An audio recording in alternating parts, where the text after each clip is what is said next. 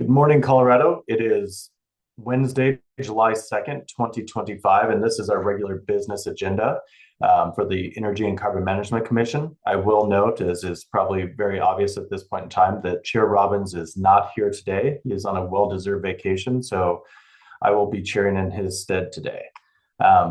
Let's begin with commissioner comments, and even though I am calling it commissioner comments, actually, let's start with the roll call first. I apologize. Thank you. Commissioner Ackerman, Here. Commissioner Cross, Present. Commissioner Mesner, Here. Commissioner Oath, Here. Commissioner Ray, Commissioner Robbins. Mr. Chair, you have four commissioners present. Thank you, Hearings Manager Thomas, and that is a quorum. Now we will move to commissioner comments, but as I say that, I do believe we have a note from Hearings Manager Thomas before we begin. Thank you again, Mr. Chair. We have decided that we'll be pulling docket number 2503-00034, extraction pooling from the consent agenda for further review by the hearing officer. That was the sole matter on consent agenda today, so there's no longer the need for a vote on the consent agenda. We will provide an update further on down the line with that docket. Perfect. Thank you very much for that, Hearings Manager Thomas. I appreciate it, and that speeds up our process a little bit today as we do have a full docket. So next we will have commissioner comments. Do any commissioners have comments for the public? Okay.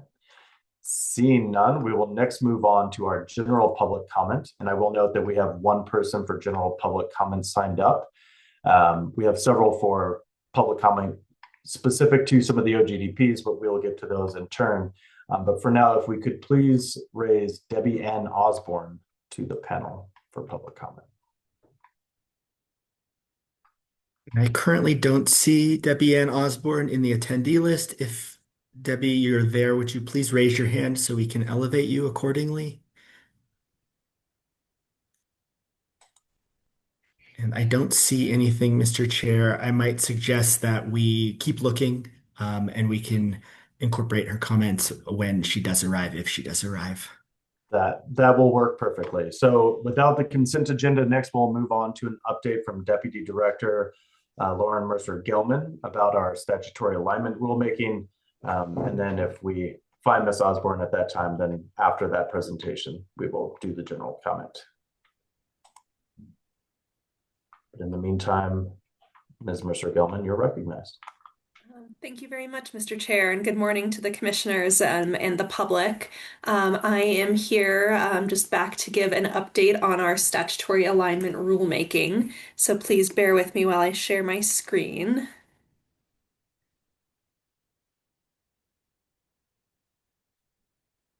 Can everybody see my slide deck?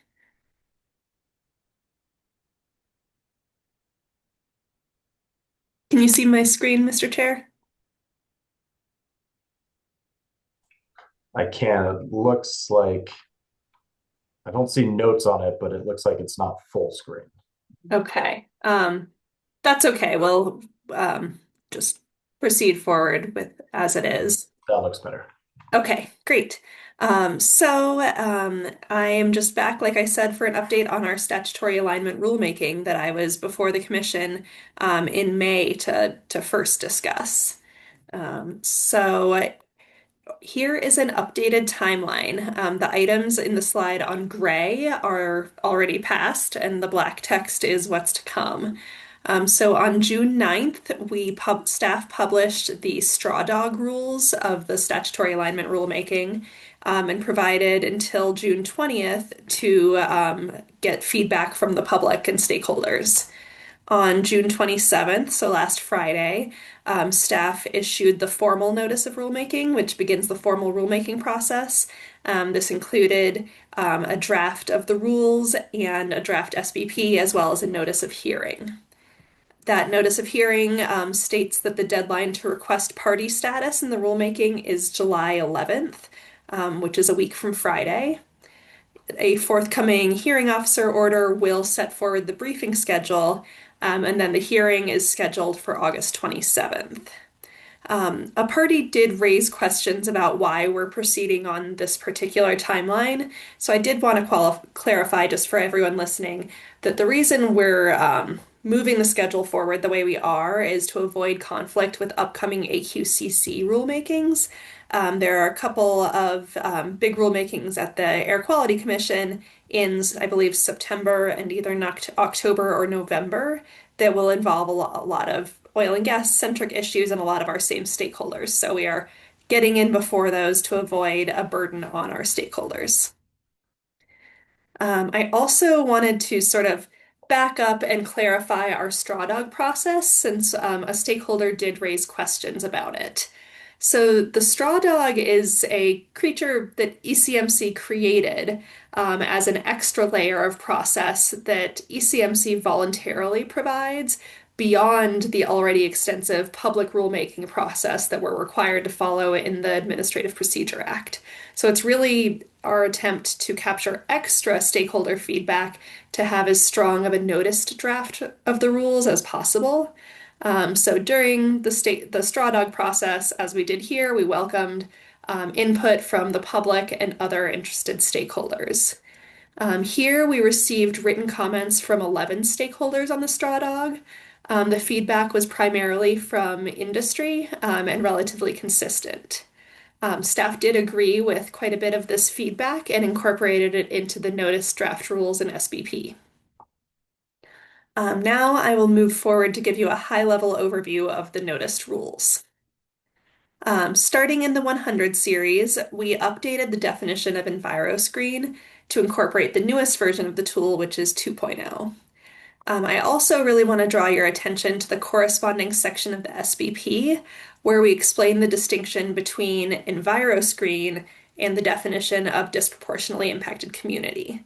I think these two terms have often been conflated, but they aren't the same thing. So we're trying in the SBP as well as in other conversations we have to really make that clear.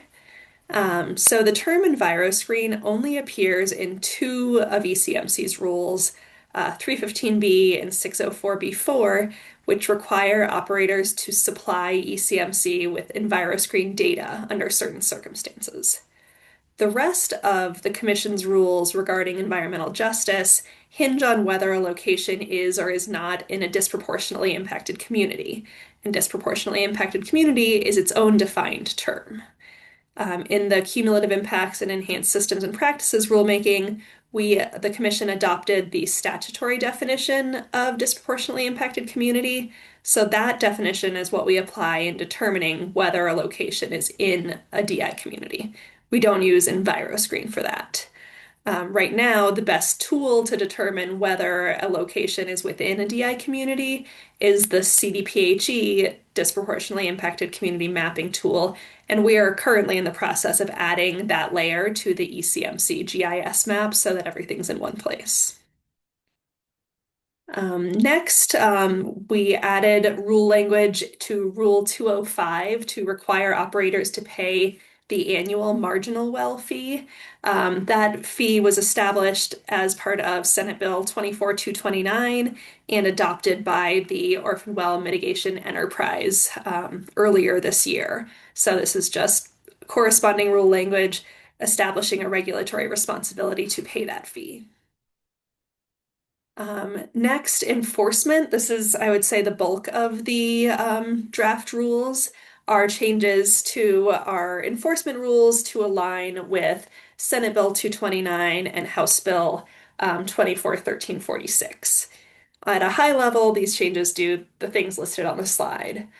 First, we're clarifying that the Form 1, which is a form operators already file every year, is their license for operations and provide for an annual renewal process for that license to conduct operations.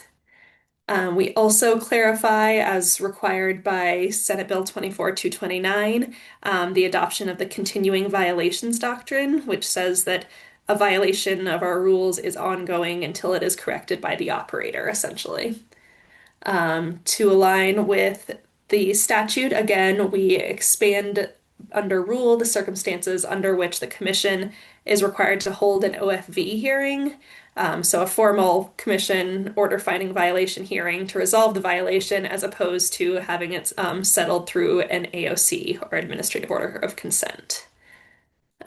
Also, per statute, we expand the circumstances under which the commission can prohibit the issuance of any new permits to an operator, suspend their certificates of clearance, or suspend the license for operations. And finally, the rules clarify the circumstances under which ECMC can issue a cease and desist order to an operator. The next category is worker certification, which is found in revisions to Rule 602.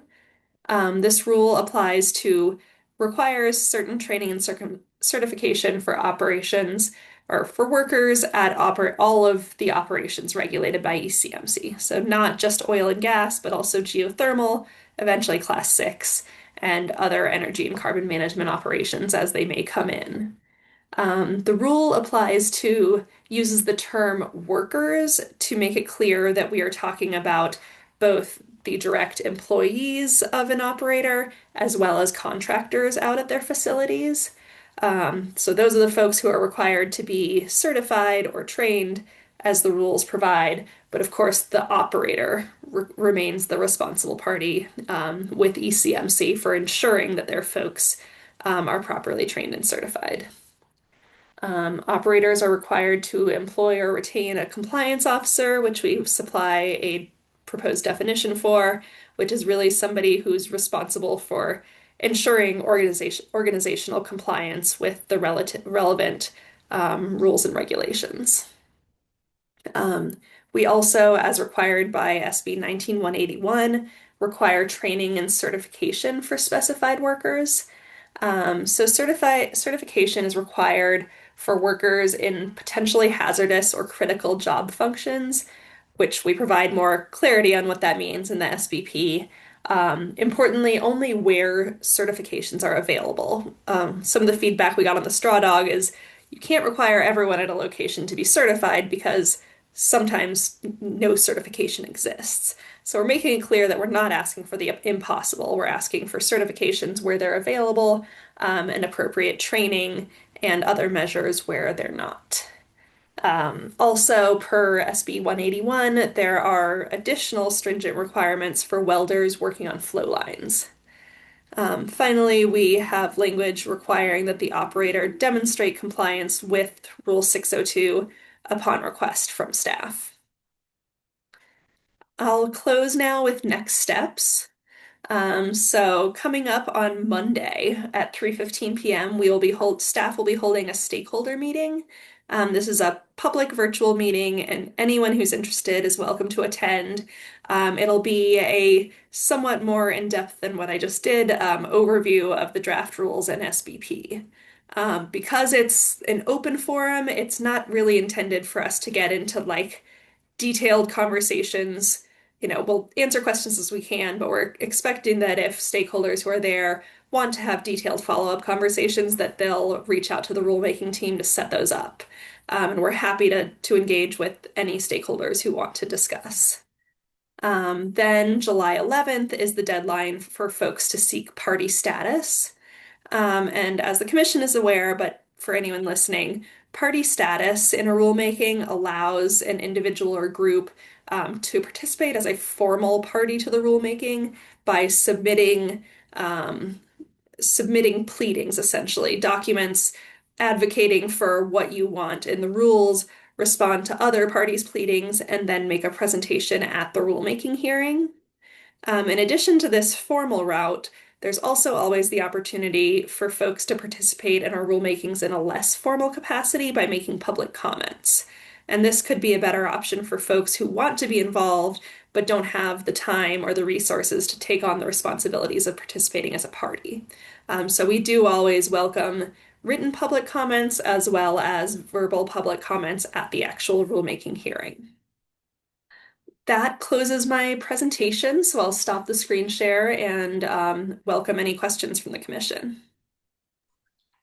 Thank you, Ms. Mercer-Gilman. I appreciate the presentation, and thank you to staff for the work on putting this together. I know that this is one of those rulemakings in particular where we're trying to make sure we coincide with all the different statutory obligations that have been placed upon it. So I appreciate the hard work on this and getting this set up. And to the members of the public, I encourage you to submit comments, whether it's as a party status, as Ms. Mercer-Gilman just indicated, or just regular public comments. And so I do look forward to that moving forward. I don't have any specific questions. Do other commissioners have questions for the deputy director? Perfect. Well, thank you very much. And again, we look forward to seeing which members of the public become parties to this rulemaking, as well as the public comments that do come in. But with that, I think we'll move on to the next topic. And Ms. Hearings Manager Thomas, did we find Ms. Osborne? We did, and we will elevate her as soon as possible. I also note we heard from another public commenter, Jason Wu, who has a scheduling conflict. So we're going to move him up on the list to comment as well. And we'll start loading up the other public commenters in the order that we have them on the list.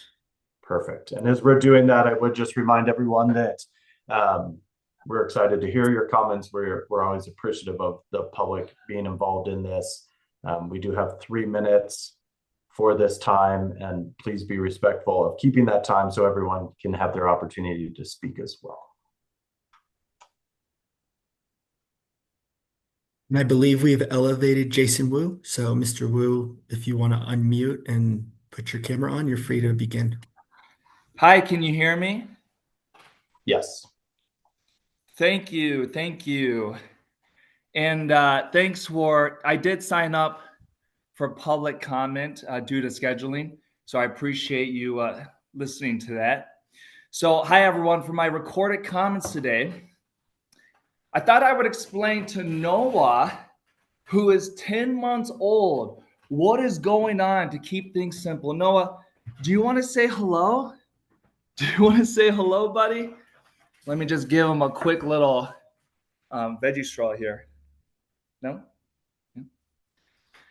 Noah, I am here with the Energy and Carbon Management Commission. These people are appointed by the governor, and their job is to make sure we are getting the resources we need in a safe way. Companies are digging for oil, called fracking, all throughout East and Northeast Metro Denver. They are digging very close to people's homes, including ours, and you and many other kids like you are more likely to get very sick with something called childhood cancer. This sickness would affect your blood, it would affect your lungs because of the smells that are given off.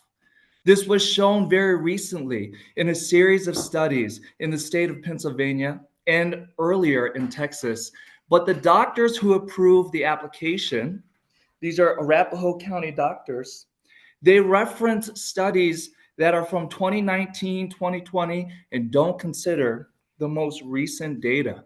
Noah, I want you to know that when state partners with big companies, it should always be a win-win. When people make money and get jobs, that's a win-win. But when companies can do whatever they want and kids will get very sick, that's a win-lose. In Arapahoe County, oil and gas accounts for only 1% of the property tax revenue. And in the Cherry Creek School District, where you will go to school one day, we're talking $4 per student in revenue. This is according to the conservatively funded Common Sense Institute. Now, Noah, you don't even know what a dollar is. But I'll tell you right now, $4 per year is not worth a 2 to 5 times increased risk in cancer. The actual amount is likely to be lower because a 2020 audit showed that companies were paying less than they reported. Then we spend the tax revenue we get on regulating the industry, the commission, repairing roads, paying health costs, and decreased home values. Analysis of public data by Save the Aurora Reservoir shows the county actually losing money in the first 8 years. In Arapahoe County, you can estimate anywhere from 6 to 22 additional kids like yourself getting cancer. That is a win-lose. The math doesn't even matter because thousands of comments show that the people don't want it here. I'm not anti-oil and gas. I'm pro-win-win and anti-win-lose. And I'll keep it to 3 minutes. I mean, I've got more.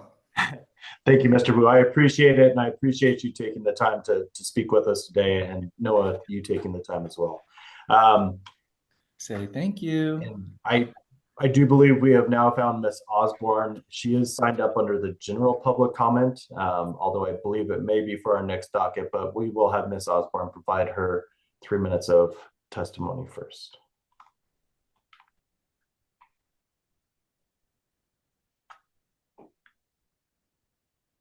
Miss Osborne, I see you on the screen, but I see you still muted. Good morning. Can you hear me? I can. Okay, thank you for taking my call. My concern was when I received this document, which I didn't understand why I received it. I just wanted to know what was the general purpose of sending the certified registered mail.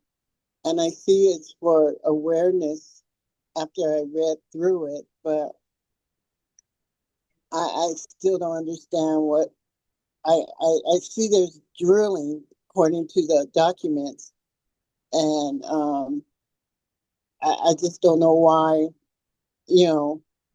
why I received this documentation.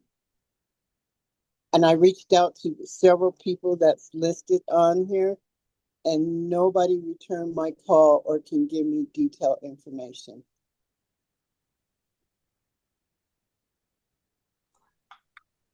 Ms. Osborne, I appreciate that public comment. Not being able to see the docket, I'm not quite sure what the document is requesting or notifying you of. I might encourage our community relations team, and Ms. Kemp is our manager of that group. Maybe she can reach out and talk with you after this, and we can work to make sure that we get an understanding of what that document is and why it was sent to you. That would be great. Thank you. Miss Osborne, I'll have someone certified mail, and I had to sign for it. Miss Osborne, I'll have someone give you a call very shortly to talk through what you received. All right then. Thank you. Appreciate it. And thank you for reaching out. And for the rest of the public, I do encourage you, if you do have questions, whether it be something of this nature of receiving something in the mail, uncertainty about what certain documents receive, what certain operations may be that you hear about, I do encourage you to reach out to our great community relations team to try and get more information on that. But thank you for your comment. I appreciate it. And next we will move on to docket number 240-800-192. This is an oil and gas development plan for Crestone Peak Resources. It is the State Harvard, Yale, and State Wetterhorn Handy's oil and gas development plan.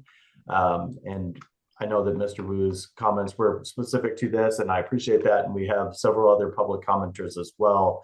I will also note for the record that we received numerous written comments. And I know that I have read through those comments, and I'm sure my other commissioners have as well, but I wanted to make sure the public was aware of those written comments as well. But moving on to the public comment for this, the first person we have on our list is Mr. Randall Willard. So Mr. Willard, I would recognize you for your public comment. Good morning.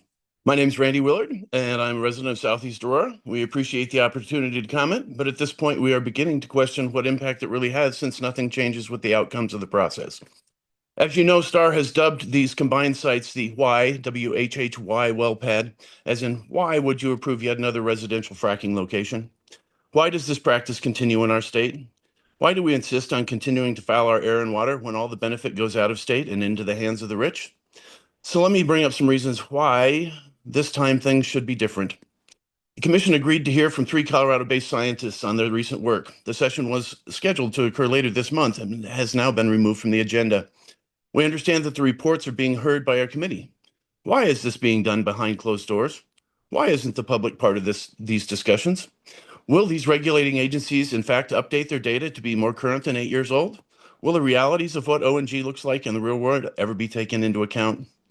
We were told with SB 19-181 that the public was going to have a real voice in the permitting process, since we're the ones that deal with the problems that occur with the industry. As one of many groups that has pursued the use of SB 19-181 to help with our efforts to slow the advance of these monstrosities into our neighborhoods, I can tell you that the implementation is failing.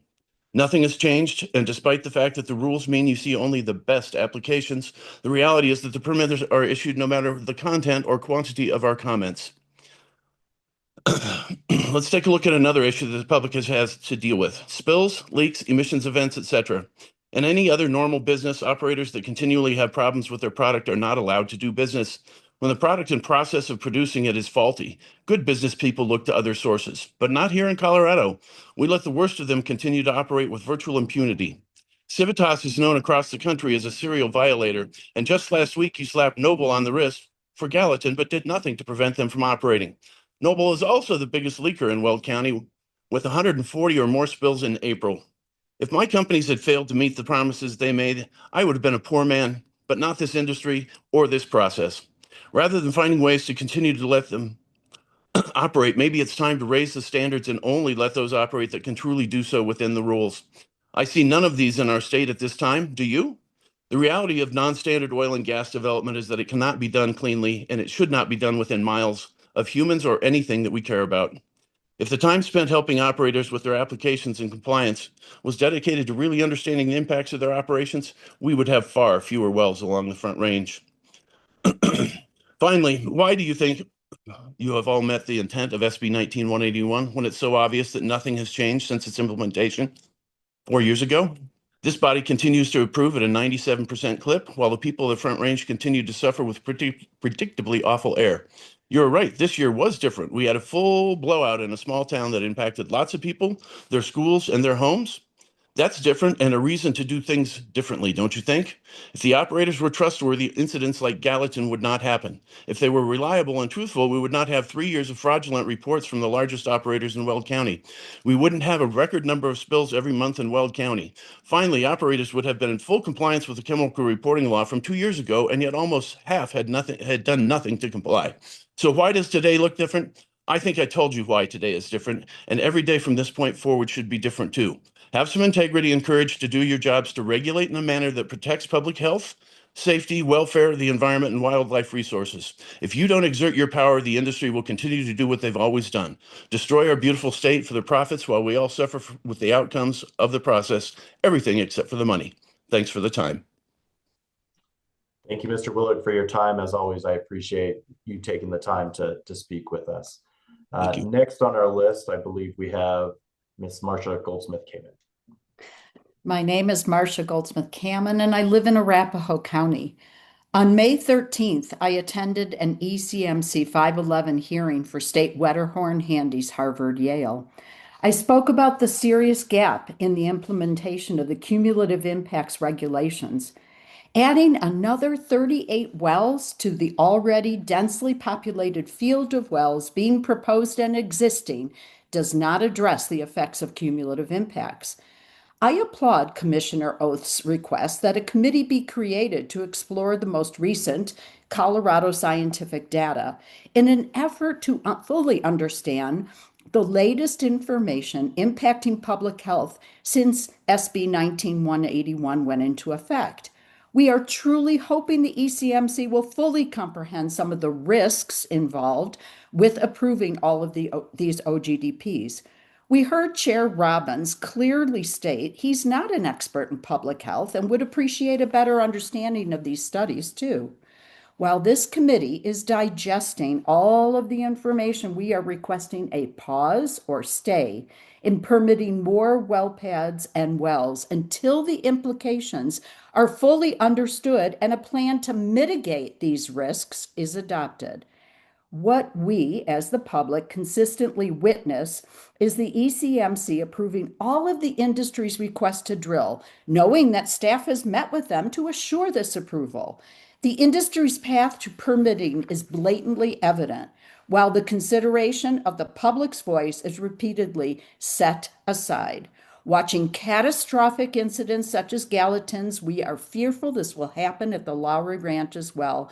We have over 10,000 homes within this 5-mile radius of many of these wells being planned. We've read and digested the new data, consulted with experts, and have come to our own educated conclusion that we're at risk. It continues to boggle my mind that you, the state officials charged with protecting the Colorado residents, continue to approve all but 1.7% of the OGDP applications submitted since 2020. Knowing this pattern, attending hearing after hearing, witnessing leaks, violations, and incidents, we're gravely concerned about our future. If you choose to continue on this path, how are you demonstrating implementation of your mission to protect the public health, welfare, and safety? It is within your authority to take a pause, carefully review and address the most recent data available to all of us, then pick up where you left off. The minerals and public will still be here waiting for your newly educated decision. Thank you. Thank you, Ms. Goldsmith-Kim, and as always, again, I appreciate you speaking with us. Next on our list, we have Mr. Michael Rose. Mr. Rose, you're recognized.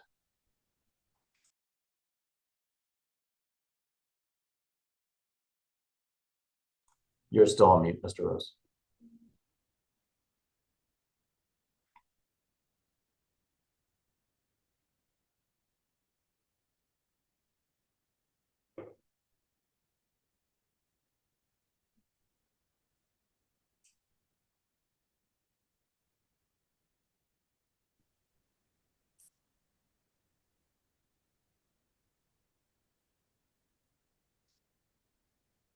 I can see you unmuted now, but So, there thank you for your patience.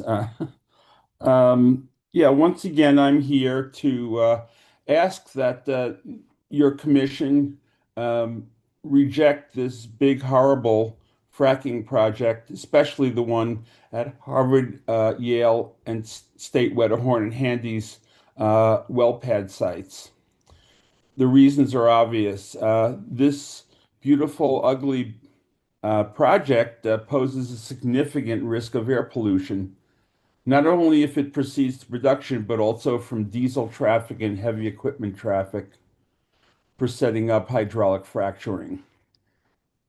As you've heard many times and as you've learned about the health risks, especially for, particularly noted for childhood cancer, specifically acute lymphoblastic leukemia, with children within 3.1 mile bearing the greatest risk for this production. And the conclusion by Lisa McKenzie et al. From the University of Colorado that the current setbacks between oil and gas well sites and residences may not be sufficient to protect the health of these children, such as the children such as Noah Wu. There's also the ongoing risk to the Lowry landfill Superfund site, which contains some 138 million gallons of liquid toxic waste. We hope you'll continue to recognize that. We're also concerned about the blowout in Weld County at Gallatin that pose a totally unacceptable risk to not only the nearby community and its water system, but also the greater Metro Denver area community and the wildlife ecosystem. Really feel that it's time to have a serious discussion and serious drawdown of this type of production is very concerning, and we feel that we need to hear some real strict regulation of projects such as this. Thank you very much, and I'll be talking to you again soon. Thank you, Mr. Rose. I appreciate the comments today. Next up, we have Miss Sally Ingen. Hello. Good morning. So yeah, I've thought a lot about what to say to you guys this morning. Sorry, I guess I don't have my camera on. I don't know why. But so I'm sad to say that I fully expect these wells to be approved. The last time we were here, it was apparent the decision was already made for La Plata. Your talking points as to why the wells were approved certainly seemed like they were written well in advance.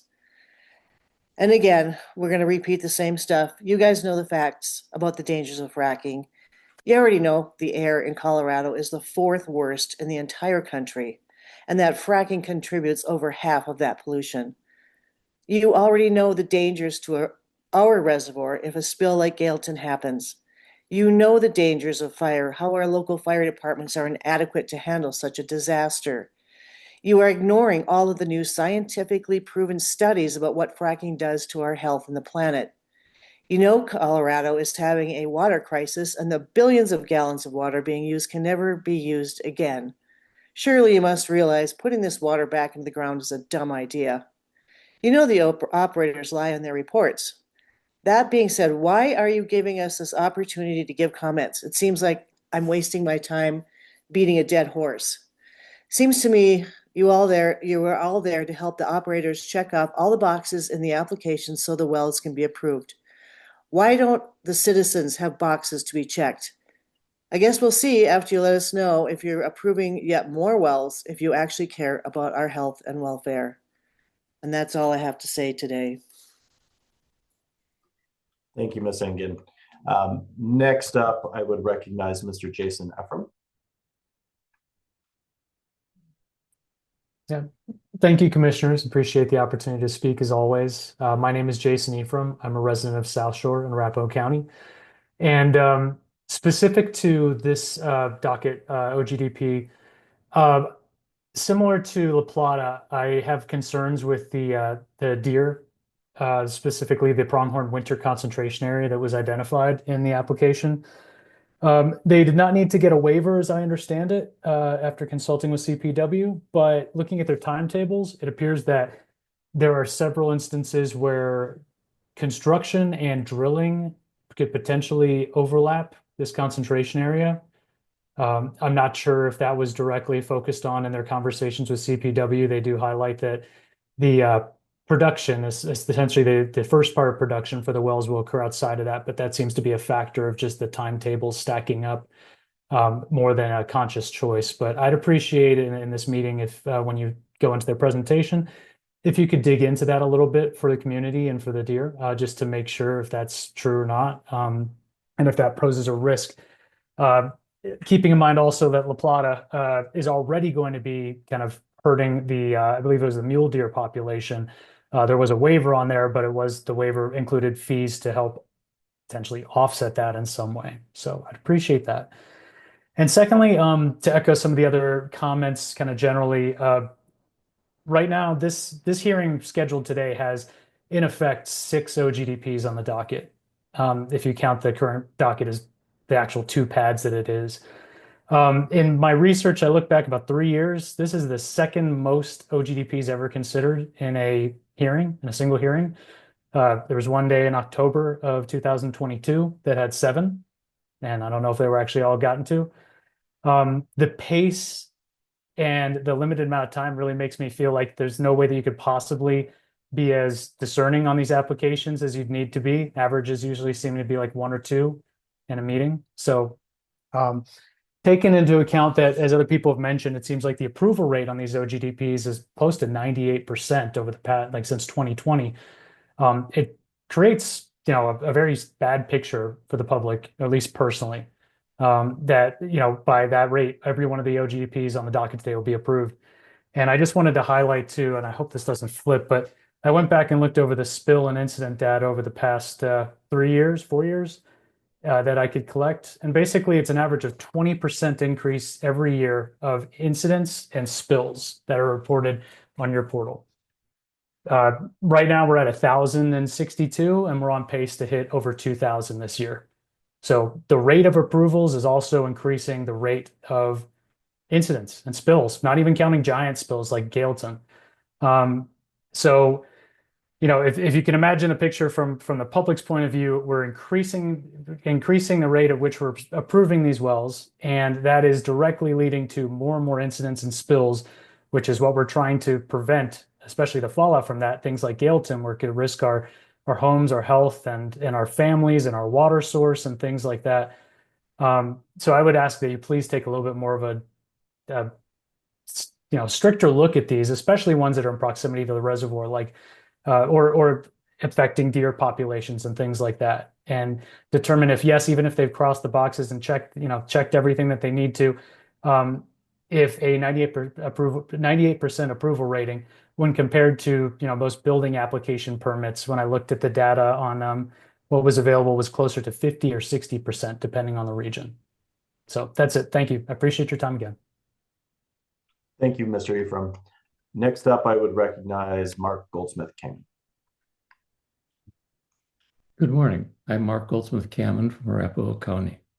You've heard the public stand before you many times, including today, to remind you of how SB 19181 clearly states that this commission's primary responsibility is to regulate oil and gas operations in a manner to protect public health, safety, and welfare, the environment, and wildlife. What you haven't been hearing as often is a reminder that in the same subsection, the very next sentence states, the non-production of oil and gas resulting from a conditional approval or denial authorized by this subsection does not constitute waste. That was a quote. In other words, there is no longer such a thing as wasted minerals due to the denial of an application in Colorado, in spite of oil and gas operators' arguments. Colorado residents have been seeing the priorities of oil and gas operators continuously put ahead of your primary responsibility, which is to protect the public. In addition, important new studies have been published from highly respected Colorado sources, as you've heard this morning, showing the dangers of fracking to folks living over 8 miles away from oil and gas wells. Colorado children living within 13 kilometers of oil and gas well sites are at increased risk for acute lymphocytic leukemia, or ALL. That's over 8 miles away from well sites. And that's just looking at one single disease. The UC Health study states that, quote, current setbacks between oil and gas well sites and residences may not be sufficient to protect the health of these children, close quote. As much as we appreciate that this commission is planning to review these studies, the delayed timing is putting more and more of the public at unnecessary risk as this commission continues to approve fracking projects. This commission has the responsibility to put a stay on the approval of any further oil and gas applications until each of you fully understands the many adverse impacts of public health, safety, and the environment from new development activities, especially those that are so close to highly populated residential areas. The Harvard, Yale, and Wetterhorn Handy's well pads are well within the 8+ miles identified as dangerous by these new studies, both from residential neighborhoods and heavily used recreational sites. Please put a stay on the approval of these and any other proposed well pads until you fully understand their adverse impacts. Thank you. Thank you, Mr. Goldsmith-Cammon. Next up, I would recognize Ms. Yvonne Yap. Hi, my name is Yvonne Yap. I'm a stay-at-home mum and a mother to a 2-year-old boy, and his name is Aston. I live in South Shore, Arapahoe County, and I'm new to knowing about all that this is going on. So good morning, Commissioners. Today is a good time to remember that you have been entrusted with the power and responsibility to regulate the development and production of oil and gas. But here is the critical part: to do so in a manner that protects public health, safety, welfare, the environment, and wildlife resources. With such an immense responsibility comes a moral and legal duty. The proposed Wetterhorn Handies and Harvard Yale well pads present a clear and compounding risk. Approving this project is short-sighted and a betrayal of the trust Coloradans have placed in this commission. The Denver metro area is already failing to meet EPA air quality standards, and our communities, especially children, seniors, and people with respiratory conditions, are suffering right now. Introducing a massive new fracking operation will only deepen the severity and make the air even more dangerous to breathe. And as drought conditions worsen, water has been a precious and limited resource. Homeowners face strict conservation rules, yet Civitas is seeking permission to consume and permanently pollute billions of gallons of fresh water. This is reckless, wasteful, and unacceptable. One of the most urgent concerns here is cumulative impact. While the proposed well pads may technically meet minimum distance requirements from homes, the emissions they generate will add to those from existing well pads within Lowry Ranch Cap and many others just beyond its borders. The result is a regional pollution burden that threatens public health on a much broader scale. This is not a hypothetical concern. The science is abundantly clear. Recent peer-reviewed research from the Colorado School of Public Health has found that children living within 8 miles of oil and gas operations face a higher risk of aggressive cancers. This is not fear-mongering. It is data-driven, science-based evidence, and it should weigh heavily on your decision. Lastly, we all know the escalating danger of wildfires in Colorado. Placing hundreds of industrial operations on dry grasslands near homes is not just ill-advised, it's dangerous. Let's be clear, you're not just approving well pads, you are creating fire risks, evacuation risks, and long-term liability for disaster. So before I conclude, I want to ask you all directly, would you want any of this for your own families? Would you want your children or grandchildren breathing, sleeping, playing, and going to school less than a mile from a massive oil and gas development? Why? And would you, in good conscience, want this for anyone, let alone your own family? Commissioners, you have been entrusted with this monumental decision. You have a duty, you have a clear mission, and now you have a choice. Please deny these permits like your own family depends on it. Protect the health of our children, our environment, and our future, and let your conscience be clear. Thank you. Thank you, Ms. Yap. Next, I would recognize Mr. Nathan Lyon. Good morning. My name is Nathan Lyon, and I'm a Colorado native living in Southeast Aurora. We, the citizens, are tired. We're frustrated with this process that seems so rigged at every step. Many times we feel ready to quit. Our bodies and minds give us signals that the fight is futile, but that our people and our environment will never be prioritized over profit and power. But we won't quit. We won't quit because we know. We know what deep down you all know as well. We know we're headed straight towards a train wreck. We know because the warning signs are here right now. For public health, safety, the environment, it's all laid out in front of you. You can see it, but will you act? We know from extensive peer-reviewed data about the harmful impacts of fracking well beyond the state's 2,000-foot setbacks or our particular county's 3,000-foot setbacks. The harmful impacts extend at least 15 times further than this. You've read the studies, but will you act?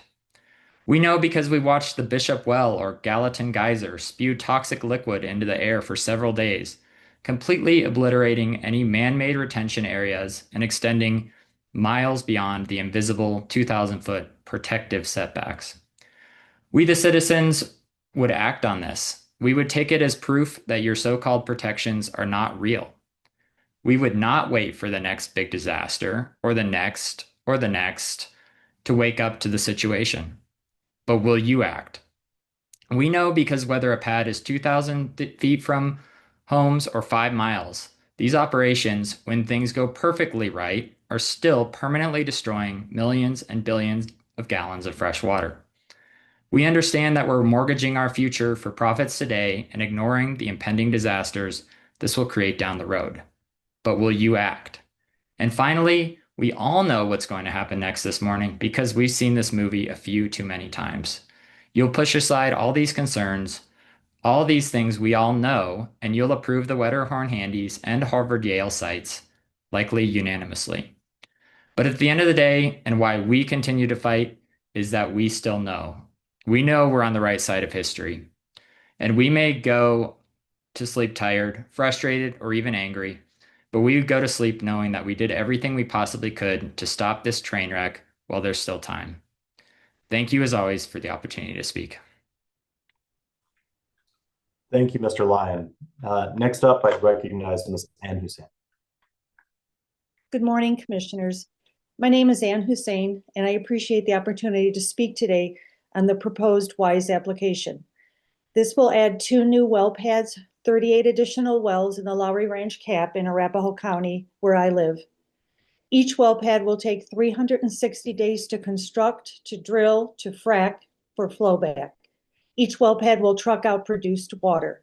14,788 semi-truck trips per well pad in 360 days. Each, 29,000 of these truck trips. Will operations occur simultaneously on these two pads? Here's some facts. October 2024, Colorado Air Pollution Control Division reported oil and gas operations are responsible for 60% of Colorado's air pollution. Fact, Denver Aurora Greeley region ranks the 5th worst in the nation for ozone levels.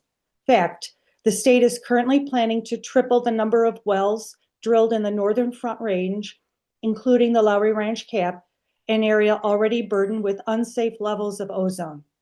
The American Lung Association gives this area an F grade for air quality because of ozone, making it one of the worst metro areas in the country for public health. Despite new rules from the ECMC, the reality is that the commission is still permitting the expansion of oil and gas operations in non-attainment areas. These are regions where pollution levels already exceed health-based standards. These rules may appear groundbreaking, but they fail to produce meaningful change on the ground. The reports on the Bishop well pad spill confirmed methane and benzene levels more than 2 miles away from the well pad. This confirms what many of us have been saying for years. Toxic emissions travel well beyond the immediate site, rising high into the air, over pad level monitors, and reach our homes. Let's look at the proposed layout. Wetterhorn Handies and Harvard Yale are approximately 2 miles apart. La Plata is little more than 2.5 miles from Sunlight Long. Sunlight Long will be less than 2 miles from Secret Stash. These are not isolated projects. They are clustered and their impacts are cumulative. In 2019, SB 19181 directed the ECMC to evaluate and address cumulative impacts of oil and gas development.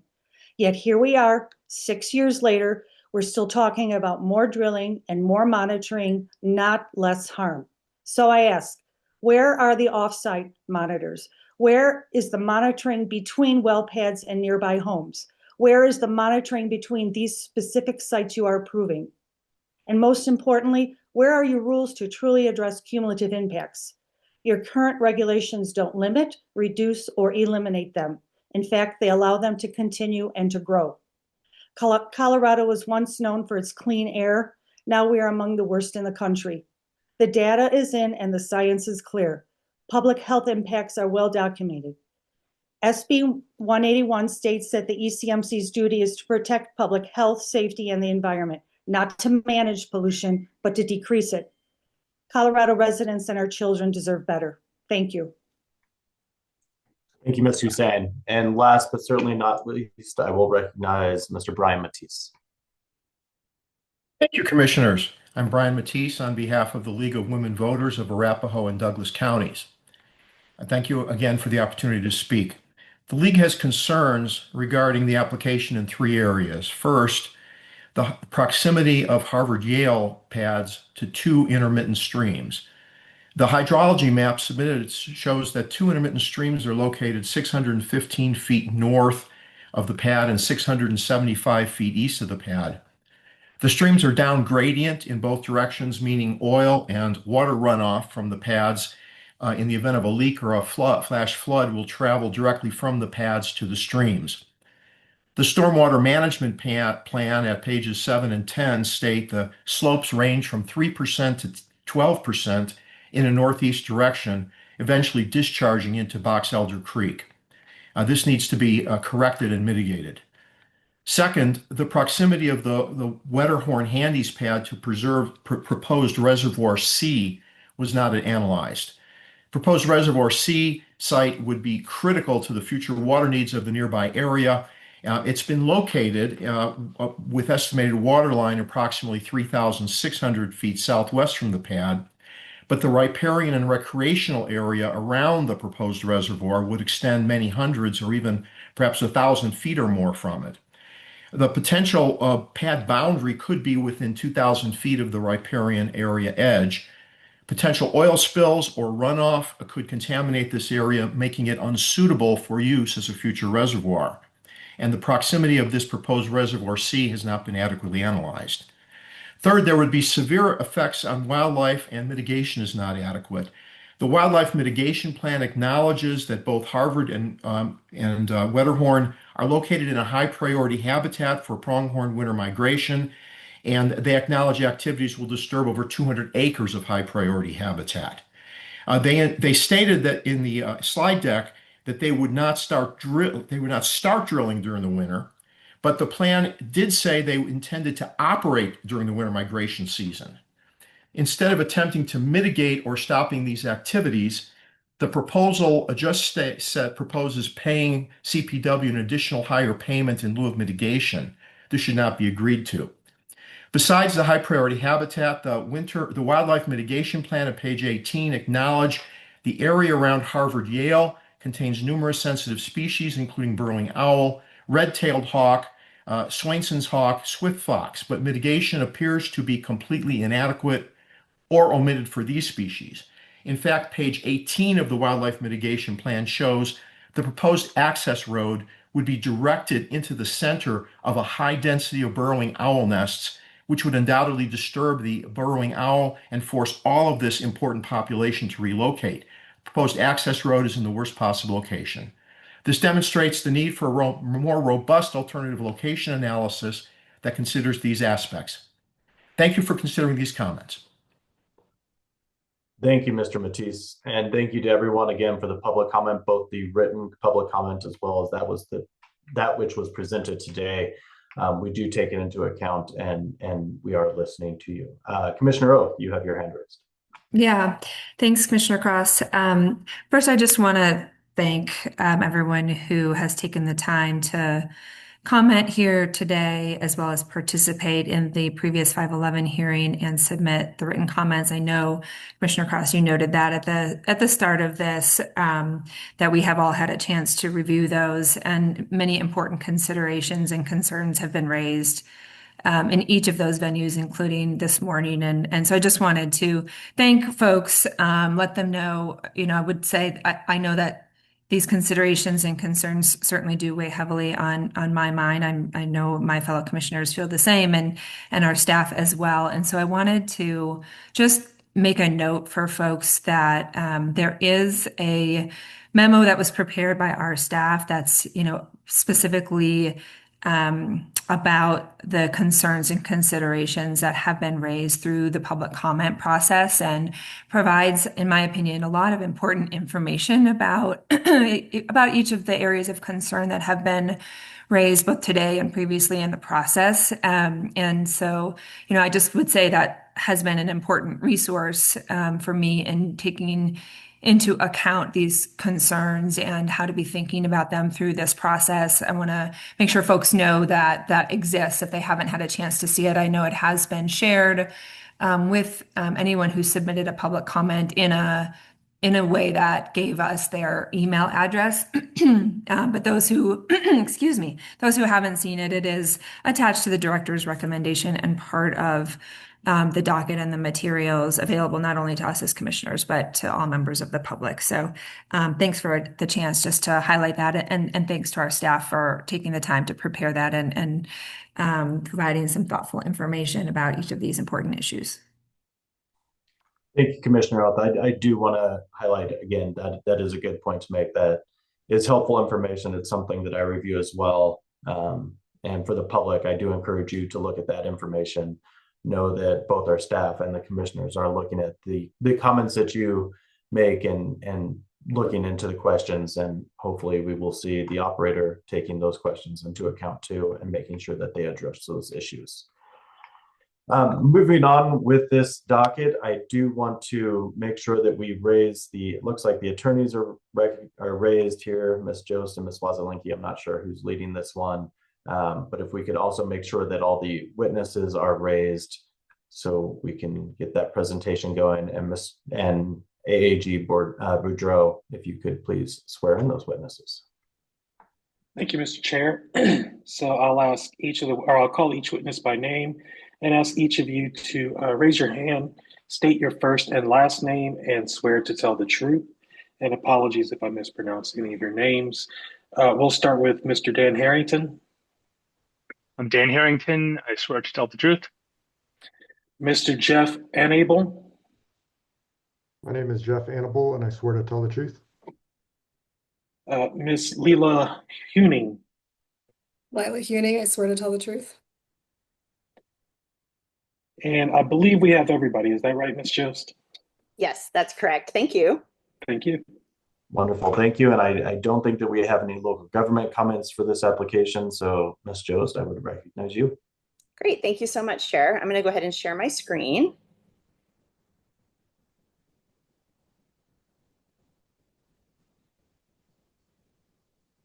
And Chair, is that in presentation mode on your end? Yes. Okay, wonderful. Thank you very much. Okay. Well, good morning, Commissioners, staff, council, members of the public. My name is Jamie Jost of Jost Energy Law, and along with my partner, Kelsey Wesolinki, we represent Crestone Peak Resources Operating LLC in the State Harvard-Yale Wetterhorn Handy's OGDP application before you today in docket number 2408-00192. Crestone would like to thank Arapahoe County for its participation through the local permitting process, and we'd also like to thank ECMC staff, council, and the director for their efforts on this OGDP. Crestone is respectfully requesting that the Commission approve the approximate 5,440 acre State Harvard-Yale Wetterhorn Handy's OGDP for up to 38 new horizontal wells developed from 2 new oil and gas locations, and to also approve the corresponding Form 2A and drilling and spacing unit application. The OGDP is an approvable application and will protect and minimize adverse impacts to public health, safety, welfare, and the environment and wildlife resources, and will also protect against adverse environmental impacts on any air, water, soil, or biological resource in compliance with Colorado Statute 3460-1062.5A.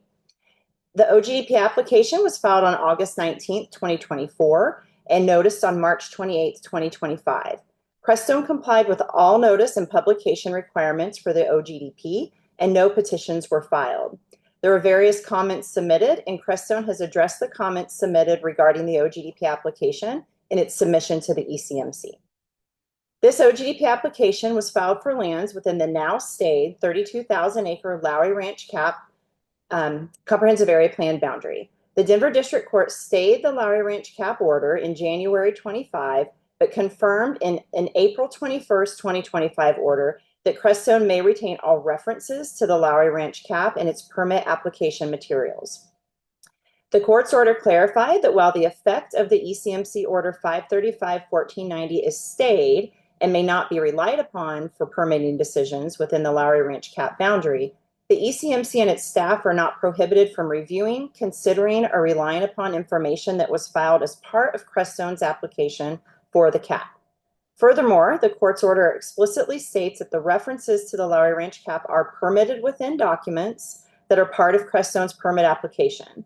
So for purposes of today's hearing and for the record, Crestone is not relying upon the Lowry Ranch Cap order. The OGDP application is proceeding and will be presented like any other OGDP application not within a cap. Under the district court's order and ECMC Rule 307B, the commission can proceed to review and hear the presentation on the State Harvard-Yale Wetterhorn Handy's OGDP under the applicable OGDP and drilling and spacing unit rules, Rule 303, 304, and 305, and to also make a determination on this OGDP on its own accord. Further, even though the cap order has been stayed, which also stayed certain protections provided in the cap order, Crestone has continued to voluntarily apply those conditions of approval to this OGDP to ensure that the protections of public health, safety, welfare, environment, and wildlife are maintained in this OGDP application. Mr. Dan Harrington will now present Crestone's State Harvard-Yale Wetterhorn Handy's OGDP application today, and we'll have a panel of subject matter experts join us at the end for commissioner questions. So thank you, and we look forward to presenting this application to you today. Mr. Harrington, I'll go ahead and turn it over to you.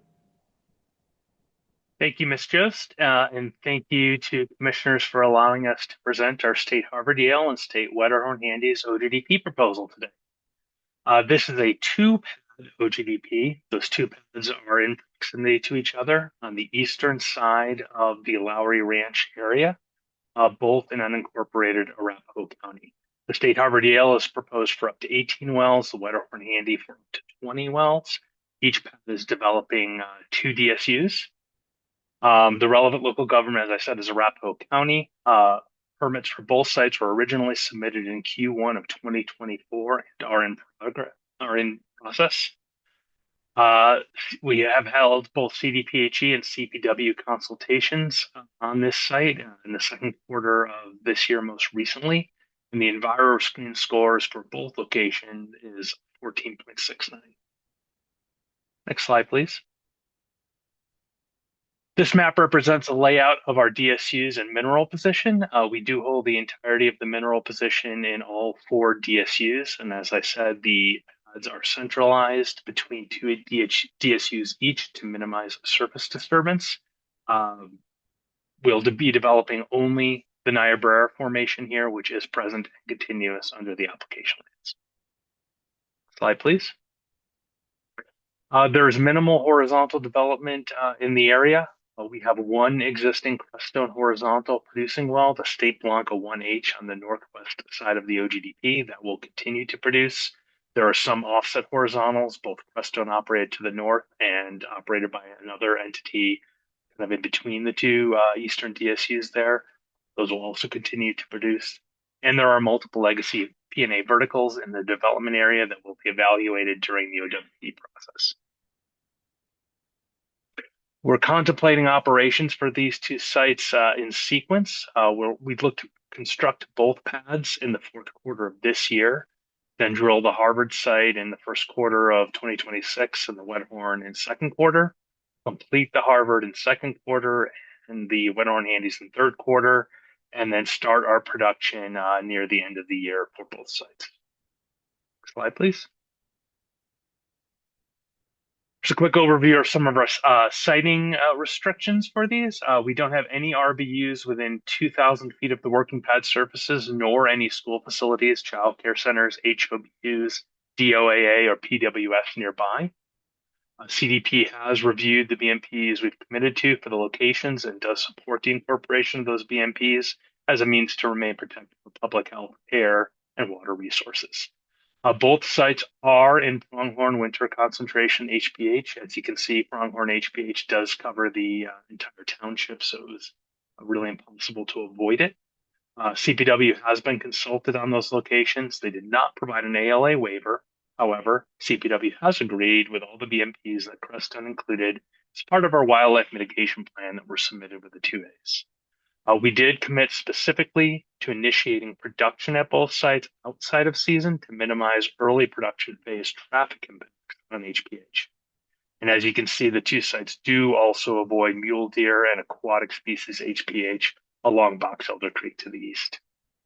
We did conduct an ALA for these sites, and I'll go over that quickly here on the next slide. These are our 2 ALA layouts. State Harvard Yale at the top, State Wetterhorn Handies at the bottom. You can see the red boxes. Those are the ALA sites we consider, and the purple sites are the sites we landed on. For each pair of DSUs, we did have an ALA set that required 2 pads, one at the east, one at the west.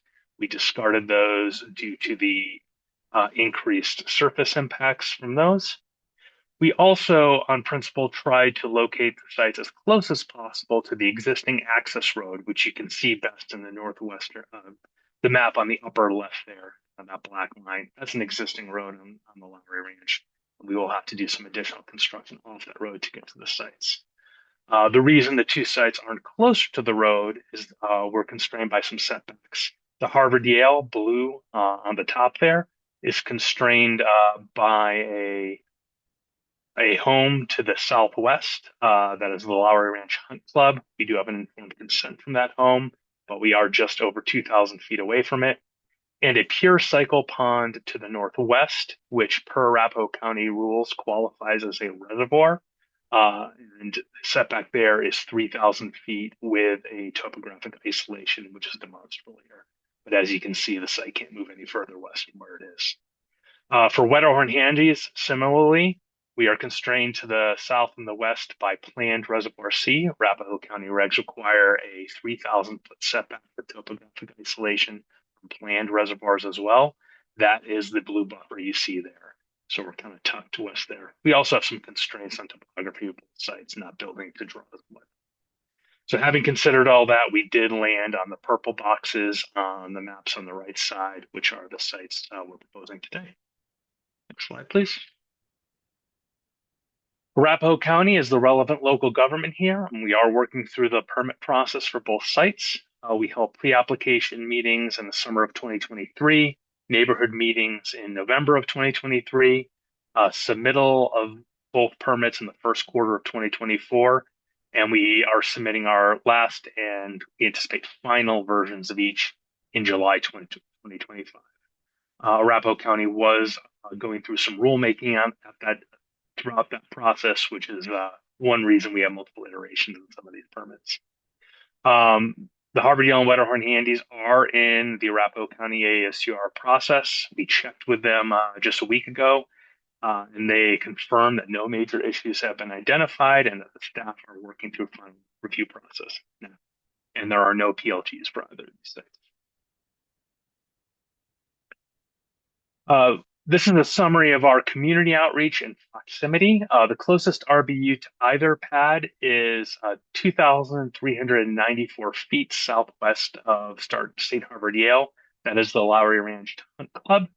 We've spoken multiple times with the owner and residents of that single RBU, and we obtained an informed consent letter, and that's for Arapahoe County permitting, where the setback is 3,000 feet, not 2,000. That RBU is also over a mile away from the Wetterhorn Handies pad. The closest City of Aurora neighborhood is over 5 miles to the west of either site, and there are minimal other RBUs anywhere close to either. We did hold our Lowry Ranch neighborhood meeting on April 11, 2024, and Arapahoe County neighborhood meeting for each site in November 2023. And of course, this commission hosted a Rule 511 local public hearing on May 13th, 2025. 0 public comments were received on the Form 2As, and 24 public comments were received through e-filing during the public comment period, and Crestone provided a written response to the ECMC on those comments in May. Here, I'll summarize some of our mitigations and best management practices. Siting and construction, as stated, both sites are greater than 2,000 feet from the nearest RBU and greater than 1 mile from the nearest HOBU, school, child care center, DOAA. We also are avoiding mule deer and aquatic HPH. As I said, we are utilizing existing private road on the Lowry Ranch as much as possible to minimize new this road construction. That was important to the state land board. We will utilize fresh water on our access roads to minimize dust. We will conduct additional avian surveys prior to commencement of construction to ensure no new nests have showed up. And we will engineer our top soil stockpiles to best engineer practices. During the drilling phase, we will commit to use a drilling rig powered by utility power, and we'll get more into electrification here in a couple slides. We'll also utilize Group 3 low odor drilling mud. We'll utilize our standard pipe cleaning practices, fluid management system, and cuttings management. We'll install a polyethylene liner on location underneath the rig, and we'll have 32-foot sound walls around both sites during the entirety of drilling and production and completions operations. Notably, that will aid in our wildlife mitigations as well. Slide. During completions, we will deliver fresh water to the site with temporary lay flat water line. We'll utilize Tier 4 better engines for the completions equipment, and we'll route flow back through our emission control production facilities. Beyond that, we will take care of any gas encountered during flowback, transport sand to location in sandboxes, and we'll keep that polyethylene liner and sound wall in place during completions. Next slide, please. For production, we're planning to have our permanent production facilities powered by utility power. We will have oil and gas pipelines in place prior to first production. We will not store hydrocarbon liquids in the permanent storage tanks on site. This site will utilize our new facility design, which uses three-phase meters and bulk separators to reduce our overall facility footprint and emissions.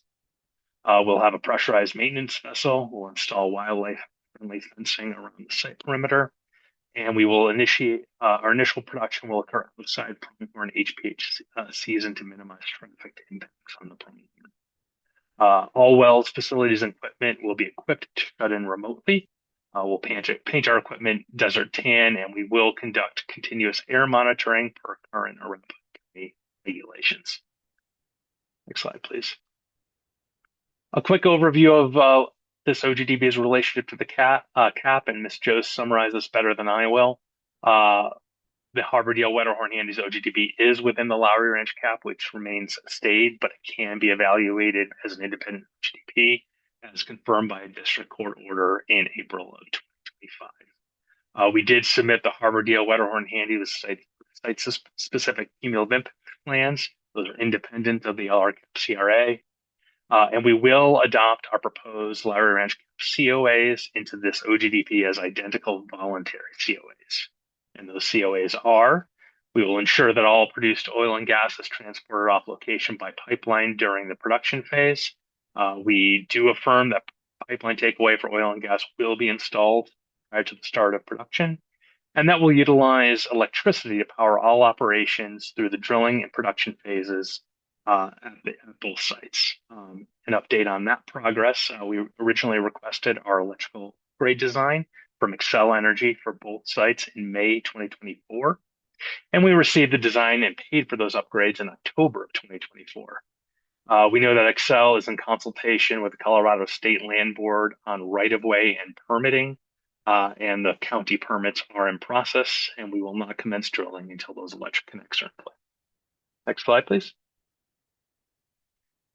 So requested relief, we request that the commission approve this approximate 5,440 acre Harbordale and Wetterhorn Handies OGDP for up to 38 new horizontal wells developed 2 oil and gas locations, approve the associated DSUs, approve the requested relief in Exhibit C, and find that Harbordale and State Wetterhorn Handies OGDP will protect and minimize adverse impacts to public health, safety, and welfare, the environment, and wildlife resources. Thank you for your time today.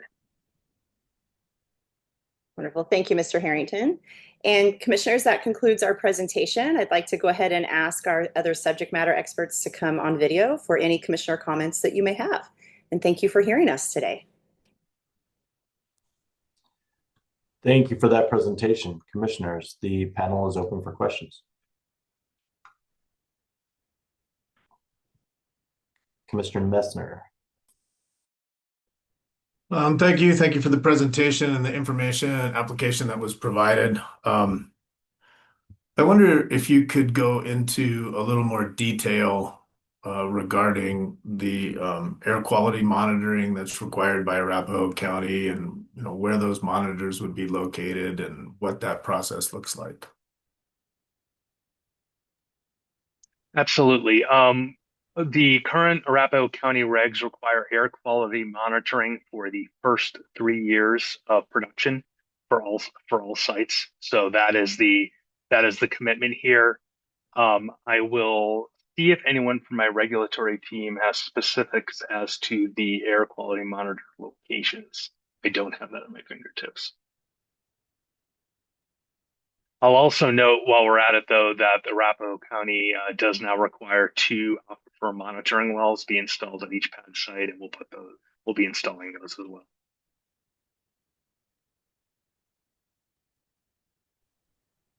I'll just chime in and say that we've submitted an air quality monitoring plan to Arapahoe County, which is currently under review. I believe that includes locations of the air monitors in question, but as Dan mentioned, those should be in place for the pre-production operations in the first 3 years of production. Okay. And there will be, Go ahead. Commissioner. There will be a minimum of 4 monitors with SUMA canisters. And that air monitoring that's required by Arapahoe County, is that's in addition and separate to the air quality monitoring that would be required by the State Air Pollution Control Division? Thank you, Commissioner. So we'll try and draw as much synergy between the two as we can, so we don't have, two different sets of monitors collecting two different sets of data. But we will be in compliance with the Colorado Department of Health and Environment's air quality monitoring as well, on top of what's required with Arapahoe County. Okay. And then I wonder if you could talk a little bit about produced water takeaway, the decision to not pipe produced water, and what kind of truck traffic may be anticipated associated with produced water takeaway as Absolutely. So the nearest commercial water disposal wells here are over 20 miles away up in Weld County. And so, as always, both the disturbance associated with building a pipeline all the way out there, as well as the cost, are relatively prohibitive relative to trucking the water away. Here, our haul route for water will go up the private ranch road on along Quincy Avenue for a short period, and then up Watkins Road. So those are pretty major in industrial roads. There aren't any big neighborhoods or along those roads there. We did look into installing a water disposal well. We don't think that's currently allowed per the Arapahoe County regulations. And that truck traffic, the haul route associated with that produced water takeaway, is directed away from neighborhoods. Is that correct?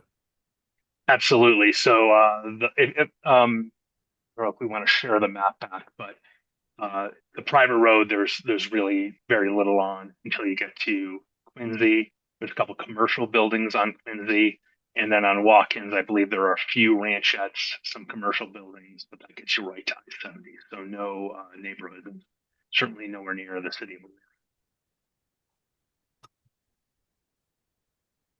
Okay. Those are my questions for now. Thank you. Thank you, Commissioner Messner. Do other commissioners have questions?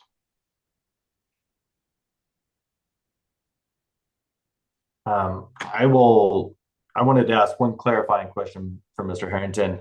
You did talk about looking at some of the legacy wells in the area. Could you provide a little bit more detail on the plugging and abandonment in that area, and what wells may or may not be and what factors go into it? I know that there was some comments during the public comment session about the increased number of wells, and so I wanted to try and get an idea of what kind of offsets you're looking at. Of course. Thank you for that question. We have one offsetting set of DSUs to the north of the site. That's the Alamosa OGDP that this commission approved in 2023 and we developed in 2024. That's a very recent horizontal development, so it's still got a lot of life in it. There is an 8-well development between the two DSUs operated by True Oil. Those are also relatively recent, and to our knowledge are still producing pace, so those aren't anticipated to be shut in either. There is one producing well that we operate in a DSU, but from a pad to the west of the DSU. It's called the State Blanca. That well also still has life in it. It's going on, I believe, 8 years old now. For the time being, we're going to continue to produce it. But if that well becomes non-productive, it'll be P&A and removed. Thank you for that. I didn't have any other questions. Final questions from commissioners? Okay. See no additional questions. I believe we can begin deliberations. Do any commissioners wish to begin deliberations?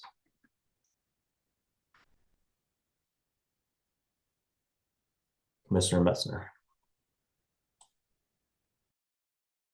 Thanks, Commissioner Cross. I'm going to go a little bit all over the place with my thoughts here because there was a significant amount of public comment that was associated with this. There's a significant amount of information on this. And I wanted to offer a little bit of perspective on my decision-making process prior to talking about where I landed on this particular application. I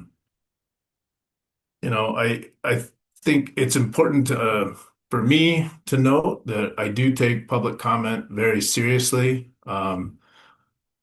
I also take my job as a commissioner very seriously, and I take my responsibility to apply both the rules and the act as directed by the legislature very seriously in the work that I do.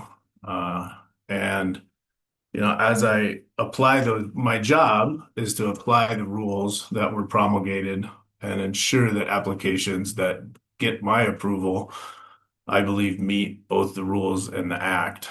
I'm also the commissioner that probably has voted to deny most applications, the most amount of applications in my tenure. But the rules and the processes that we have created are designed to apply the mitigation hierarchy and utilizing performance-based land use processes to determine that any approved siting of locations meet both the rules and the act.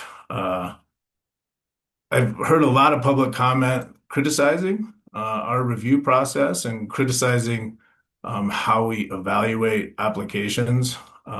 I take offense to some of those accusations. I think the general understanding of land use review processes is a little misunderstood in this.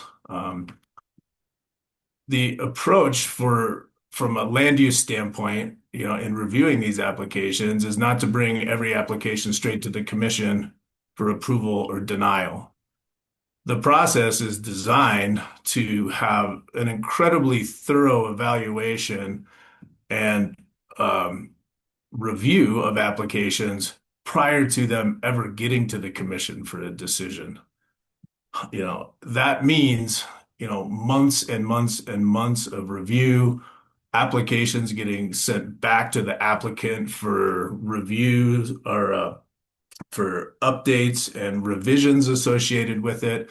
Many applications that come to the commission get rejected and withdrawn by the applicant and never make it to the commission because of issues with siting or best management practices or other elements that are associated in that review.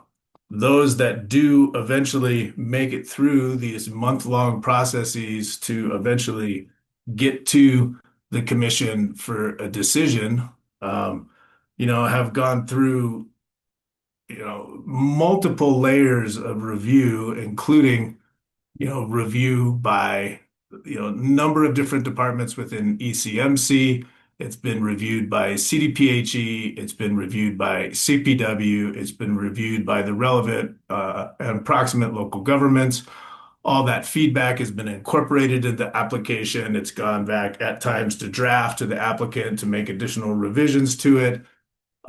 There's been, conditions of approval that may get placed on director's recommendations. And then it eventually gets to the commission for a decision where we reevaluate that application with an independent and unique critical eye to determine whether or not the application that is provided to us both meets the rules that have been promulgated over the years since SB 19-181 and the act and the statute that has directed us by the legislature to develop those rules. And so to provide just a little bit of perspective on stats over the last few years, because some of the public comments that were provided, seem to indicate that the number of oil and gas locations, the number of oil and gas permits have skyrocketed. But in 2016 and 2018, there was 1,408 approved oil and gas service location permits. Between 2022 and 2024, there was 271 approved oil and gas surface location permits. That's an 81% reduction in the number of approved oil and gas surface location permits between those two timeframes. Locations approved within 2,000 feet of a residential building unit. Between 2016 and 2018, there was 537 locations approved within 2,000 feet of a residential building unit. Between 2022 and 2024, there was 130. That's a 76% reduction. The number of approved well permits, individual well permits, between 2016 and 2018, there was 11,916 approved well permits. Between 2022 and 2024, there was 3,153 approved individual well permits. That's a 74% reduction. And the number of well permit applications submitted by operators, between 2016 and 2018, there was 18,198 well permits submitted by operators. Between 2022 and 2024, there was 3,393 well permits. That's an 82% reduction. So as I review this application and as I review all applications, the first thing I do is I review the applicable rules and apply the application to those rules. That is my job and responsibility as a commissioner. And one of the important ones, particularly based on the number of public comments that were associated with this, is the rules associated with siting this location in proximity to sensitive receptors. And in particular, residential building units, school facilities, or childcare centers. And so I'm going to read a little bit from the statement of basis and purpose that provides perspective on how the determination was made for a 2,000-foot setback for residential building units, school facilities, and childcare centers as we promulgated the mission change rules that we were directed to do by SB 19181. So and this is a quote from the statement of basis and purpose. In Rule 604A3, the Commission increased the setback and prohibited new oil and gas locations 2,000 feet or less from a school facility or childcare center. In Rule 604B, the Commission adopted a presumptive 2,000-foot setback for residential building units and set additional siting requirements for proposed oil and gas locations between 500 and 2,000 feet from one or more residential building units or high occupancy building units. Based on the substantial evidence in the administrative record, the Commission determined that a 2,000-foot setback was necessary and reasonable to avoid, minimize, and mitigate potential impacts to public health and welfare. Senate Bill 19181's changes to the Commission's mission and statutory authority direct the Commission to regulate oil and gas operations in a reasonable manner to protect and minimize adverse impacts to public health. Senate Bill 19181 also defined minimize adverse impacts to mean to the extent necessary and reasonable to protect public health, safety, and welfare, the environment, and wildlife resources to A, avoid adverse impacts from oil and gas operations, and B, minimize and mitigate the extent and severity of those impacts that cannot be avoided. Senate Bill 19181 thus required the Commission to first avoid any potential impacts and then minimize and mitigate those potential impacts that cannot be avoided. While distance is not the sole or predominant method to avoid, mitigate, or minimize adverse impacts, it can avoid impacts or significantly reduce, i.e. mitigate, the severity of those impacts.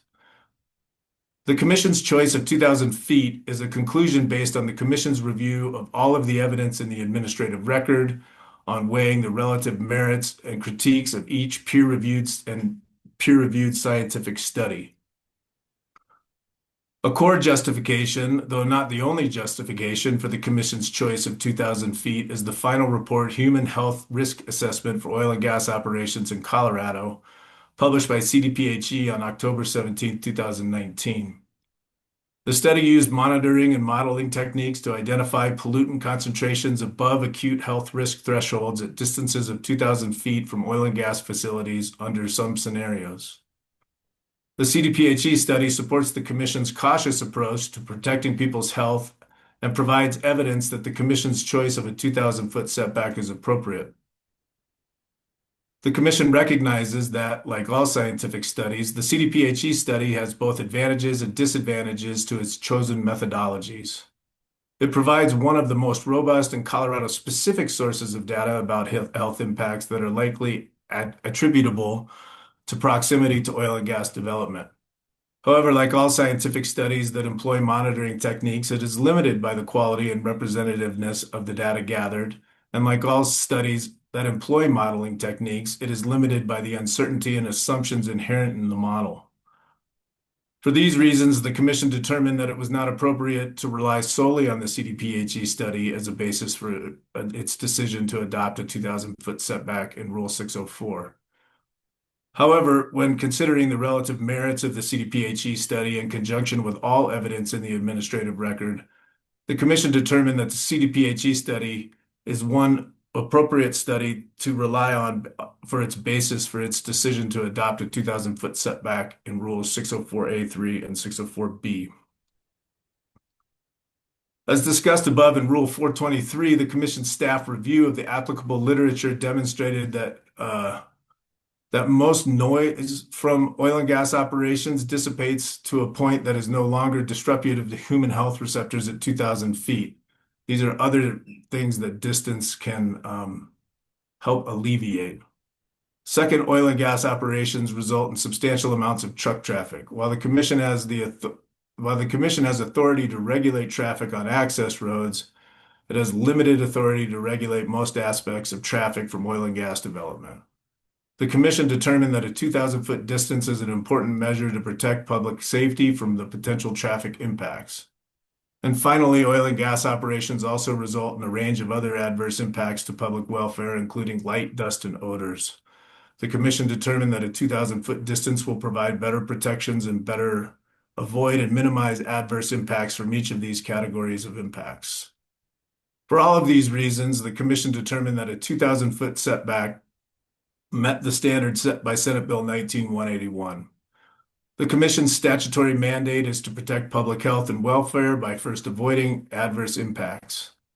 Substantial evidence in the record demonstrated that a 2,000-foot distance would avoid a significant number of impacts and is therefore necessary, particularly for school facilities and child care centers. The Commission's choice of 2,000 feet is also reasonable for at least two reasons. First, the evidence in the administrative record did not demonstrate that a greater distance would result in any significant greater avoidance of impacts. And second, in 604AB, the Commission recognized that other regulatory tools may avoid, minimize, and mitigate impacts, and therefore provide additional requirements that an operator may meet to cite a proposed working pad surface closer than 2,000 feet. I, as an individual commissioner, have read probably 75 to 100 public health studies associated with proximity of oil and gas locations to people. I take the protection of public health and safety incredibly seriously.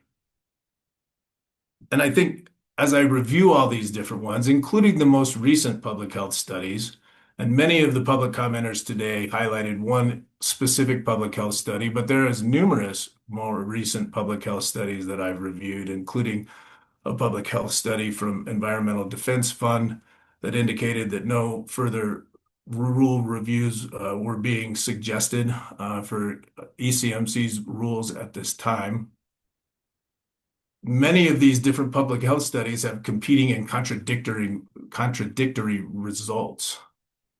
And so as I continue to review these, and I'm looking forward to having additional analysis of the more recent public health studies from different perspectives than my own, I'll continue to evolve my perspective on proximity and distance as the primary tool for first avoiding impacts associated with oil and gas activities in the state. But at this time, and the rules that have been promulgated indicate that 2,000 feet is the reasonable and necessary distance to first avoid impacts associated with oil and gas activities. I think there's a couple other things that I want to just provide a little perspective here on is there were some public comments associated with the increased number of reported spills and releases in the state of Colorado over the last few years. This is actually a direct result of the additional reporting requirements that were placed as part of the promulgation of rules over the last few years that require operators to report spills and releases that weren't necessarily having to be reported previously, and the additional enforcement and compliance efforts that have been happening by the state over the last 3 or 4 years to ensure that those spills and releases were reported, were evaluated, and were addressed.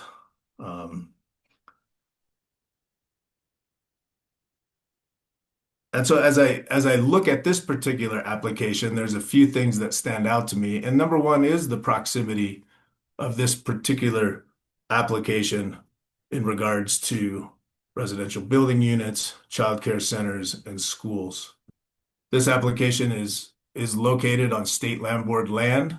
The state land board land has been there for many, many decades. This state land board land has existing oil and gas uses on it. It's a known use on the state land board land. It was a known use on the land board land before subdivisions were built around the land board land. The existing locations and the proposed locations in this application on state land board land are all further than 2,000 feet away from RBUs, and really in most cases are over close to a mile or over a mile away from residential building units. That doesn't mean that there's not other sensitive receptors associated with the state land board land and the siting of this location that didn't need significant evaluation and thought in determining what would be appropriate or not. The proximity to high priority habitat, the proximity to water bodies, the transportation of produced water were all things that I looked at very critically in my evaluation of this. But I did determine that the best management practices that are being committed to on this location and these locations, including the electrification of the drill rigs, the electrification of the production facilities, the oil and gas pipeline takeaway, the wildlife best management practices that were developed in conjunction with our wildlife expert at the state, Colorado Parks and Wildlife, and agreed to the Group 3 drilling muds, these are not small not small steps towards minimizing and mitigating any potential impacts associated with oil and gas activity in these particular locations. I think that the EnviroScreen score and the evaluation of cumulative impacts associated with this application, the EnviroScreen score being 14.7 does not indicate that this is a cumulatively impacted area. There's no questions that this is in a non-attainment area, and the steps taken to electrify both the drilling operations and the production operations are significant steps towards reducing any associated emissions with this particular application.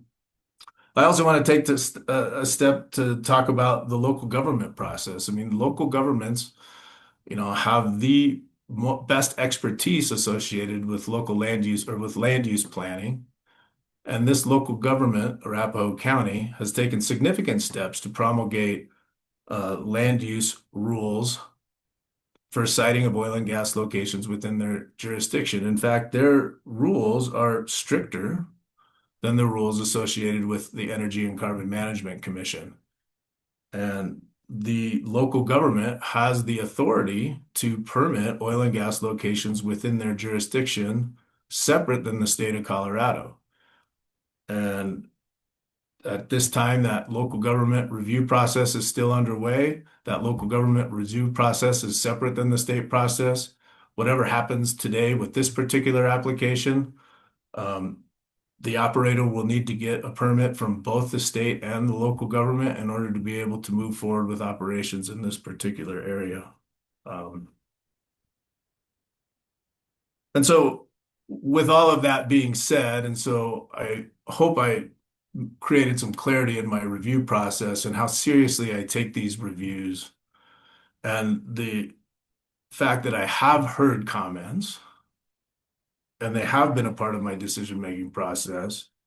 As I apply the rules that have been promulgated by this agency at this point, I find that this application meets the rules in the act, and would be in support of this application as presented. Thank you, Commissioner Messner. I really appreciate those comments. I'll just quickly say I agree. I think that, it was disheartening to hear that just because we approve applications, members of the public think that we do not take into account those public comments, or that we're not doing what we are supposed to do. I will say that our legislative mandate is to regulate in a manner that protects public health, welfare, safety, environment, and wildlife resources. It's not to prevent oil and gas development. And I do appreciate you pointing out the work that has been done to greatly reduce, not only greatly reduce the number of applications we see, both on a location basis, but also on a well by well basis, but also the amount of work done to make sure that those applications that come before us are quality applications. We often hear from industry side about how long it takes, complaints about how long it takes to get permits going through. But at the same time, I think that that's something that is attendant to the amount of work that has to go into it by staff. And so I think it does a disservice to staff to say that we're just checking the box in these situations. I don't think that's the case. And one final point that I'll just say is I also think it's important to note that we have numerous 511 hearings. We will continue to have 511 hearings for all the Lowry Ranch CAP sites. We have the written public comment that we read, as Commissioner Oath mentioned. We also have staff responses, the operator responses that we go through with respect to the written public comments, and then the public comment that is given at the time of the hearings as well. And for members of the public, I also think it's important to note that your comments do matter. We listen to them, and oftentimes, at least for one, many of my questions to the operators during the presentations are based off of some of the questions that come up during those public comment processes, to make sure that not only are our concerns being raised, but that the operator is also addressing the concerns that are being raised by the public at large. But I don't want to spend too much time, because again, I completely agree with Commissioner Messner here. I think the steps taken for the location here are numerous. It meets the local government requirements. It meets our state requirements. Not only have they gone through processes with CPW and CDPHE here, as well as us, including steps like the electrification, which I think is very important. But I think it's also important to note that not only is the state land board going through this process, but also the locations have been analyzed by the state land board as well, to look at things like the future potential reservoirs that were adopted, and saying this is the locations that we would want for the proposed OGDPs as well. So I agree with Commissioner Messner, and I will be voting in favor. Other commissioners, do you have deliberative comments? Commissioner Ackerman. Thank you. I appreciate your comments as well as Commissioner Messner's, and I do certainly appreciate Commissioner Oath's lead in to this discussion. Thank you to the public for participating as well. I wanted to note that while I've been at all the other 511 hearings associated with Lowry, I wasn't able to be present during this 511 hearing, but I did review the recording and hear all of the comments that were provided there. I also wanted to note in response to one public comment that my deliberative comments are generally formulated and organized during each hearing, rather than being put together beforehand in a pre-decisional way. I do appreciate and value public engagement and public input. This certainly demonstrates one of the most significant difficulties in serving on this commission, when public comment is generally in contrast to the local government's approach, as well as the rules and regulations and statutes as pointed out by Commissioner Messner. There were many well-informed, articulate, and insightful comments, and I very much respect each of the commenters for being here and recognize the difficulty that they face, and I'm grateful yet for their continued engagement. As Mr. Ephraim addressed some questions about wildlife, as well as one other commenter, I wanted to note I didn't have any follow-up questions for the operator during this hearing. And that's due to, as Commissioner Messner pointed out, the extensive documentation associated with these applications, which I review in detail prior to every hearing. And that includes significant and heavy consultation with and reliance upon CPW as the state's wildlife expert. And I think many listening also know that I'm a wildlife biologist by profession and in my capacity in the wildlife, environment, and reclamation. Oh, I died for 1 second there. Can you hear me still, Mr. Chair? We can. Thank you. I started to state that I'm a wildlife biologist by profession, excuse me. And in my capacity in the wildlife, environment, and reclamation seat, I do heavily scrutinize impacts to wildlife in each and every application that's presented before us. In this particular application, CPW has worked with the operator throughout the application process over a period of years. And much of that's detailed in the wildlife mitigation plan and other documents. If there are commenters or others that have interest in diving into those, they're publicly available. Also the Form 2A and other documents, and summarized in CPW's wildlife consultation, which is also attached to the Form 2A. As a couple of commenters noted, there are impacts to pronghorn high priority habitat associated with this application. So I wanted to address some of my thoughts as I reviewed the wildlife portions. And I've stated this before, but I think it's good to remind us that we do have no surface occupancy high priority habitat found in 1202C. The high priority habitat that we generally talk about is found in 1202D and is not intended to be no surface occupancy, but is marked as significant wildlife habitat. And here's what we said about it in the statement of basis and purpose associated with that rule change. The subset of habitats listed in Rule 1202D, while sensitive, are frequently managed by land managers and state wildlife agencies using impact minimization strategies like co-locating facilities and limiting the density of surface facilities, or implementing surface disturbance caps. Evidence in the administrative record, of which there was considerable evidence and studies submitted, demonstrates that when properly regulated, development can occur within these areas in a manner protective of wildlife populations and their habitat. Compensatory mitigation is often utilized to offset unavoidable adverse impacts that occur in these habitats when impact minimization strategies are not successful. With regard to this application, in summary, CPW's findings are as follows. There were many, many field visits, conversations, follow-ups, and consultations.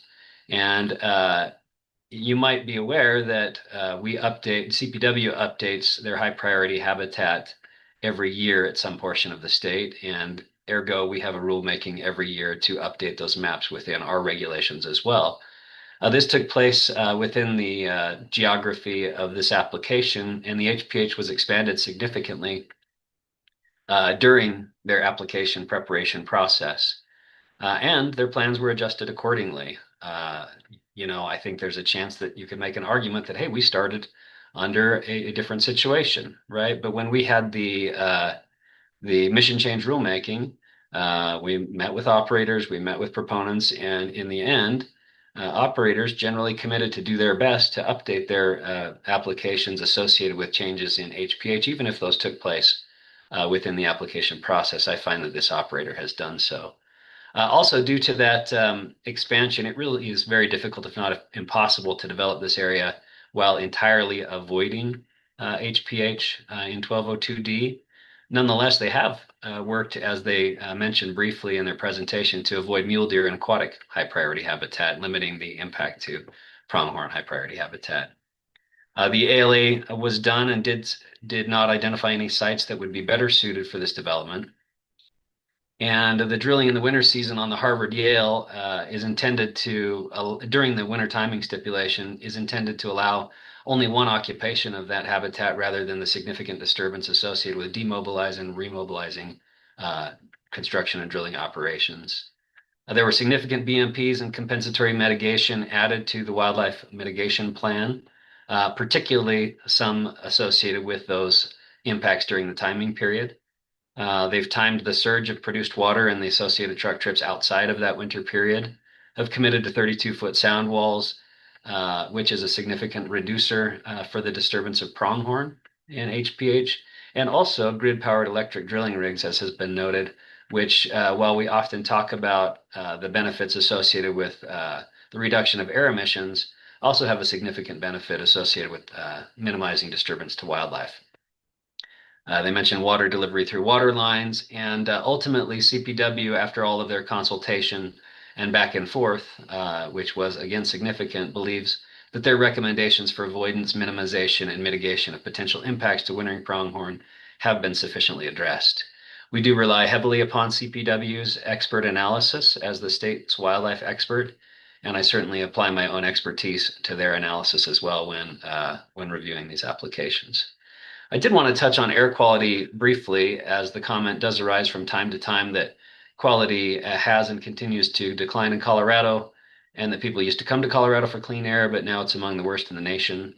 I think that a clear review would note that Colorado's air quality really has a mixed story with many challenges over the years, and significant factors that are tied to its geography, to its population growth, to its industrial growth and industrial activities. And really overall air quality has improved significantly since the brown cloud days of the 1970s and 1980s. That said, while it has improved, we continue to look for ways to reduce the impact of certainly the industry that we oversee and recognize the significant contributions of the industry that we oversee. The electric drilling rigs associated with this application is a really strong step towards reducing the emissions associated with stationary oil and gas equipment, and really a very best management practice with regard to reducing emissions associated with oil and gas. Shifting to the property itself, I think most here are aware that the Lowry Ranch bombing range is a state land board property. That's a public entity. They manage that property for a dual purpose. One of those reasons is to provide funding for schools across Colorado, and another is to be stewards of the land. Therefore, they have processes that set forth their goals for each property. The oil and gas drilling program has been a historic staple in this property. It's been in place and in progress for many years, and been planned for many years, and that has been in place significantly prior to the existing community pressing up to its borders. State Land Board does have public processes to determine whether or not they will include oil and gas development as part of the property's plan, and have had such a process with regard to these activities. This is a little duplicative of what Commissioner Messner had to say, but Senate Bill 181 did create significant co-jurisdictions between ECMC and local governments. And as noted, Arapahoe County actually stayed projects within its boundaries while it formulated its own. It formulated and enacted its own oil and gas regulations, some of which are more stringent than statewide regulations, including setback distance. Subsequent to those actions, Arapahoe County has approved and is in support of this project from a local point of view, which puts us in a difficult position as the officials who represent a community express support and approval of a project, and a contingent of impacted residents speak actively and vocally against that project. So from a public input point of view, we do have mixed input, certainly, on this project. ECMC does consider applications from many facets, but also has a pretty significant statewide point of view within the context of our regulations and the Oil and Gas Act. Our regulations are often stated as and considered the most protective in the nation, as they have been amended prior to or subsequent to Senate Bill 181. It was noted during this hearing, and it's been noted before, that we do approve a very high percentage of applications that come before us. I think Commissioner Messner did a good job of addressing that. So I just want to skip over and summarize my comment there, that there are significant review processes and many actions that take place prior to an application ever getting anywhere near us for final approval.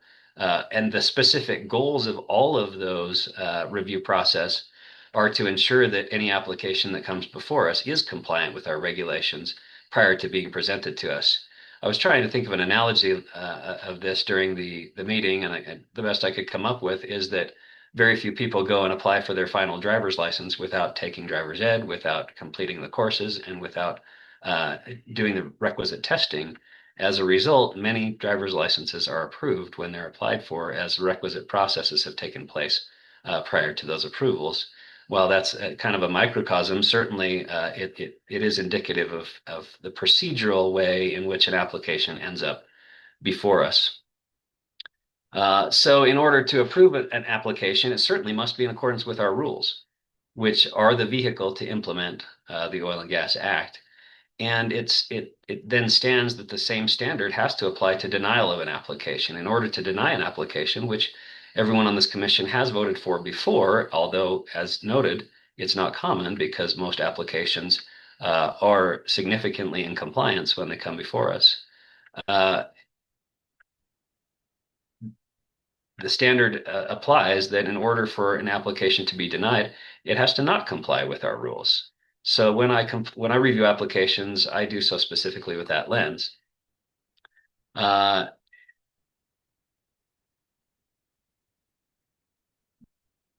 Commissioner Messner significantly considered my next point. I'm going to skip over, other than just to say that really it's not a matter of this commission being unfeeling, unhuman, unethical, but really rather a matter of order and integrity within the state's processes. If rules need to be updated, we should do so.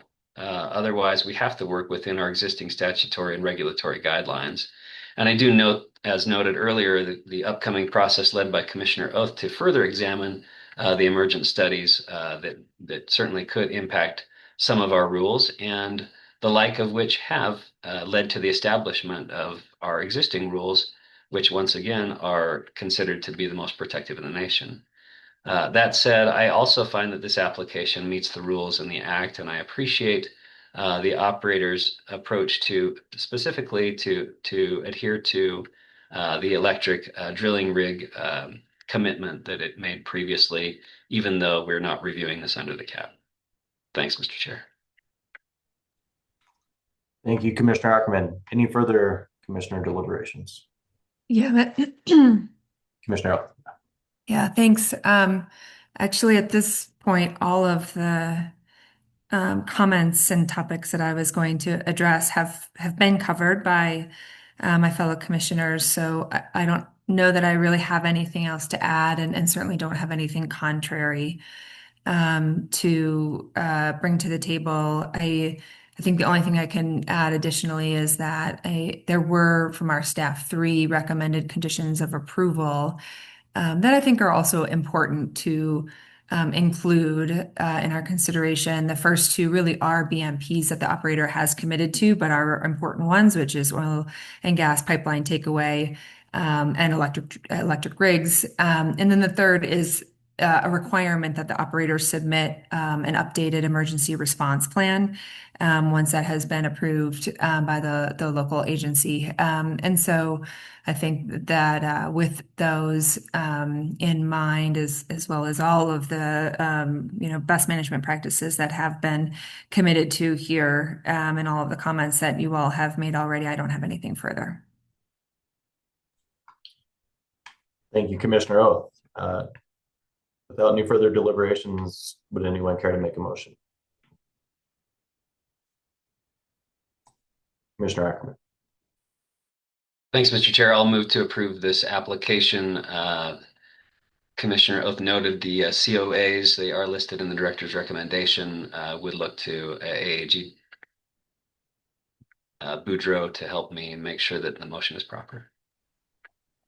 Thank you, Commissioner Ackerman. Yes, all three of the COAs that Commissioner Oath mentioned are included on both of the attached Form 2As, as are a number of BMPs that are discussed in both the CPW and CDPHE conferral letters. So if the Commission is inclined to approve the application as applied for with all COAs and BMPs, my recommendation would be to make a motion to approve the application as applied for and include all COAs and BMPs from both Form 2As. Thank you, AAG Boudreau. So moved as articulated by AAG Boudreau, Mr. Chair. Second. Thank you. We have a motion and a second. Any further deliberations on the motion? Seeing none, all those in favor of the motion signify by saying aye. Aye. Aye. Any opposed? Motion passes. Thank you very much, Ms. Joes, to you and your team of operators there, and we appreciate it. And we've been going for 2 hours here, so I propose we maybe take a little bit longer break as we get ready for the next docket, which is docket number 241-200-300, which is an oil and gas development plan from PDC Energy, the Trout Creek OGDP. So let's take 15 minutes, return at 11:20 to discuss that. And during that time, if we could get the next panel raised. Thank you. Showing recording, so I think we're good to go. All right, everyone, welcome back. Again, it is July 2nd, 2025. This is the ECMC weekly agenda. Next up, we have docket 241-200-300, PDC Energy Inc.'s Trout Creek Oil and Gas Development Plan. At first, we want to recognize Weld County, and Ms. Holliday is going to be speaking on behalf of Weld County today. Ms. Holliday. Thank you, Commissioner Cross. Good morning, Commissioners, and thank you for the opportunity to speak for a few minutes about the Weld County 1041 WOGLA process and some of the important factors that played into Weld County's review of PDC's Trout OGDP before you today. 2A comments were submitted to the ECMC for all three locations making up the Trout OGDP and are attached as part of the Director's recommendation. The three locations making up this OGDP are part of PDC Energy's Guanella CDP, which was approved by Weld County in November of 2022. In Weld County's opinion, CAPs and CDPs are good planning tools. We're able to consider the full development area when looking at cumulative impacts and infrastructure. And they also create a public record of full phase development, which helps to prevent future land use conflicts. Once the overall CDP, along with citing of the specific locations, has been approved through Weld County, the operator then must submit the site-specific 1041 WOGLA information detailing key elements specific to the individual locations. These are intentionally submitted closer to the time of construction to avoid the constant need for updates and revisions as technology advances and regulations change. Construction of the oil and gas locations authorized by the CDP shall not commence until Weld County has issued a determination that based on the site-specific information submitted, the proposed oil and gas location and the site-specific BMPs are consistent with the information that was provided as part of the CDP application and compliant with the Weld County code requirements. Site-specific conditions of approval, or COAs, may be included when necessary. As long as the site-specific 1041 WOGLA does not introduce any significant changes to the location that was approved under the CDP, such as expanding the disturbance area or moving the location, the individual location will be approved through an administrative process. All three of the oil and gas locations making up the Trout OGDP, including the Quandary, Yale, and Sanford South locations, have completed the Weld County process.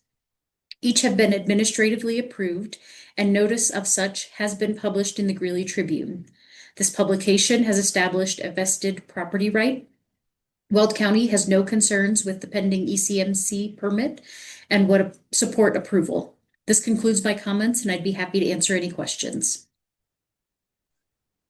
Thank you very much, Ms. Holliday. Commissioners, are there any questions for Weld County? Okay, seeing none, we will next have the applicant please visualize all the members of your team here, and AAG Boudreau, please swear in the witnesses. Thank you, Mr. Chair. I'll go through each of the witnesses, call you by name. I'll ask that you be visualized. Tell us your first and last name and swear to tell the truth. I'll start with Jim Roos. I'm Jim Rouse, and I swear to tell the truth. Thank you. Laura Gromonsky. You're muted. Laura Gramadsky, I swear to tell the truth. Dawn Lang. You're also muted, Ms. Lang.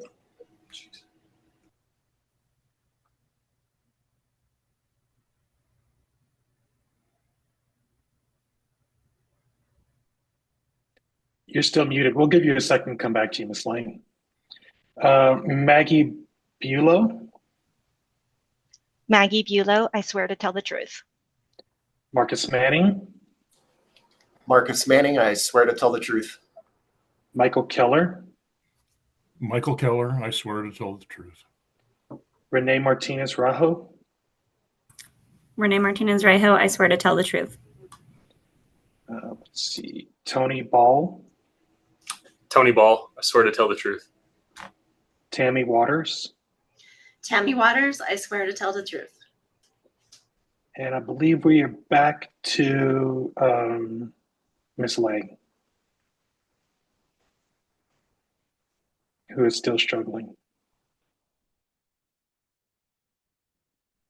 And Mr. Boudreau, perhaps we can get started. Ms. Lang does have a speaking role today, so we may need to pivot to get her up and running, but we're happy to get started on the presentation and swear her in before she speaks.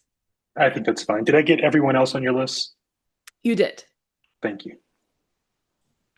Perfect. Thank you very much. And Ms. Balzalinki, the floor is yours. Wonderful. Thank you. We'll get our PowerPoint up and then I'll get started. Okay, looks great. Well, good morning, commissioners. My name's Kelsey Wazalinki with Jost Energy Law. And with Jamie Jost, we represent PDC Energy in the Trout Creek OGDP before you today in docket 2412-00300. I would like to thank Ms. Holliday for her comments and Weld County for its participation through the WOGLA CDP process and its support of the 3 locations subject to this OGDP. And we would also like to thank ECMC staff and the director for their efforts on this OGDP. Oops, looks like we lost our screen share. We will get that back up. There it is. We'll go to the next slide. Perfect.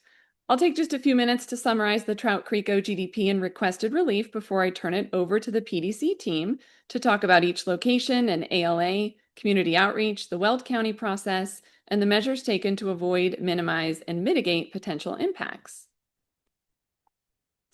Next slide, please. The Trout Creek OGDP proposes 3 amended expanded multi-well pads to develop a total of 71 horizontal wells within 3 proposed drilling and spacing units, totaling approximately 8,749.55 acres for the Niobrara and Fort Hays formations. The 3 Form 2As are for the Yale pad, the Quandary pad, and the Sanford South pad, which are each associated with existing locations utilizing existing location IDs.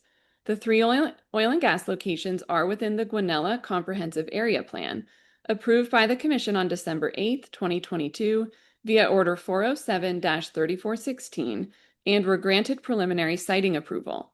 The review of the Trout Creek locations falls under Rule 604B2, which provides an exception to the 2,000-foot setback established by Rule 604B when the Commission approves preliminary siting in a CAP.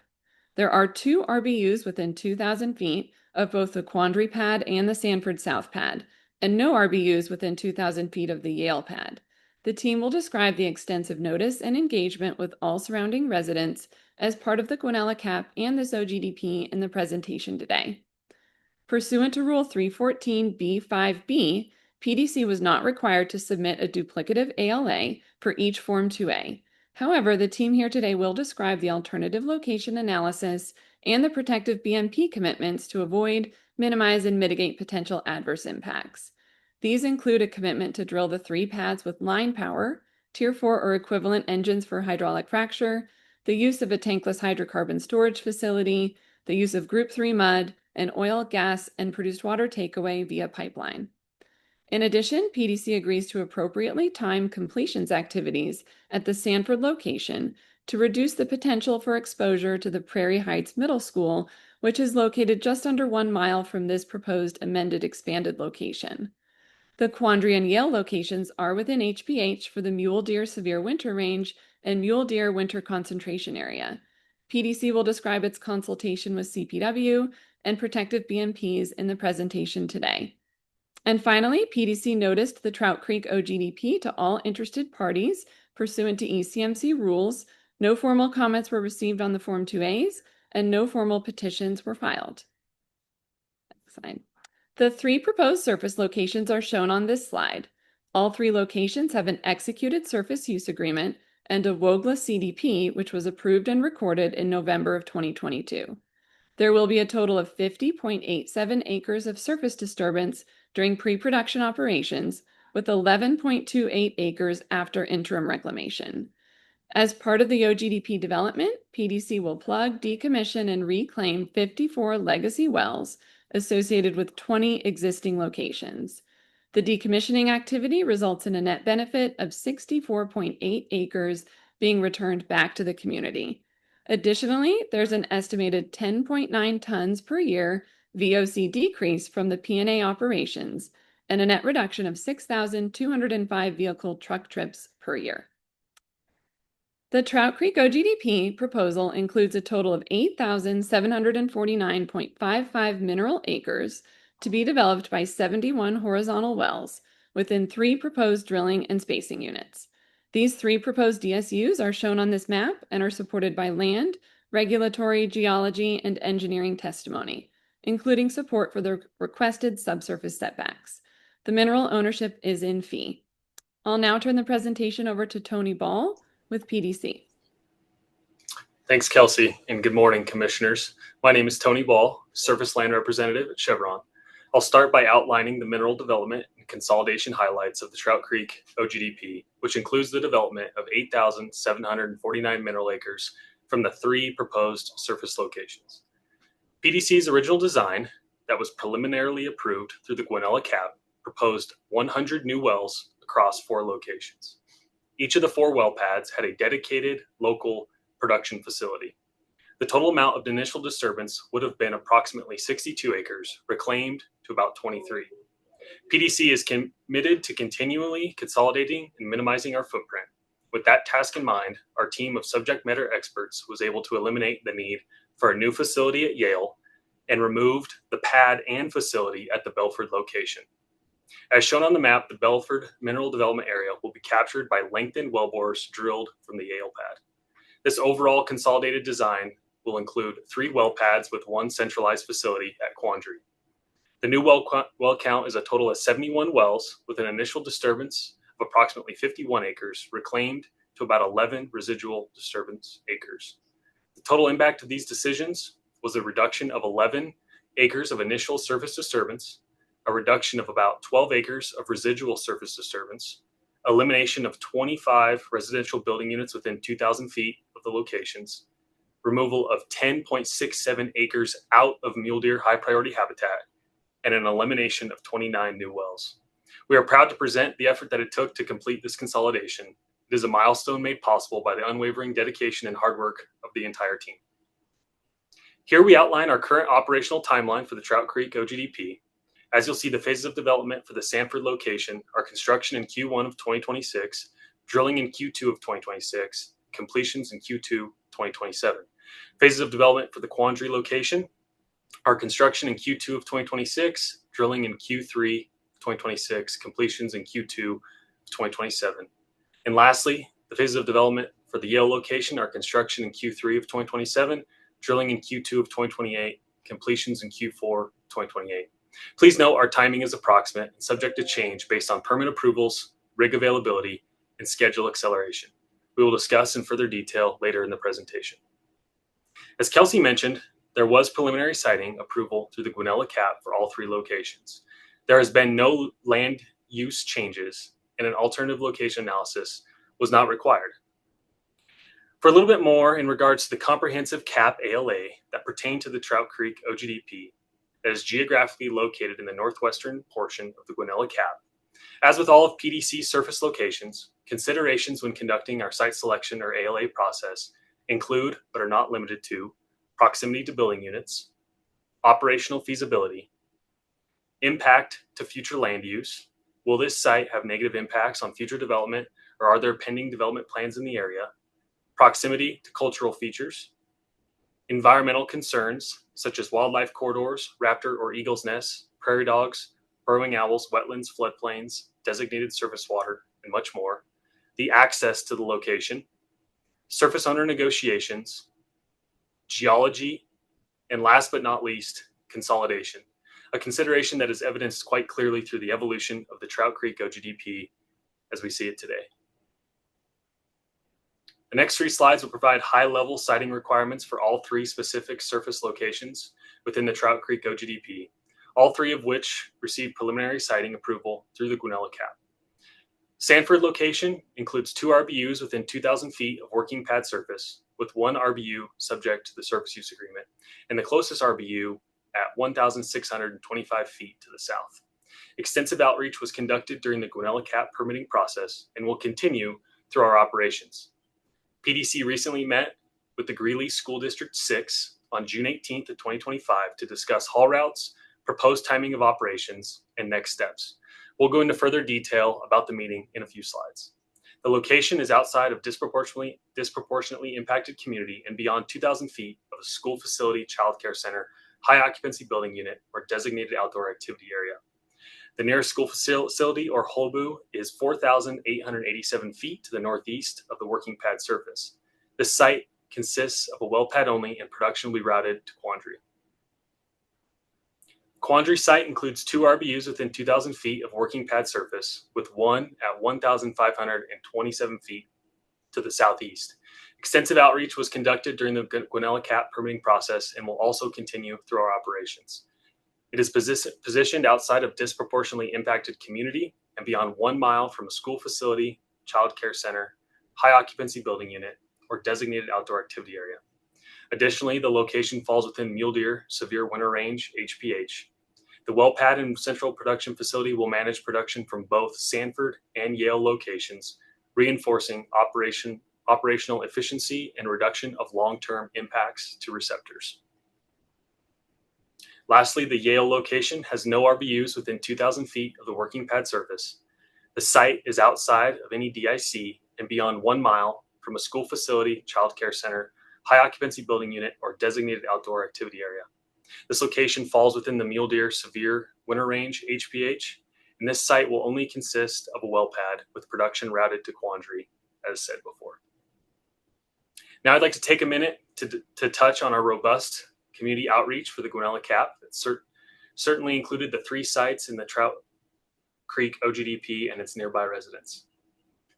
In November of 2021, PDC held an in-person community meeting specific to all surface owners and residential building unit owners within 2,000 feet of the 22 sites in the CAP.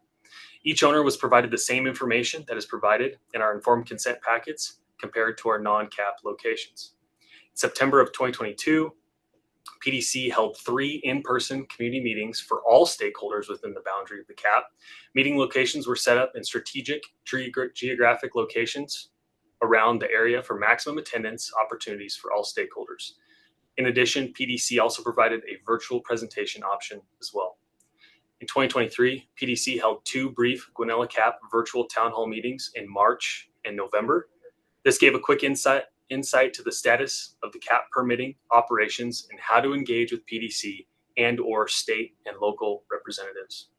In 2024, PDC held 2 brief Guanella CAP virtual town hall meetings highlighting updates to operational and permitting timelines.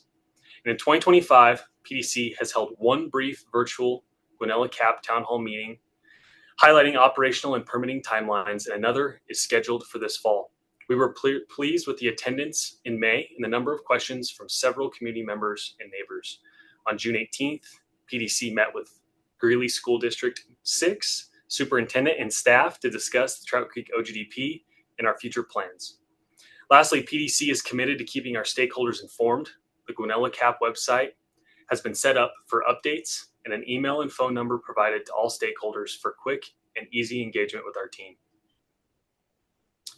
I wanted to again highlight our meeting with the Greeley School District 6's superintendent and other staff that occurred last month.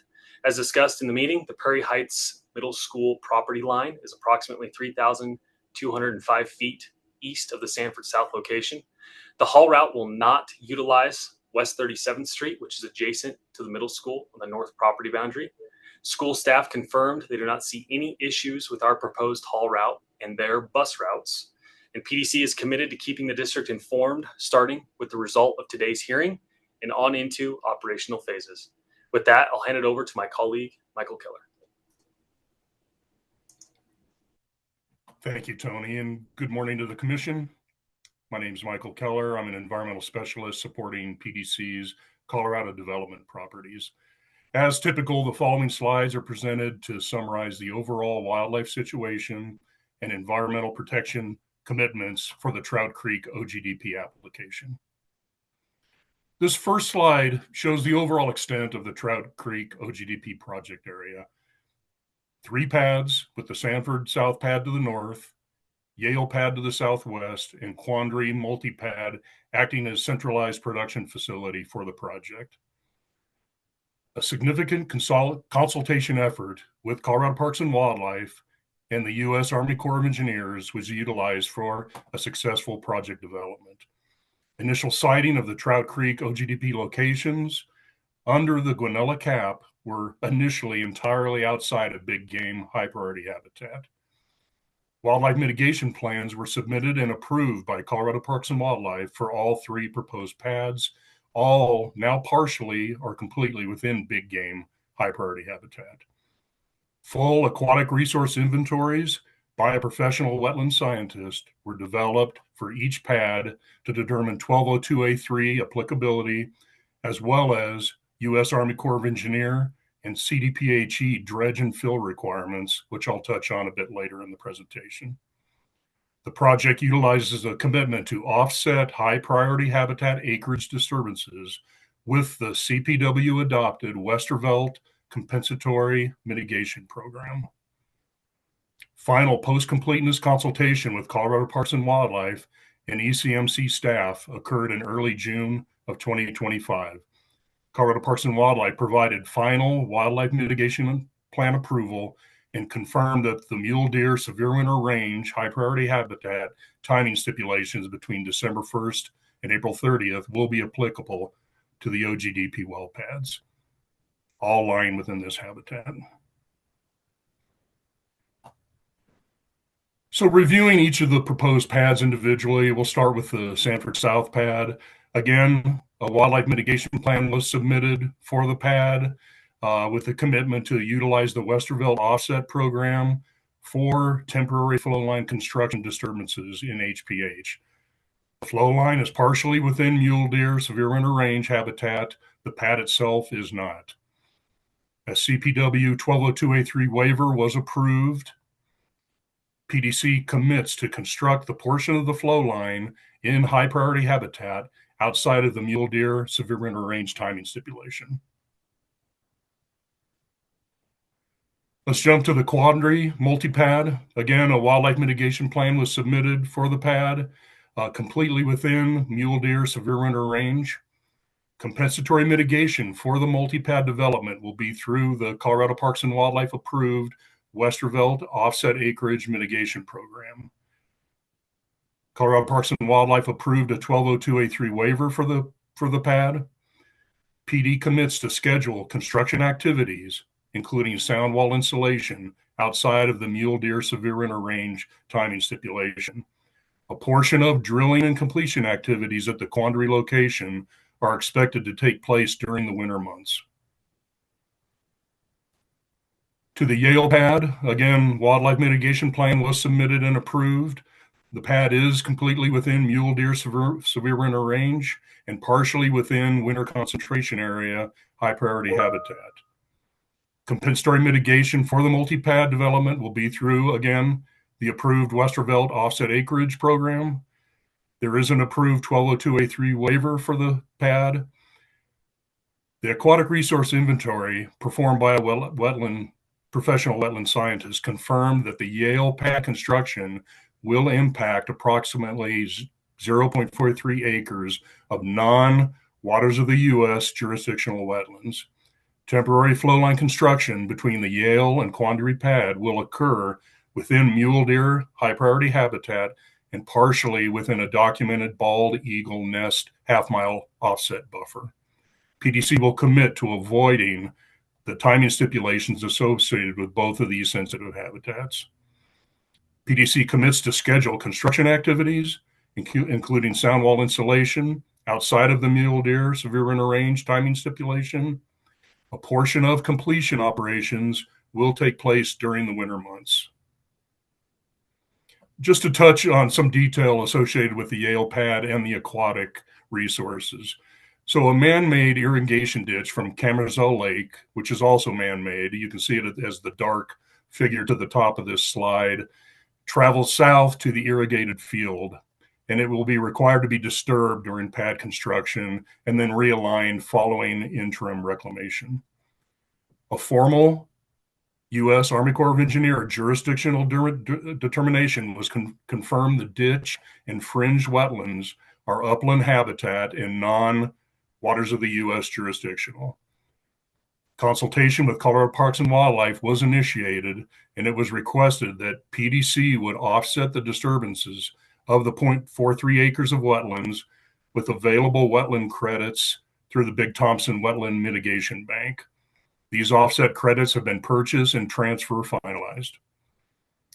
Per CDPHE Regulation 87 in the Temporary Authorization Program, the project is exempt under the Colorado Revised Statute citation shown here, where an approved jurisdictional determination was issued prior to May 25th of 2023.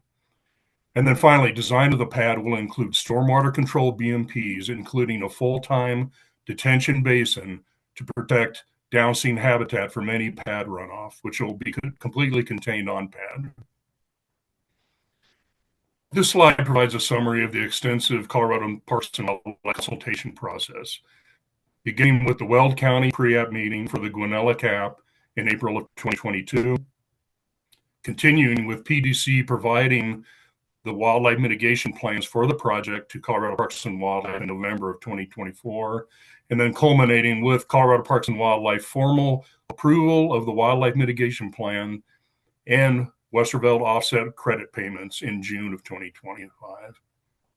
The lower portion of the table outlines the project commitments and a summary of Colorado Parks and Wildlife's relief granted for the Quandary Multi and Yale pads. To summarize for the Commission, PDC is committing to schedule 4 of the 7 phases. This includes construction, drilling, and completion phases for 2 pads and the flow line construction for the 3rd pad, representing 57% of the proposed activity outside of the mule deer protective timing stipulation.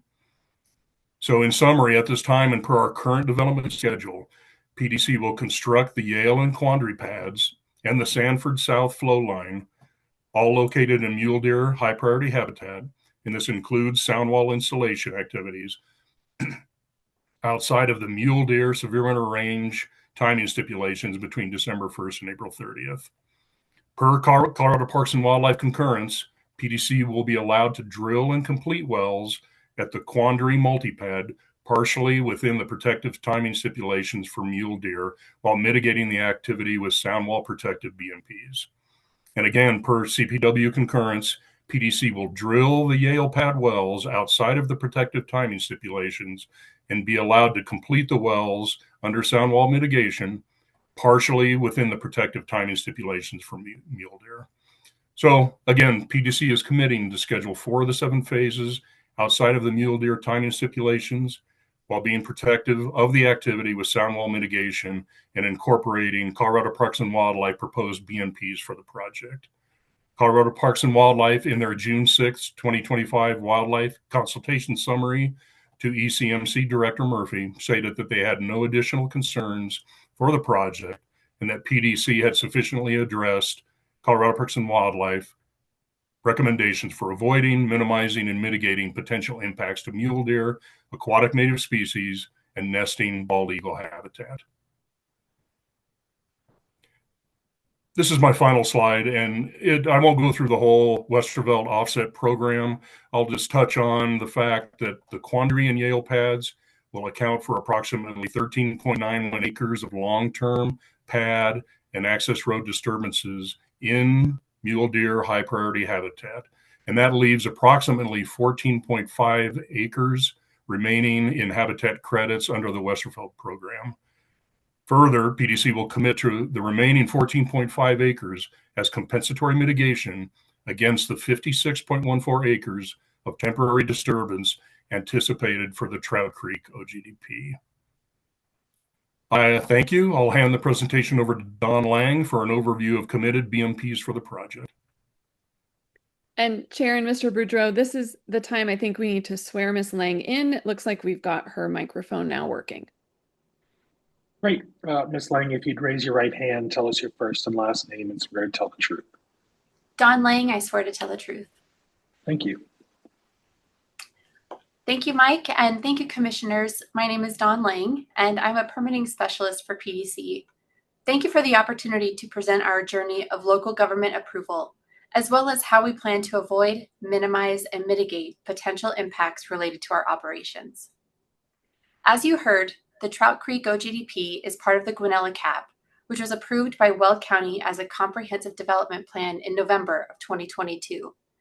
Trout Creek, which includes the Sanford South and Yale well pads and the Quandary well pad and facility, is the fourth OGDP covered by the Guanella CAP and CDP.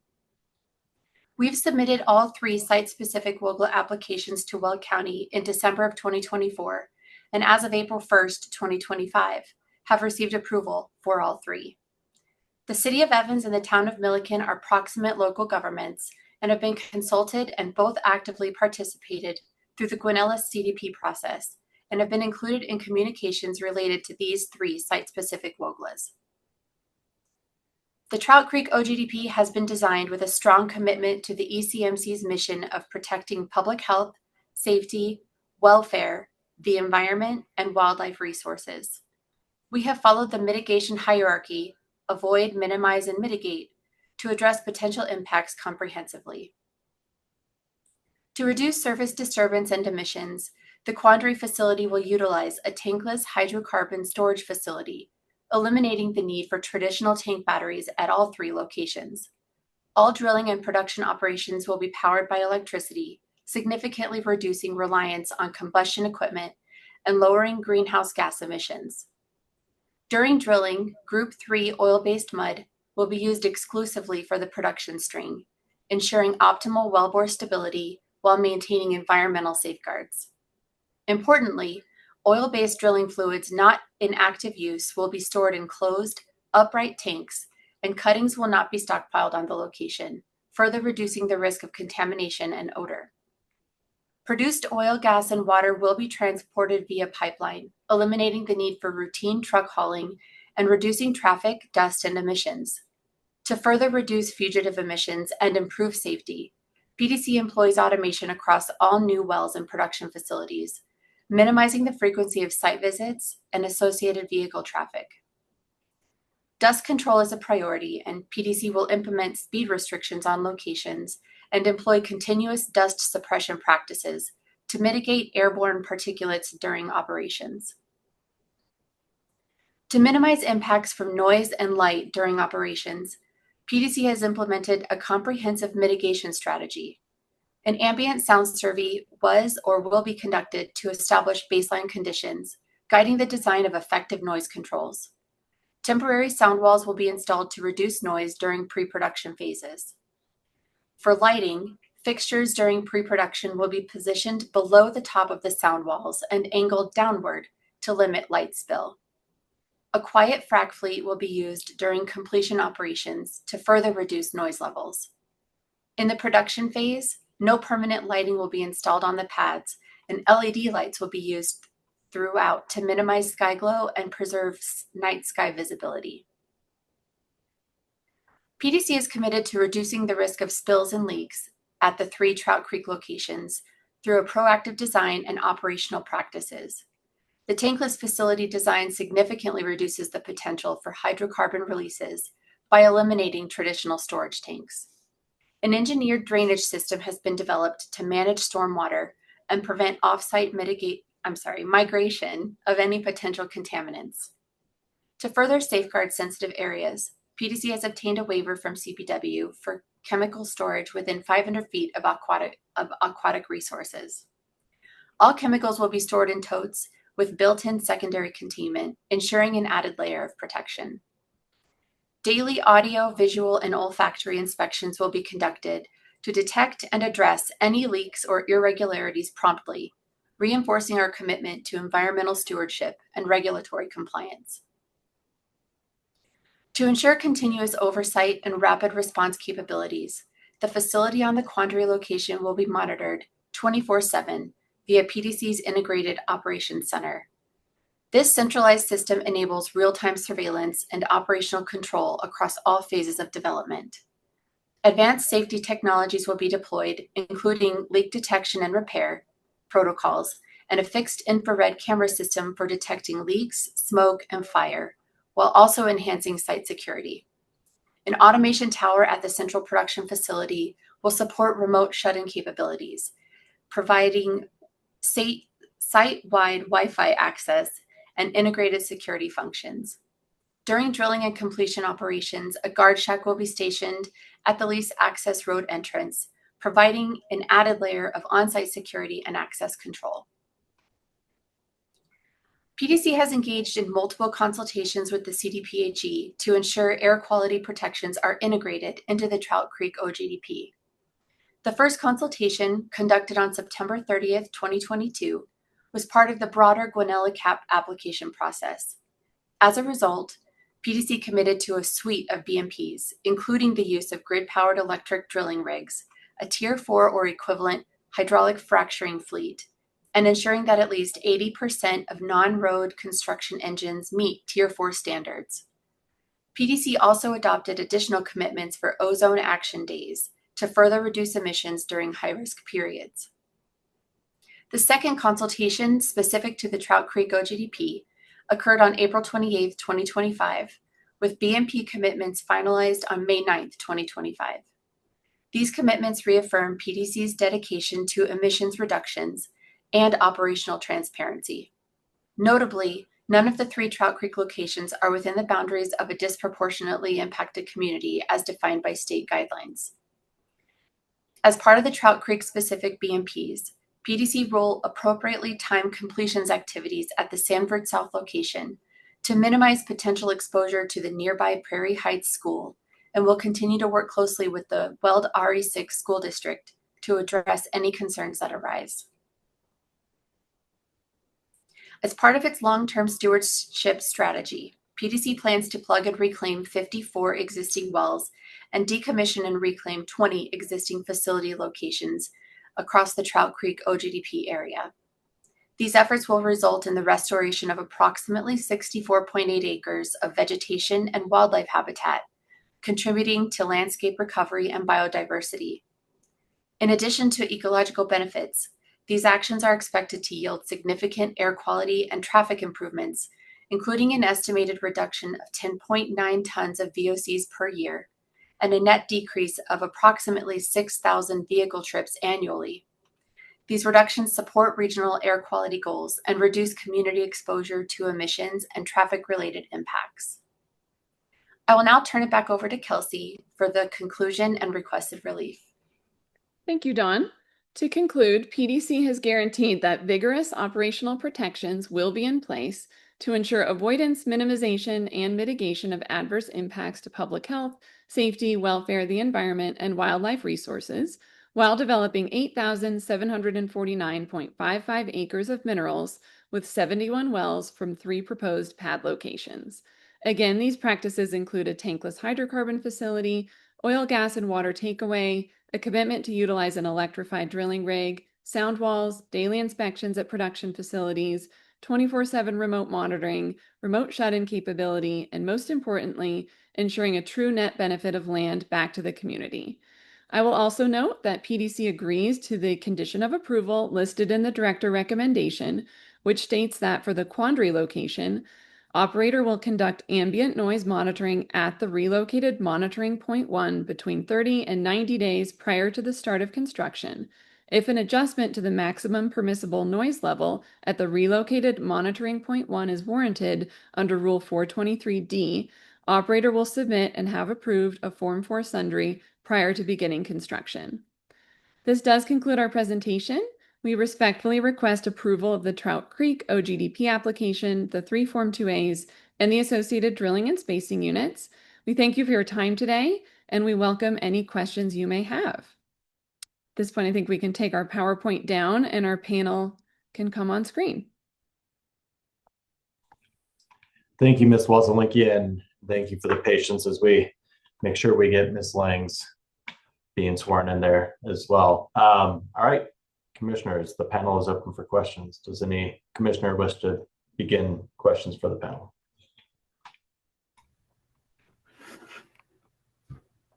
Commissioner Oates.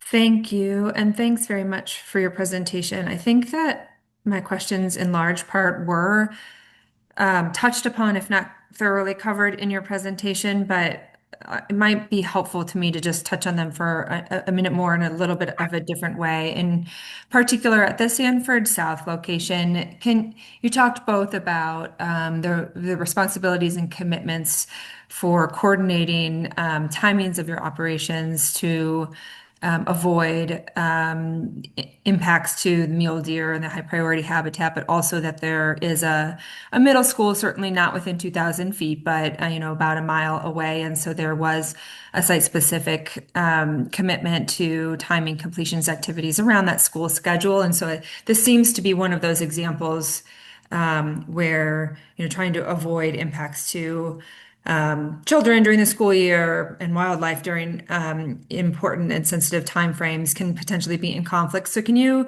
maybe talk about those together in terms of how you're planning to coordinate and address and avoid, minimize, and mitigate impacts?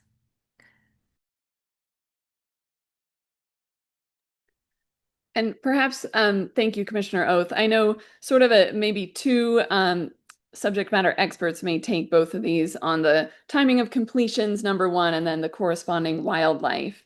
So maybe Mr. Keller, if you could maybe reiterate the wildlife timing stipulations on Sanford South. Sure, Kelsey, thank you. And thank you for the question, Commissioner. As I stated, the Sanford South pad itself is outside of the high priority habitat. A portion of the flow line is inside, which we would commit to not constructing during the timing stipulation for mule deer. We're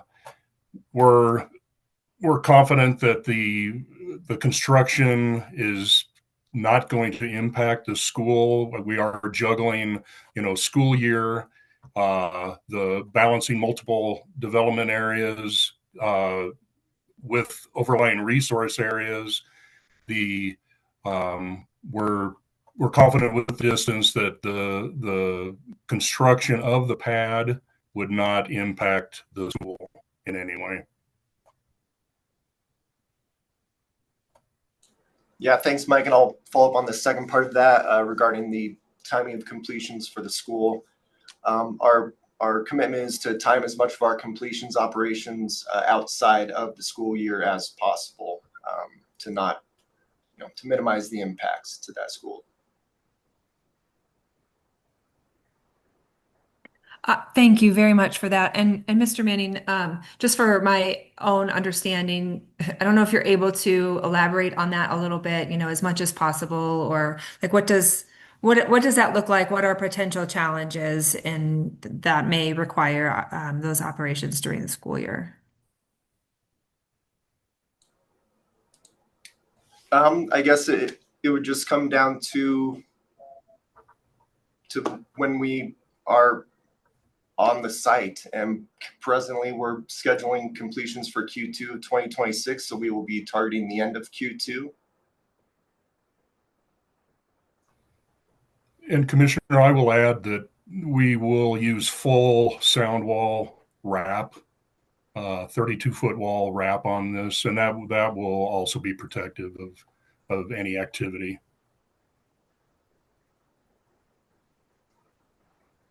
Thank you. Appreciate that. I think all the other questions that I have were touched on in your presentation. Thank you. Thank you, Commissioner Oath. Do other commissioners have questions?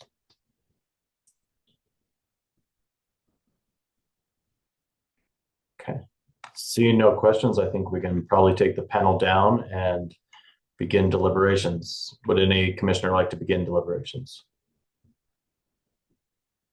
Commissioner Ackerman. Thanks, Mr. Chair. I'm happy to start on this one. I recognize, as has been pointed out, that this is part of the Guanella cap. I feel that the cap was well done. We had extensive discussions about these sites with preliminary siting approval, and I appreciate the operator not just adhering to the plans under the cap, but working to improve them since we talked last. Appreciate the consolidation that's taken place and the elimination of 29 wells and 2 facilities, as has been talked about. And my understanding is that that was one of the facilities that was more impactful on residential development. I appreciate the consideration and the work that went into that. I also appreciate the continued commitment for electric drilling and production. It's very notable that 54 legacy wells will be plugged and reclaimed over 20 locations concurrent with this development, to a net benefit of 65 acres, VOC decrease, and significant net reduction in truck trips overall. I think this is good work. Like the previous application that we discussed today, this is an example of the operator and CPW working together within an area of HPH updates taking place during the application preparation process. And I wanted to recognize and appreciate the collaboration and the amount of pivoting associated with that approach, as the operator noted on a number of fronts during the presentation. I just wanted to say thank you for doing that. I do feel like the most effective protection of wildlife that we can offer does warrant that effort, and I'm grateful that you continue to evolve since we last talked. I also appreciate the somewhat unique discussion and agreements reached regarding the application of the Westervelt offset acreage mitigation resource, as well as addressing wetland impact through the use of offset credits associated with the Big Thompson Confluence Wetland Mitigation Bank. As was briefly touched upon by the operator, I've noted before that Chevron and its subsidiaries are working hard on wildlife issues. This, put simply, is some permanent conservation efforts that are being dedicated to offset temporary disturbance. And I appreciate that approach. I think it's contributory to the well-being of the environment and wildlife going forward. I'll be in favor of this application, Mr. Chair. Thank you for leading us off. Other commissioners with comments? Commissioner Messner. Thanks. I guess I agree with everything Commissioner Ackerman indicated. I think this is approvable. I think he's highlighted a number of reasons why. I'm still hung up on the used predominantly in a best management practice associated with timing of completions activities and the school, and not particularly strong responses to Commissioner Oath's questions. And so I don't know right now as that changes, the belief that I have that this is an approvable location, but as there is some acknowledgement that there could be potential, there's a need to communicate and time operations associated with the school that was part of the CDPHE consultation. I would like to be informed if there are completions activities that are occurring that, are at that time.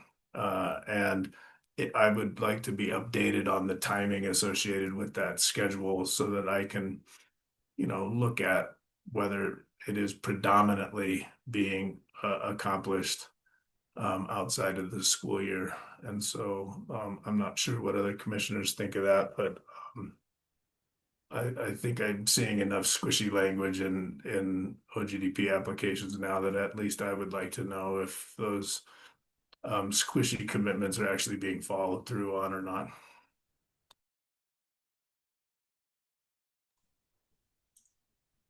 Thank you for that. Commissioner Oath, do you have any additional comments? I mean, I would just react to that and say I think that's an interesting idea. Yes, I appreciate how you phrased that, Commissioner Messner.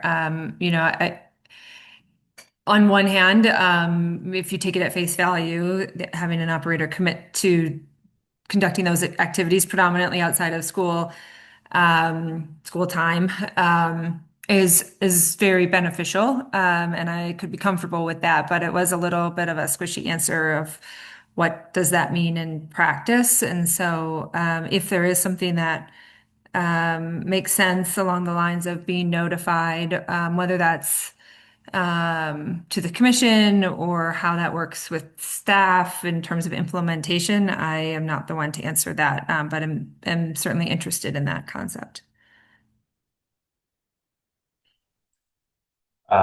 Thank you for those comments. And I guess I'll just provide a quick opportunity for Ms. Wazelinski.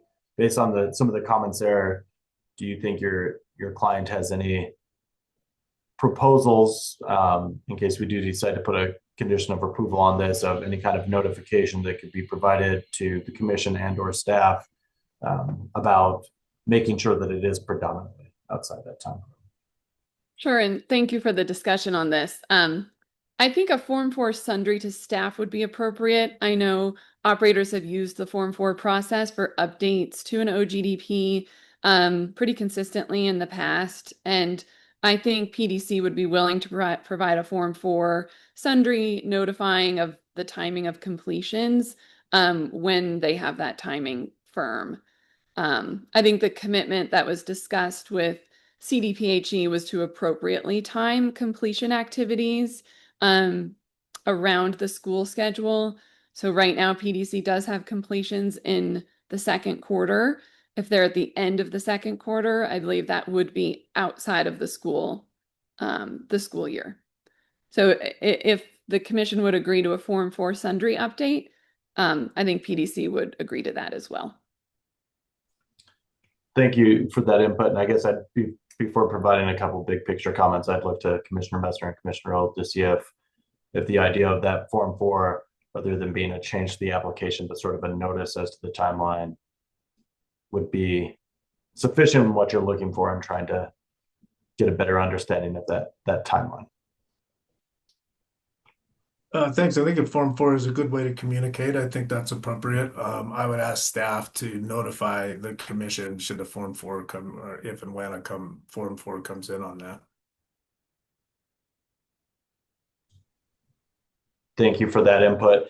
And I'll just kind of quickly provide my 2 cents. I appreciate the Commissioner Ackerman for leading us off there. I agree with those comments.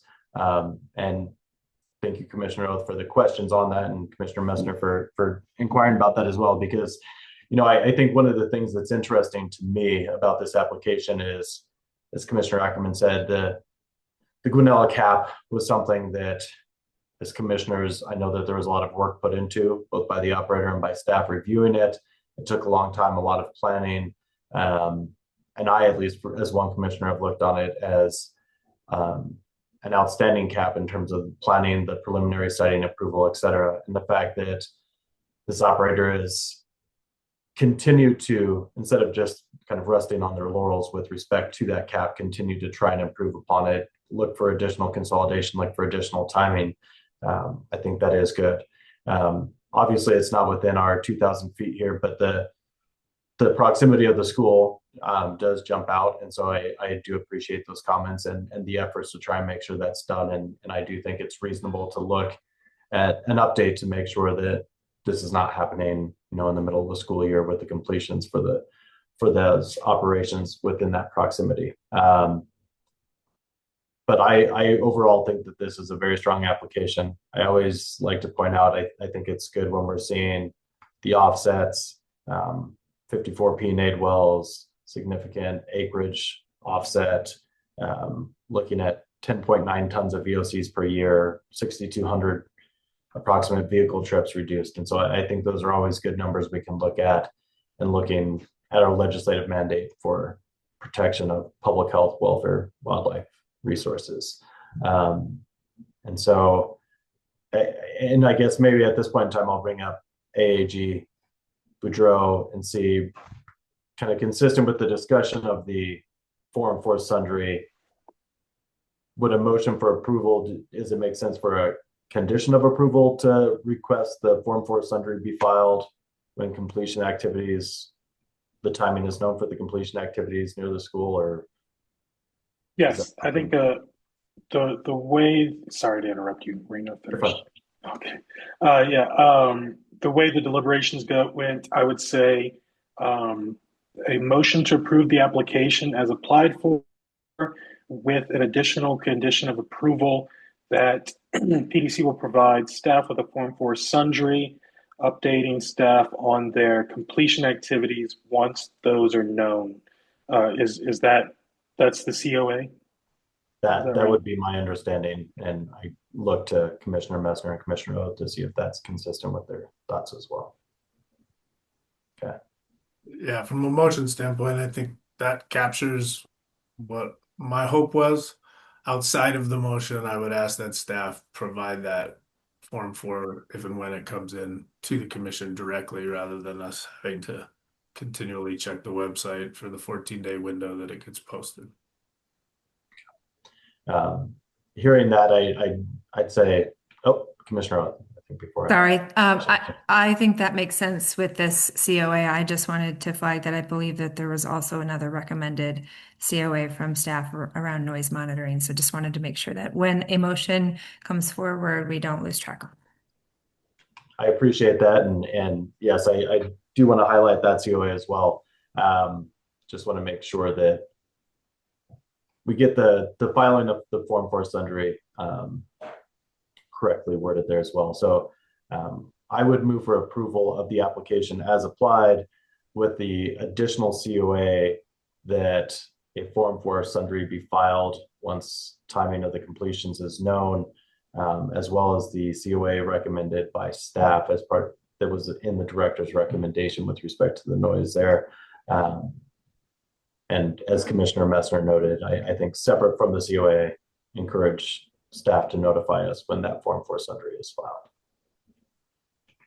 Second. Okay, we have a motion and a second. Is there any discussion on the motion? Seeing none, all those in favor of the motion signify by saying aye. Aye. Any opposed? Okay, that motion passes. Thank you, Ms. Wazelinski. I would note it's 12:15. Initially, I was thinking let's try and power through at least a couple more applications before taking a lunch break here. But given that took about another hour there as well, I propose maybe we take a short lunch break, maybe until 12:45, and return so we can do the final 3 applications on our docket for today. Okay. We'll see everyone then. Okay. I think we have everyone, so let's get started. Next up on our docket, we have docket number 241-100-275. This is a WaveTech Helium Inc. Oil and Gas Development Plan, the Angelotti Share Helium OGDP. I think it's our other one in which we have a comment from staff, and we don't have any comments from the local government. So at this time, I'll ask AAG Boudreaux to swear in the witnesses. And Mr. Boudreau, we actually have one witness, Miracle Pfister, who's sharing screen for this OGDP, but she is a witness in the second WaveTech OGDP. So if it's more efficient, we can swear in the whole panel of witnesses here, and then I don't think we'll have to do it again for the second OGDP. So this will be the same panel for the next docket number. Correct. But Ms. Pfister will only be presenting her screen for this one. Correct. Okay, well, I think it's fine to go ahead and swear her in now, and we'll just do them all. Great. Is that yep, okay. So to each of the witnesses, I'll ask that you be visualized while swearing in. When I call your name, please state your first and last name and swear to tell the truth. I'll begin with Andrea Gross. My name is Andrea Gross, and I swear to tell the truth. David Bowen. My name is David Bowen, and I swear to tell the truth. Edward Gendelman. My name is Edward Gendelman, and I swear to tell the truth. Igor Gendelman. My name is Igor Gendelman, and I swear to tell the truth. Miracle Pfister. My name is Miracle Pfister, and I swear to tell the truth. Patty Vogel. My name is Patty Vogel, and I swear to tell the truth. Stephen Falk. My name is Steve Falk, and I swear to tell the truth. And I think that's everyone. Is that right, Ms. Weslinski? It is. Thank you. Thank you. Perfect. Thank you, AAG Boudreau and Ms. Weslinski. The floor is yours. Thank you. Will you have a PowerPoint? We'll get that up, and then I'll get started.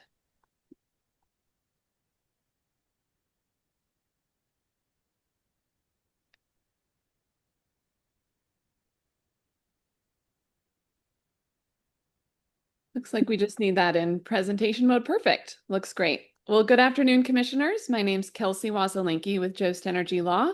And with Jamie Jost, we represent WaveTech Helium in the Angelotti Share Helium OGDP before you today in docket 2411-00275. We would like to thank Cheyenne County for their support of the OGDP and also ECMC staff and the director for their efforts on this OGDP. Next slide.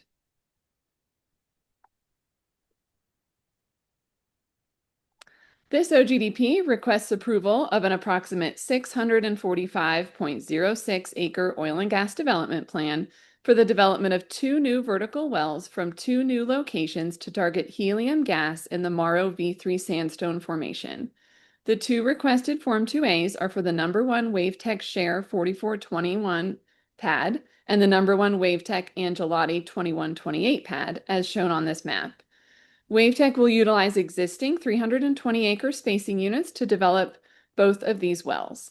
All gas produced from the Morrow Reservoir will produce directly to the existing Ladder Creek pipeline system. WaveTech does not expect to produce oil as part of this development. The 2 proposed locations are within Cheyenne County. Cheyenne County does not regulate the siting of oil and gas locations. However, WaveTech has been in close communication and consultation with Cheyenne County throughout the OGDP process and has the county's full support. The proposed Share 4421 is not within the Lesser Prairie Chicken Estimated Occupied Range or Connectivity Area.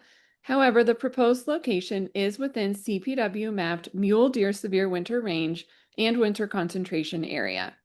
WaveTech conducted ALA, consulted with CPW, and included this location in the Comprehensive Wildlife Mitigation Plan. In addition, WaveTech commits to avoiding construction, drilling, and completions for the Share 4421 location within the Pronghorn winter timing STIP window. A portion of the proposed Angelotti 2128 is within CPW mapped Lesser Prairie Chicken HPH, and a small portion of the access road new construction is within Mule Deer Severe Winter Range and Winter Concentration Area. WaveTech also conducted ALA, consulted with CPW, and also includes this location in the Comprehensive Wildlife Mitigation Plan. WaveTech will discuss its consultation with CPW, ALA, and protective BMPs to avoid and minimize potential impacts to these habitats from the proposed helium development in the presentation today. There is 1 COA contained in the director recommendation that WaveTech agrees to add to the Form 2A for the Share 4421 location, which states, prior to construction of the proposed Share 4421, the operator will provide CPW confirmation on well status of the Roth 4427 number 1 well listed in the table in section 5.1 of the Wildlife Plan for the proposed Share 4421 location, and if that is considered an active well in ECMC rules, CPW requests the opportunity to reassess the need for indirect impact mitigation. And again, WaveTech agrees with this COA. And finally, WaveTech has complied with all notice requirements for the OGDP, no formal petitions were filed, and no public comments were received on the Form 2As. I'll now turn it over to Igor Gendelman, the Vice President of WaveTech, to continue the presentation.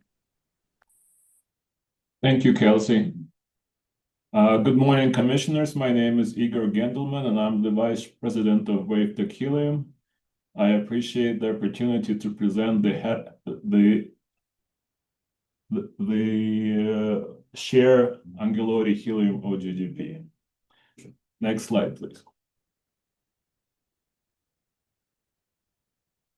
Helium is an essential element for many essential industries, and there are substantial reserves of it in southeastern Colorado. WaveTech staff has a lot of geological and operational experience and knowledge in this area, and we are leveraging it in our efforts to produce more helium. Next slide, please. 6 OGDPs have been approved by ECMC so far, 14 well locations. We have drilled 9 wells, 4 of them are producing, and their helium-containing gas is going into the Ladder Creek helium plant gathering system, which takes it to the helium plant. Next slide, please. This is an overview of the number 1 WaveTech Share 4421 location. We plan to drill 1 conventional vertical well at this location targeting helium-containing natural gas. All the gas production will go to an already existing Ladder Creek plant through an already existing pipeline system. This location is fee surface and fee minerals, with total drill and pad disturbance of about 2.9 acres. This location is not within the Lesser Prairie Chicken estimated occupied range and connectivity area. This location, however, is within mule deer's severe winter range and winter concentration area. WaveTech conducted ALA, consulted with CPW, and included this location in the comprehensive wildlife mitigation plan. This location is more than 2,000 feet away from all the residences, buildings, and schools. Next slide, please. This is an overview of the number 1 WaveTech Angulory 2128 location. This location is partially within Lesser Prairie Chicken high priority habitat, and a small portion of the access road is within mule deer's severe winter range and winter concentration area. We conducted ALA here, consulted with CPW, and included this location in the comprehensive wildlife mitigation plan.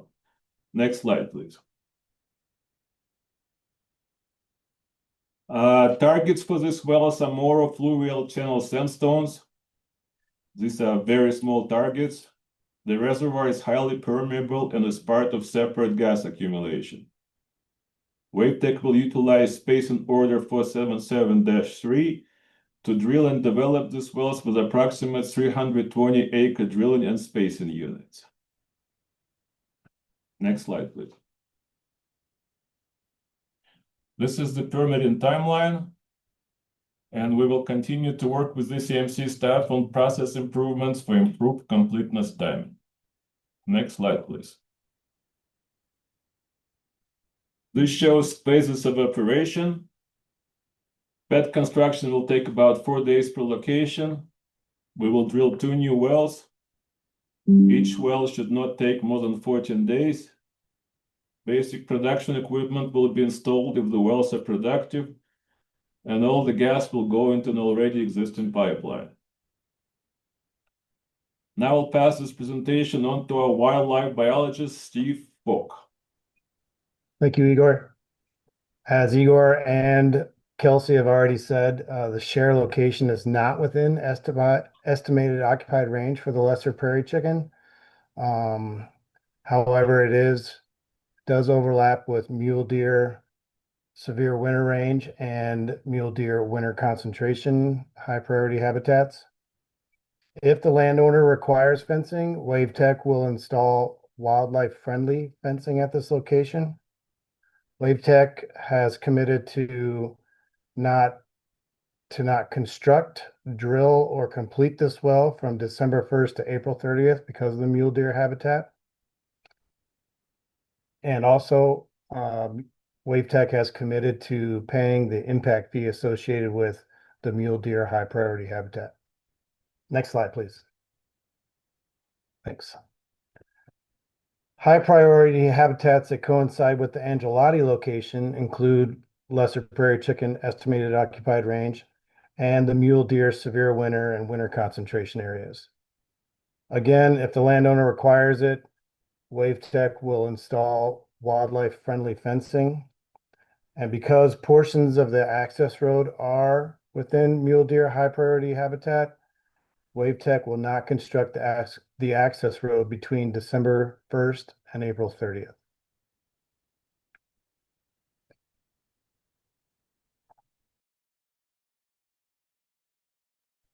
Next slide, next presenter.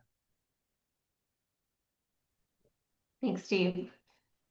Good afternoon, commissioners. My name is Andrea Gross, and I'm the owner and president of Upstream Petroleum Management.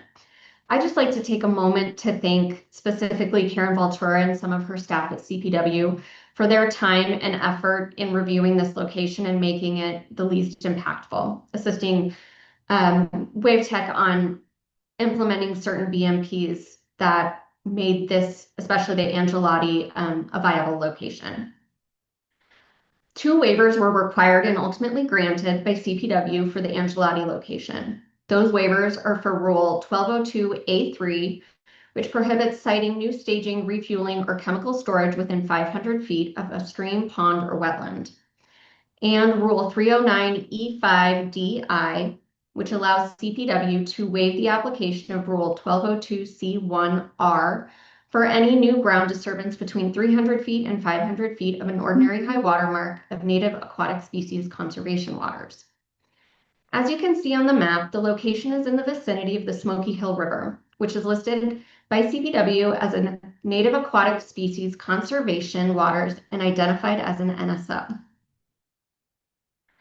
After extensive consultation with CPW and CPW's review of proposed BMPs, including secondary containment, spill prevention, and waste management plans, CPW granted the waivers. The biggest determining factor for CPW was the fact that only a small portion of the pad, which will not include any infrastructure, tanks, or storage, is within 500 feet of the ordinary high water mark, and no part of the pad is within 300 feet of that ordinary high water mark, which was field verified by a biologist. Next slide, please. Thank you. The next couple slides will go over the ALAs that were required for both locations.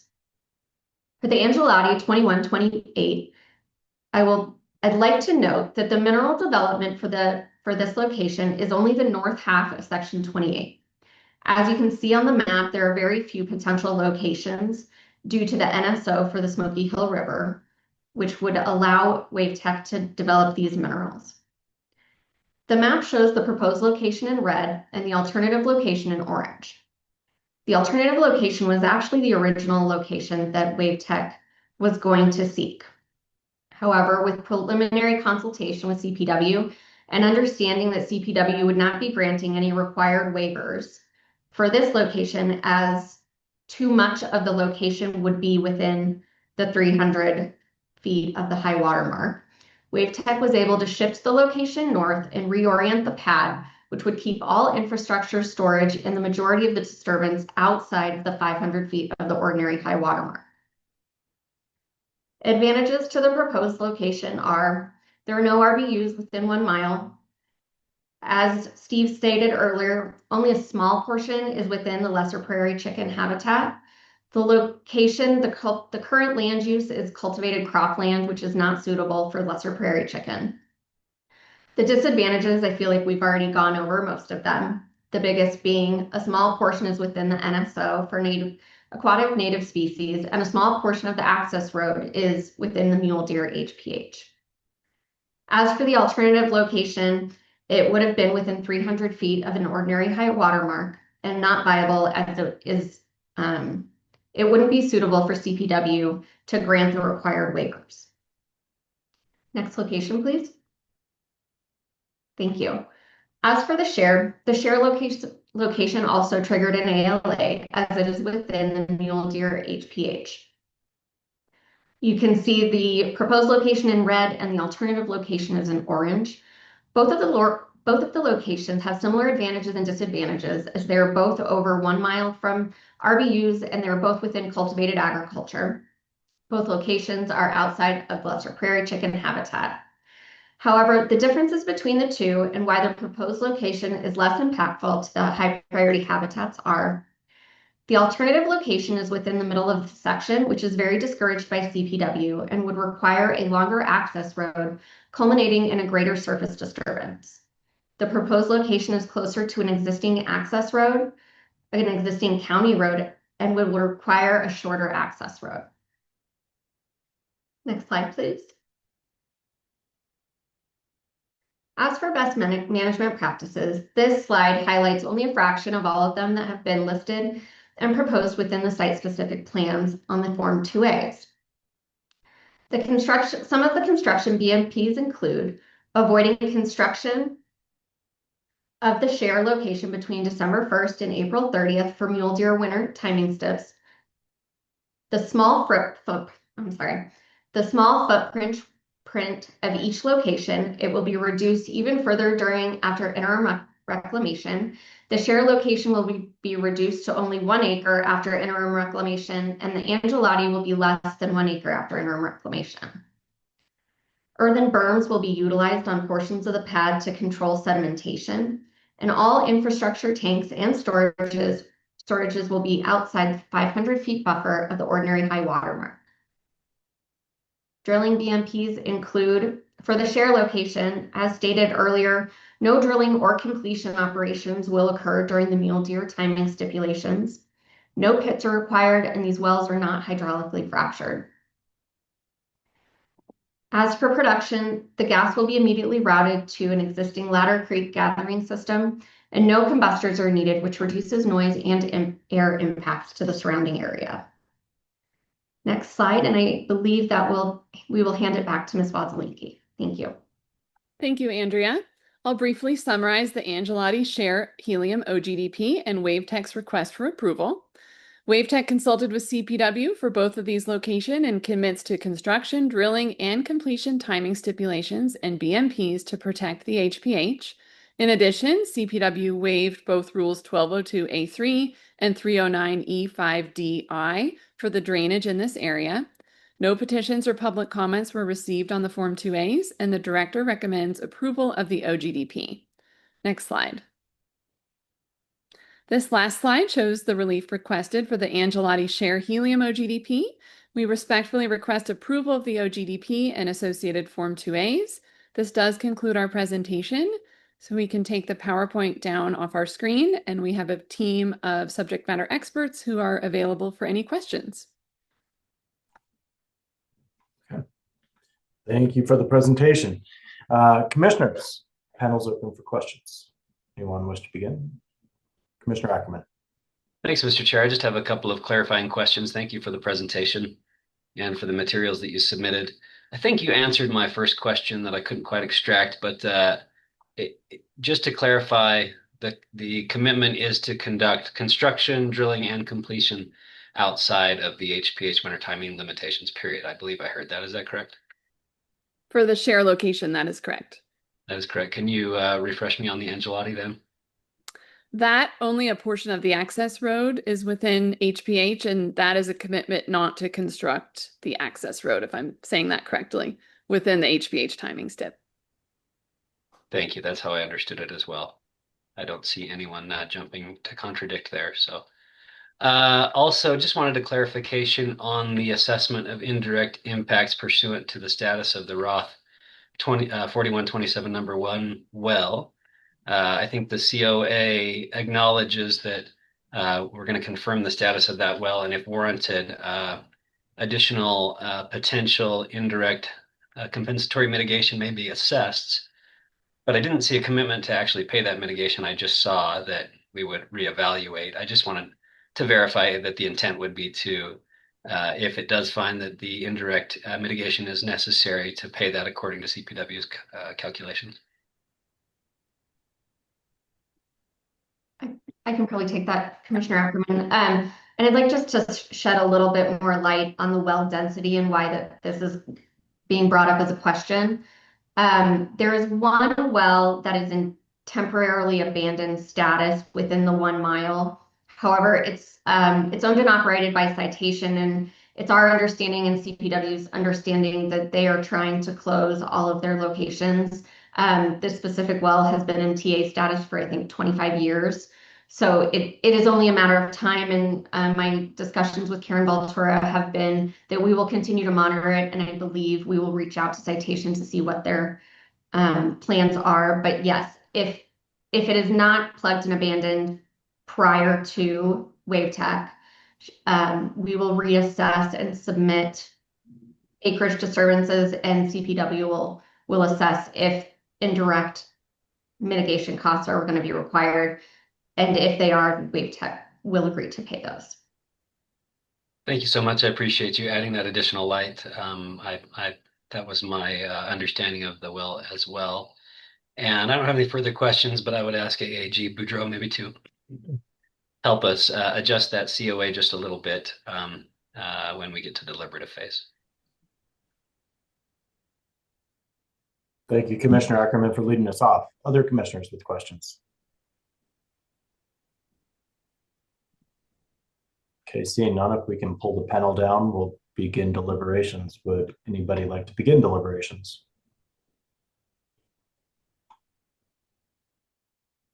Commissioner Ackerman. Thanks, Mr. Chair. I don't have a lot to say. I think pretty face value. It was put forth in the application and the presentation today. Thank you to the operator and their representatives for your presentation and for the materials. I find that WaveTech is, for lack of a better word, getting used to working with CPW and the Fish and Wildlife Service associated with lesser prairie chicken. I think that the conversations and consultations between this operator and CPW are operating the way that they're supposed to. And I appreciate CPW's input on this application and WaveTech's adherence to CPW's recommendations. I would ask, maybe at this time, if it's appropriate, Mr. Chair, for Councillor Boudreau to appear and see if he might offer a tweak or two to the proposed COA. If that's okay with you, Mr. Chair, I can do that. Absolutely. Absolutely. Thank you. So with the current COA on the form to attach to the director's recommendation, I think we could, the commission could add another COA along the lines of, quote, if the reevaluation of the Roth 4127 number 1 well results in indirect impact mitigation obligations, the operator will remit any additional impact mitigation fees required pursuant to CPW's mitigation calculation schedule. So the current COA would require them to reassess the current status of the well in conjunction with CPW, and then if that results in additional indirect impact mitigation obligations, then this COA that I just read out, proposed COA that I just read out, would commit WaveTech to paying the additional mitigation fees. Thanks, Councilor. I think that's in accordance with my thoughts, as long as the operator feels the same way. We agree. Thank you. Thank you. Thanks, Councilor Boudreau. I think that's all I have for my portion of the deliberation, Mr. Chair. Other commissioners with comments, deliberations?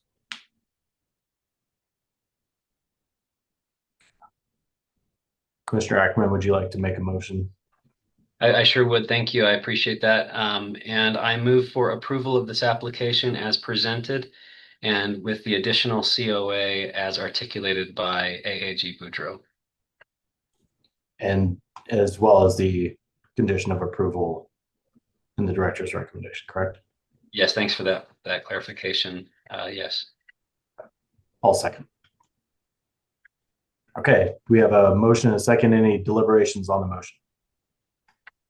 Okay, all those in favor signify by saying aye. Aye. Any opposed? Okay, the motion passes.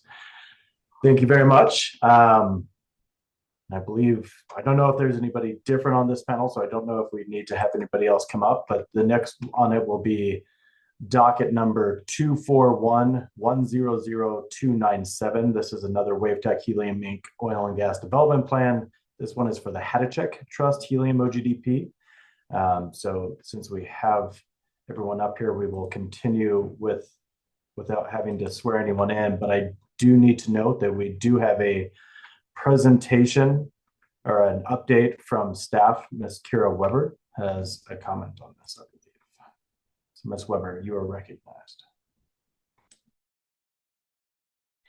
Hello, my name is Kira Weber, and I am the lead location assessment specialist for the WaveTech Hadachek Trust OGDP.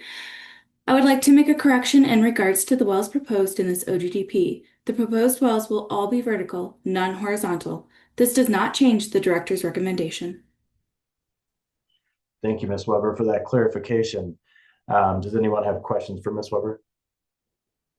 Okay, seeing none, Ms. Wazelinski, the floor is again yours. Thank you, Chair. We do have the same panel who've all been sworn in. So at this point, I think we'll get our Hadachek presentation up and running, and then I'll get started.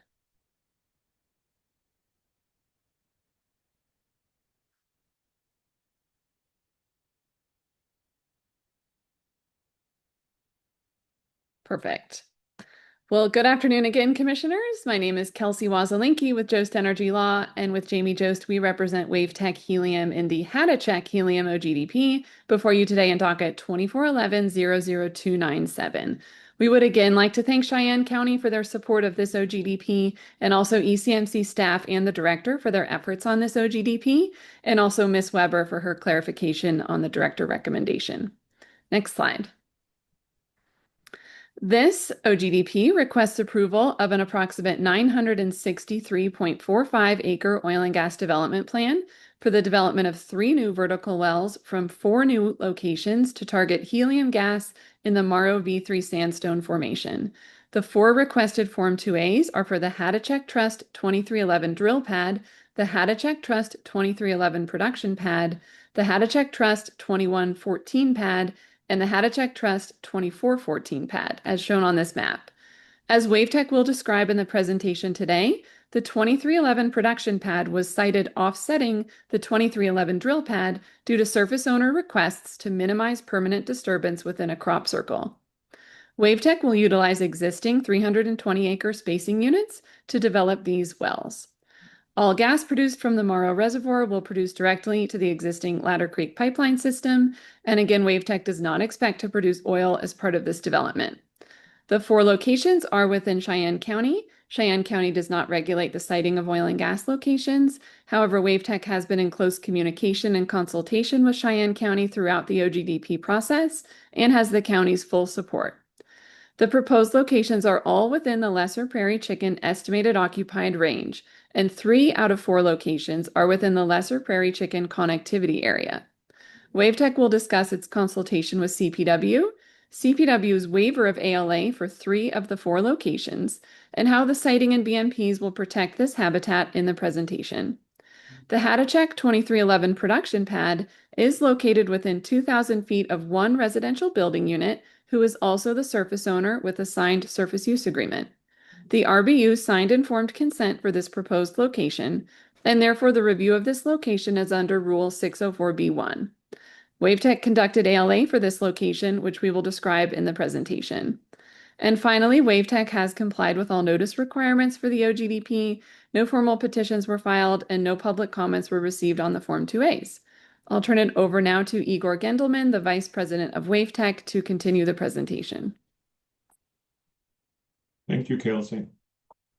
Once again, for the record, my name is Igor Gendelman, and I'm the Vice President of WaveTech Helium, and I appreciate the opportunity to present this OGDP. Next slide, please.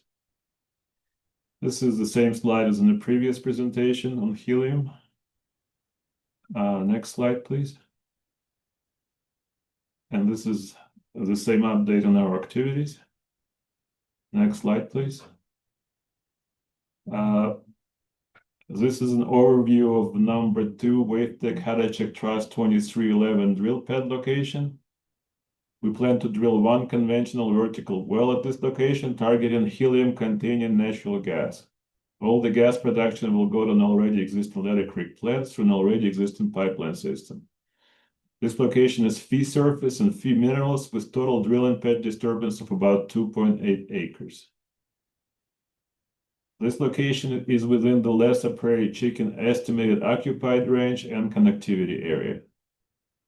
WaveTech consulted with CPW and included this location in the Comprehensive Wildlife Mitigation Plan. CPW waived the ALA. This location is more than 2,000 feet away from all the residences, buildings, and schools. Next slide, please. This is an overview of number 2 Hadachek Trust 2311 production pad location. It's separate from the drilling pad to minimize disturbance inside the crop circle. This location has the same bullet points as the previous one, and in addition, there is one RBU within 2,000 feet of the pad with informed consent signed. And was signed by the surface owner. He's also a surface owner. ALA was conducted for this site. Next slide, please.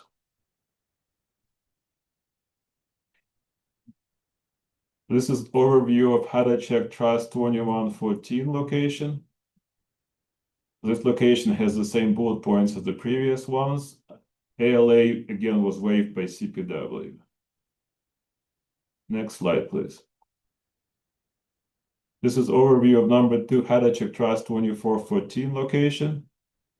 This location has same bullet points as the previous ones, except this location is not in the connectivity area. And CPW waived ALA for this as well. Next slide, please.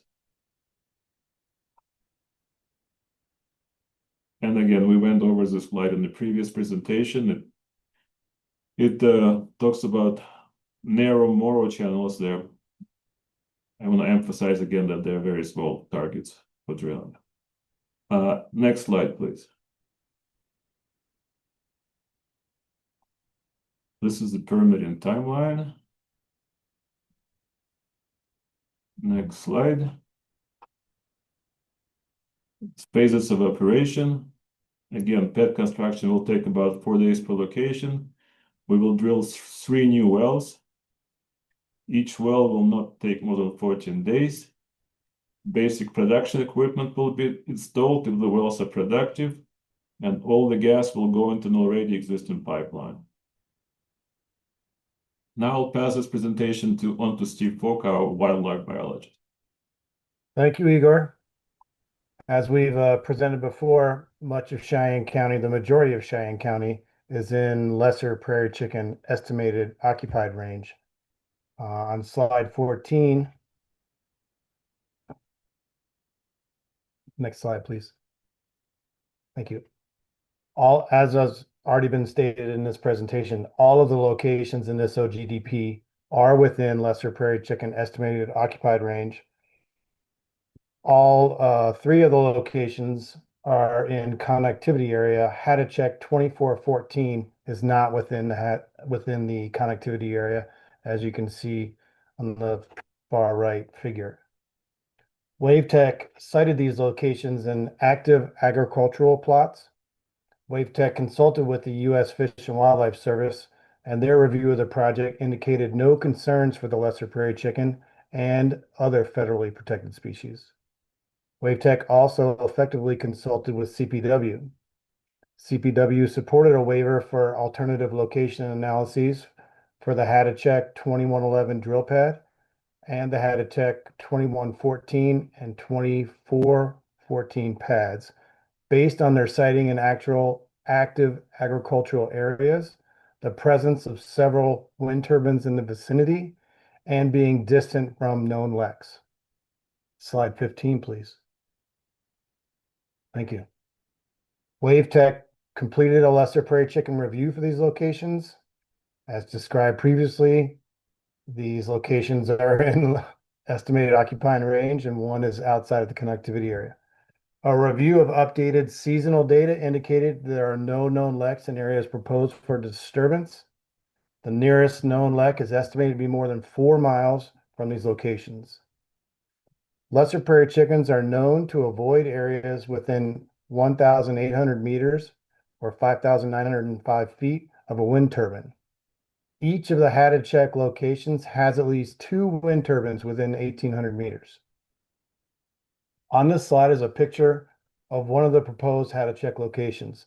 This picture highlights the typical conditions at these locations in this OGDP, including the absence of native habitats, the agricultural crop production land use, and the proximity of wind turbines. Thank you. Next presenter.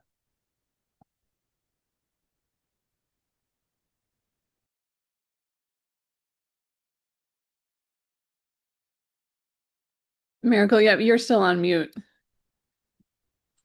Sorry, I turned my video on and forgot the audio. Good afternoon, commissioners. My name is Miracle Pfister. I am the owner of Miracle Energy Consulting and a regulatory consultant for WaveTech. I am going to discuss with you the ALA that was conducted for the Hattachek Trust 2311 production pad. The Hattachek Trust 2311 pad has 2 alternatives that were analyzed. They are shown on the map to the right. Due to the nature of the reservoir for helium, the ability to move too far is very limited.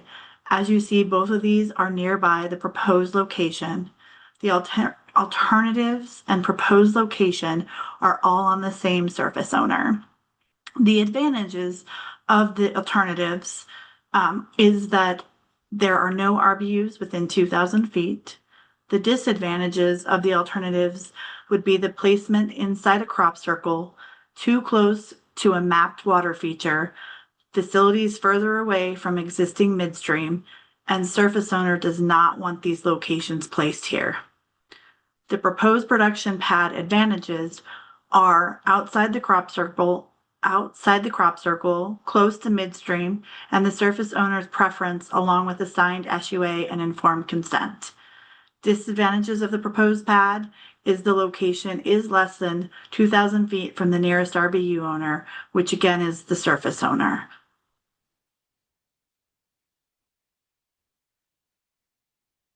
Here's the WaveTech's best management slides for these locations.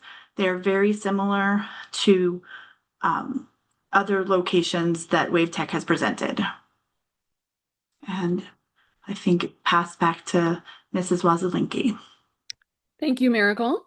To summarize the Hattachek Helium OGDP and WaveTech's request for approval, WaveTech cited all 4 locations to avoid, minimize, and mitigate potential adverse impacts. CPW waived ALA for 3 of the 4 locations. For the 2311 production pad, WaveTech obtained informed consent from the 1 RBU owner within 2,000 feet, who again supports the siting of the production pad outside of the crop circle. No petitions or public comments were received on the Form 2As, and the director recommends approval of the OGDP. Next slide. This last slide shows the relief requested for the Hattachek Helium OGDP. We respectfully request approval of the OGDP and associated Form 2As. This does conclude our presentation, so we can take the PowerPoint down, and we've got a team of subject matter experts open for any questions. Thank you very much. As everybody gets on camera here, commissioners, the panel is open for questions. Would anyone like to begin? Commissioner Ackerman. Thank you, Mr. Chair, and thank you once again for the presentation. I just had one clarifying question that I don't think was addressed today, but was included in at least the wildlife consultation. It's clear that substantial oil is not expected in this development, but CPW did ask if substantial oil production does occur beyond projections, that any additional requested equipment on site or traffic to the site should be reassessed for timing or traffic BMPs. And so I just wanted to get your take on that and make sure that you're okay with that, and then maybe discuss some kind of appropriate vehicle to canonize that, if so. I can take this. Thank you, Igor. It's unlikely that oil will be found, but if it is, we already have in our plants oil tank for that purpose, and the production rates will not be very high, so addition of traffic will be very insignificant to take that oil away. And Commissioner Ackerman, if the question is that additional consultation with CPW in that event, I think WaveTech would agree to that. Yeah, I think that would be great and I think appropriate. And I'm not sure whether would you submit a sundry form if it exceeds expectations and you need to bring on other equipment? Is that how you would handle that? Or do we need to put some type of a COA maybe on this approval? We would agree we can have a COA in case we have oil, yeah. Okay, thank you. That makes it simple for us. So I appreciate the discussion and would ask if it's okay with the chair, Councillor Boudreau, to be thinking about that for a minute. And that's all I have, Mr. Chair. Thank you. Thank you, Commissioner Ackerman. Are there other questions from commissioners? Okay, seeing no other questions, would anybody like to begin deliberations? Commissioner Ackerman. Thanks, Mr. Chair. I certainly agree with CPW's findings and that the picture that was shown of the location could not be more illustrative of very poor lesser prairie chicken habitat. I do appreciate the operator taking a close look once again at lesser prairie chickens. We do have extensive parts of the plains identified in HPH for connectivity areas and estimated occupied range of lesser prairie chicken. It appeared to me that all of the conditions appear here to make it unsuitable for lesser prairie chicken. I agree with CPW's findings that although they're in the high priority habitat, the measures that are being taken make this development very unlikely to impact lesser prairie chicken. It's in cultivated agriculture and irrigated crop circles. Lesser prairie chickens really rely on native prairie grass habitats for all of their activities. It's adjacent to a county road. It's in fairly close proximity to a number of wind turbines. The noise levels on the site fall below the limits for the already existing commercial agriculture, and CPW doesn't have any data indicating that any active leks, the nearest of which is over 4 miles away, will be impacted by this development. To me, those factors and habitat conditions, I would agree, indicate very low suitability of the area for lesser prairie chicken.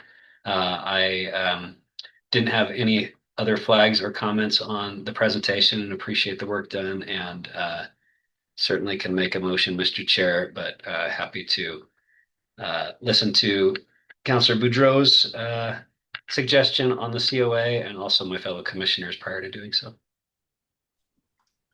Thank you again for leading us off, Commissioner Ackerman. We see if any other commissioners have additional comments before we hear from AAG Boudreau. Okay, not seeing anything. AAG Boudreau, please take it away. Thank you, Mr. Chair. In response to the discussion between Commissioner Ackerman and the operator, I put together a possible COA. Quote, if oil production, I think we had some barking there. Quote, if oil production occurs beyond that projected by the operator at the Hattachak Trust 2114 location, the Hattachak Trust 2111 drill pad, the Hattachak Trust 2311 production pad, and or the Hattachak Trust 2414 location.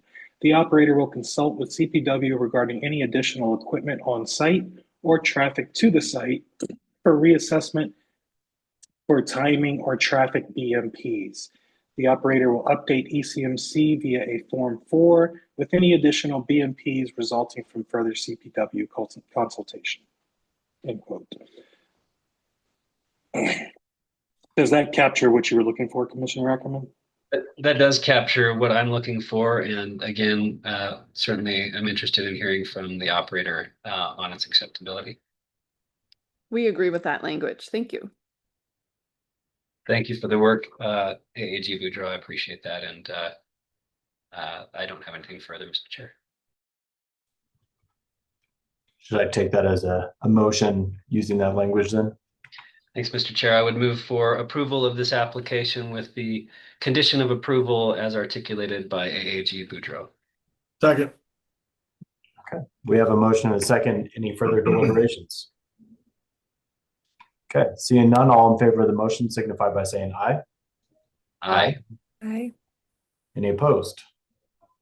That motion also passes. Thank you very much again for the time and the presentations today. We look forward to seeing you again in the future. All right, why don't we take a quick 5-minute break while we get the next panel up. It is for docket number 241-100292. This is the Mesquite Oil and Gas Development Plan from Kerr-McGee Oil and Gas Onshore LP. So let's return in 5 minutes for that last presentation. All right, I think we're already recording, so we will return now. And again, this is docket number 241-100292. This is Kerr-McGee Oil and Gas Onshore LP's Mesquite OGDP. Let's first begin with our Senior Location Assessment Specialist, Emily Waldron, has a comment on this application. Ms. Waldron. Thank you. Good afternoon, commissioners. Can you hear me okay? Okay. Yes. Like you said, my name is Emily Waldron, and I'm a Senior Location Assessment Specialist. Staff would like to make a correction to page 3 of the director's recommendation. The recommendation incorrectly states that produced water will be piped from location, and produced water is intended to be trucked from location, not piped. This does not change the director's recommendation. Thank you for your time, and I'm happy to answer any questions. Perfect. Thank you for the clarification. Do commissioners have any questions for Ms. Waldron? Okay, thank you very much. That said, next we will again go to Weld County for their comments on their process. And again, I will recognize Ms. Holliday. Good afternoon, commissioners, and thank you again for the opportunity to speak to Weld County's 1041 WOGLA process regarding Kerr-McGee's Mesquite Oil and Gas Development Plan. Weld County held a pre-application meeting for the Mesquite location on September the 4th of 2024. Attendees included Kerr-McGee staff, Oil and Gas Energy Department staff, CDPHE, and the ECMC. The 1041 WOGLA application for the Mesquite location was received on January 23rd of 2025. Weld County did not receive any public comments or applications for intervention for this location. The 1041 WOGLA hearing for the Mesquite location was held on May 22nd of 2025 and was approved by the Weld County hearing officer. The final order for the Mesquite has been recorded with Weld County's clerk and recorder and was noticed in the Greeley Tribune on May 31st of 2025. Approval of Kerr-McGee's application creates a vested property right pursuant to Article 68 of Title 24 of the CRS. Due to the fact that Kerr-McGee has completed the 1041 WOGLA application process and that a final order has been issued, recorded, and legally published, Weld County has no additional concerns with the pending ECMC permit and would recommend approval. This concludes my prepared comments. I'd be happy to answer any questions. Thank you again, Ms. Holliday. Do commissioners have questions for Weld County? Okay. Seeing none. Thank you again for the time. And if we could now elevate, or sorry, I guess they are elevated, hopefully all elevated, but at least get everyone on camera. AAG Boudreaux will swear in the witnesses. Thank you, Looks Mr. like Chair. Sorry. I'll ask each of the witnesses to be visualized. When I call your name, please raise your right hand, state your first and last name, and swear to tell the truth. We'll start with Bo Woodward. I, Bo Woodward, swear to tell the truth. Chad Schlechtenmeyer. Chad Schlechtenmeyer, I swear to tell the truth. Drew Stormo. Mr. Stormo, you're muted. Drew Stormo, I swear to tell the truth. Julia Eichenberger. Julia Eichenberger, I swear to tell the truth. Justin Nelson. Justin Nelson, I swear to tell the truth. Margaret Raleigh. Margaret Rowley, I swear to tell the truth. Matt Wells. Matt Wells, I swear to tell the truth. Ryan Seastrom. Ryan Seastrom, I swear to tell the truth. Trevor Walker. Trevor Walker, I swear to tell the truth. Did I get everyone, Ms. Wozlinski? I believe we still need to elevate Chris Honus, if that's possible, and get him sworn in.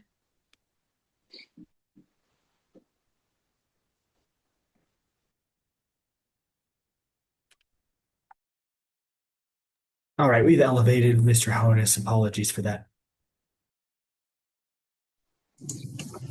Hey Mr. guys, Honus? Chris Honus, I swear to tell the truth. Yeah, thank you. And Mr. Boudreau, we have one more, Miss Carissa Cry. Miss Cry. Carissa Cry, I swear to tell the truth. Is that everybody? Yes, thank you. Thank you. Wonderful. And as we have everyone sworn in, Ms. Wozlinski, the floor is yours. Thank you, Chair. Again, we'll get our PowerPoint up and running. That looks great. Okay, well, good afternoon, Commissioners. Again, my name's Kelsey Wozlinski with Jost Energy Law, and with Jamie Jost, we represent Kerr-McGee in the Mesquite OGDP before you today on docket 2411-00292. I would like to thank Ms. Holliday for her comments today and Weld County for its participation through the WOGLA process and its support of this OGDP. And we'd also like to thank ECMC staff and the director for their efforts on this OGDP, and Ms. Waldron for her clarifications on the director recommendation. Next slide. The Mesquite OGDP proposes one new oil and gas location, the Mesquite HZ pad, to develop 16 new horizontal wells within 2 proposed drilling and spacing units, totaling 3,520 acres of mineral development for the Niobrara, Fort Hays, Codell, Carlisle, and Sharon Springs formations. The Mesquite pad is located in Weld County, and as Ms. Holliday mentioned, the WOGLA was approved in May of 2025.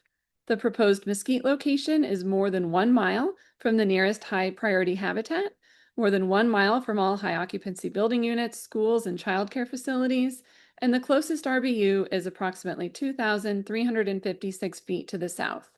Further, the location is sited outside of a DIC. Kerr-McGee did conduct ALA for this OGDP due to the proposed location sited immediately upgradient of a man-made irrigation pond. Kerr-McGee will describe the ALA in consultation with CPW regarding this irrigation pond in the presentation today. Based on the siting of the location and as acknowledged by ECMC staff, the proposed location avoids most sensitive receptors, and if the proposed BMPs associated with this OGDP are successfully implemented, potential adverse impacts will be properly minimized and mitigated, thereby adhering to the mitigation hierarchy. And finally, Kerr-McGee has complied with all notice requirements for the Mesquite OGDP. No formal petitions were filed and no public comments were received on the Form 2A. I'll now turn it over to Ryan Seastrom with Kerr-McGee to continue the presentation. Wonderful. Thank you, Ms. Wozlinski. Good afternoon, Commissioners. My name is Ryan Seastrom, and I'm a Senior Regulatory Analyst with Kerr-McGee Oil and Gas Onshore LP, a subsidiary of Oxy USA. Joining me today are several subject matter experts to help answer any questions you might have. Before I begin, though, I would like to thank staff for their attention and time reviewing this permit, and I look forward to working with staff on future projects as well. To start, I'd like to provide an overview of the permitting timeline for this application. Kerr-McGee had the pre-application meeting with Weld County and the ECMC in September of 2024. The 1041 WOGLA was approved by Weld County in May of 2025, and we received the director's recommendation in June of this year. To note, we received no public comments and no petitions were filed against this application. Next slide. On this slide, you can see our estimated phases of operations for the Mesquite HC location. As shown, the wells for this location will be completed in 2 occupations. Construction is currently planned to begin at the beginning of 2027, with the final phase of the second occupation concluding at the end of 2028. Next slide, please. The Mesquite HZ location will consist of 16 horizontal wells and 1 production facility. An SUA has been executed, and as mentioned earlier, Kerr-McGee has received an approved 1041 WOGLA permit from Weld County in May. This location does not have any residential building units, high occupancy building units, schools, or child care centers within 2,000 feet of the working pad surface. It's also not located within a high priority habitat, floodplains, designated outside activity areas, and poses no public water system concerns. However, the Mesquite HZ does trigger one Rule 304 B2B criteria, as the proposed location is considered to be immediately upgradient from a manufactured or man-made irrigation pond. I will be discussing this later in my presentation. Next slide, please.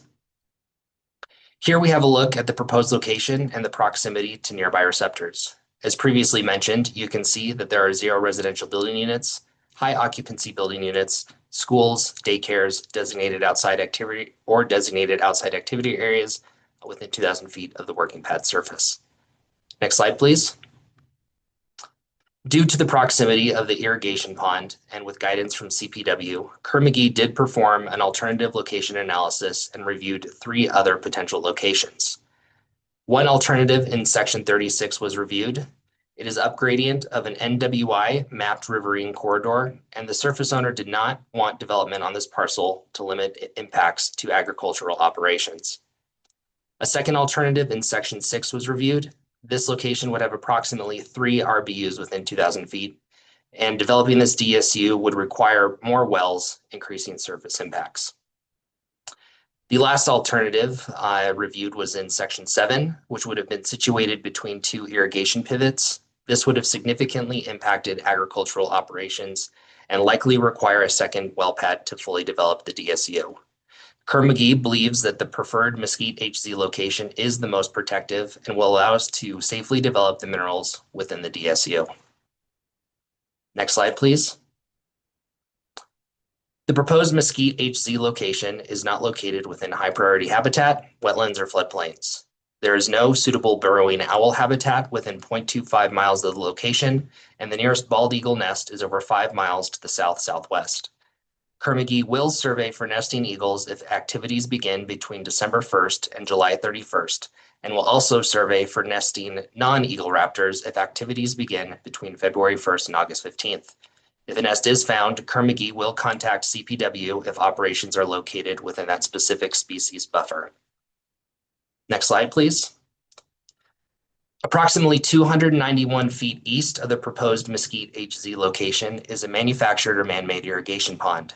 2 inspections were performed by Kerr-McGee's third-party consultant, which determined that the pond has no connection to downstream water sources and does not support a non-jurisdictional wetland.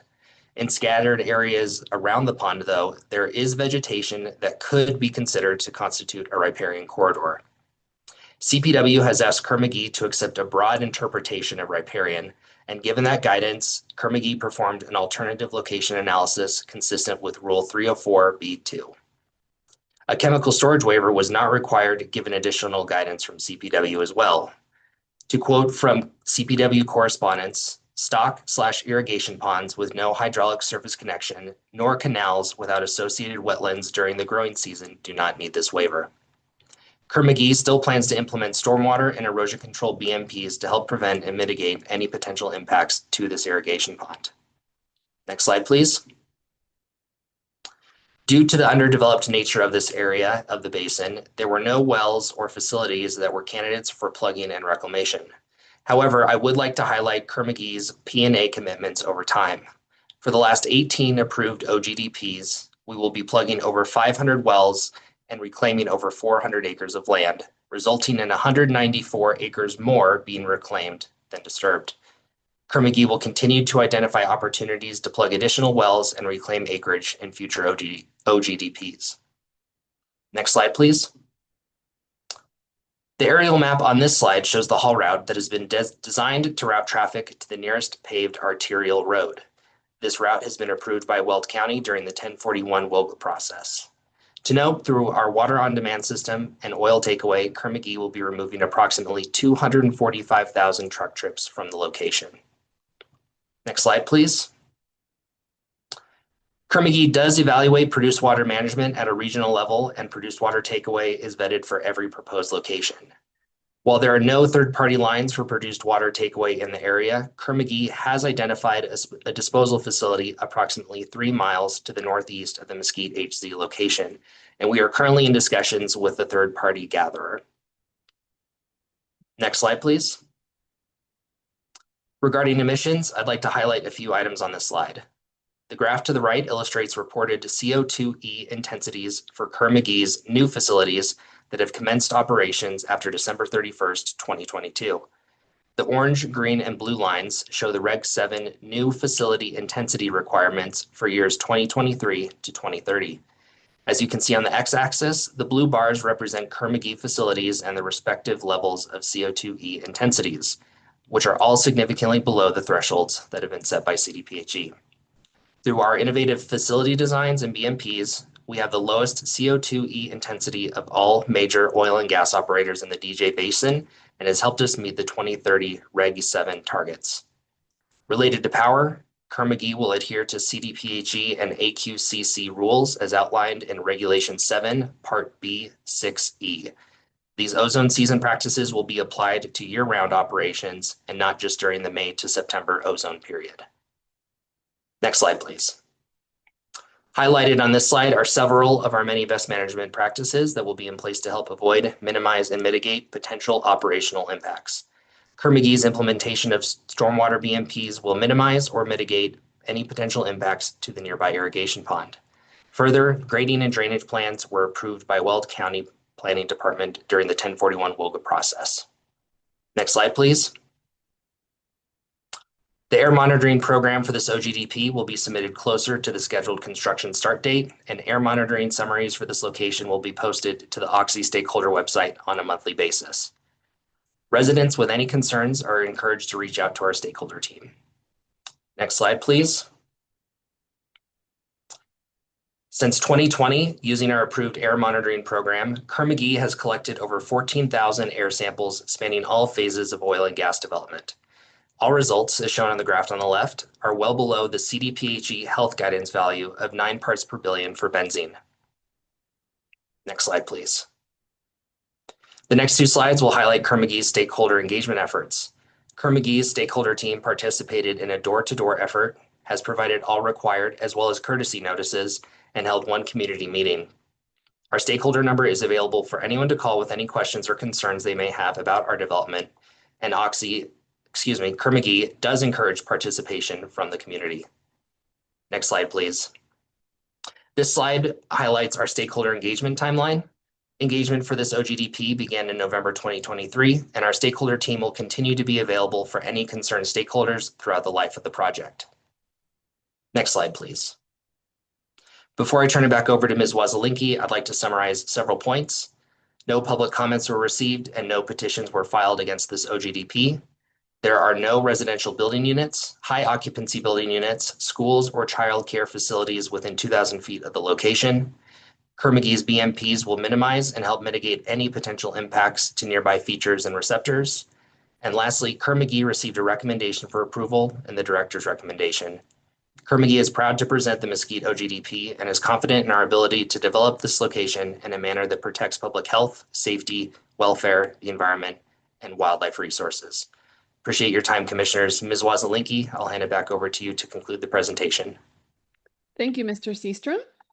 On this last slide, it shows the relief requested for the Mesquite OGDP.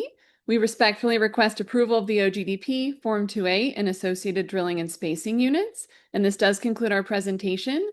Kerr-McGee has a number of subject matter experts here on the hearing today, so we can take our PowerPoint down. Everyone can turn their cameras on, and we are now open for questions. Okay.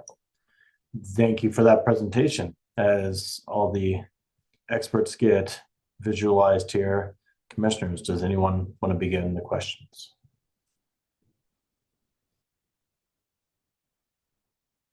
Commissioner Messner. Thanks. Just to confirm, and are you intending to not drill or do completions during the ozone non-attainment timing? I looked at the timing of operations in the slides, and it's a little bit hard to read the slides, so maybe just confirm that. Certainly. To help answer that question, if we could potentially put the slide with the schedule back up.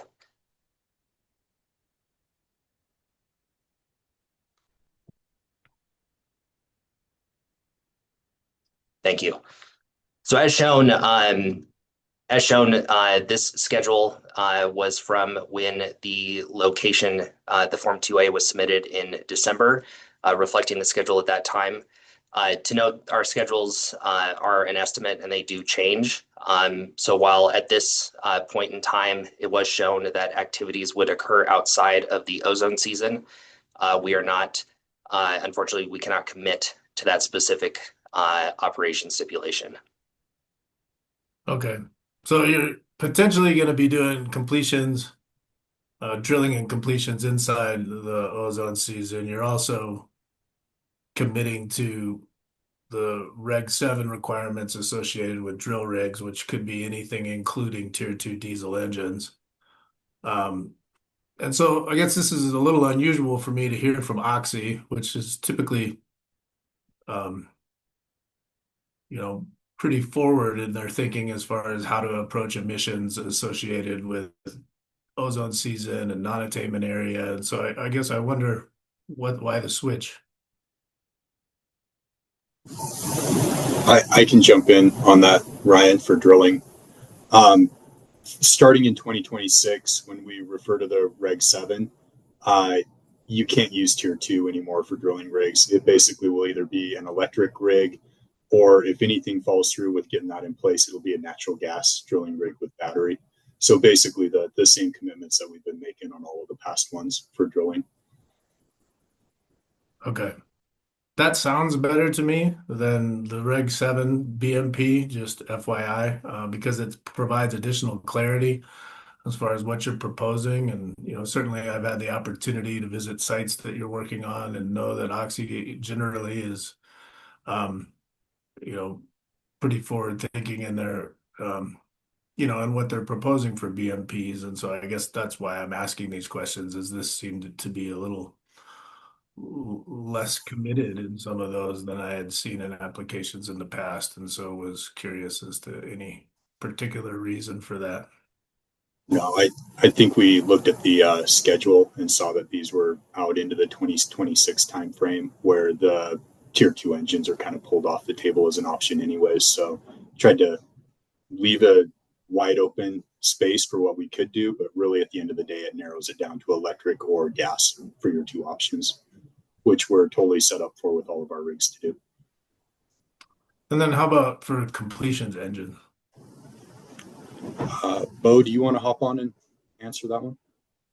Yeah, similar to, I guess, other applications, we'd be committing to Tier 4 or better for all of our completions operations as well. So it won't be any Tier 2 on our end either. Okay. That's the only questions I had. Thanks. Thank you. Other commissioners with questions?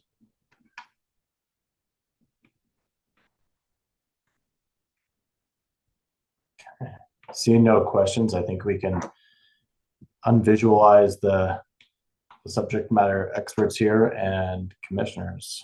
Does anyone want to begin deliberations?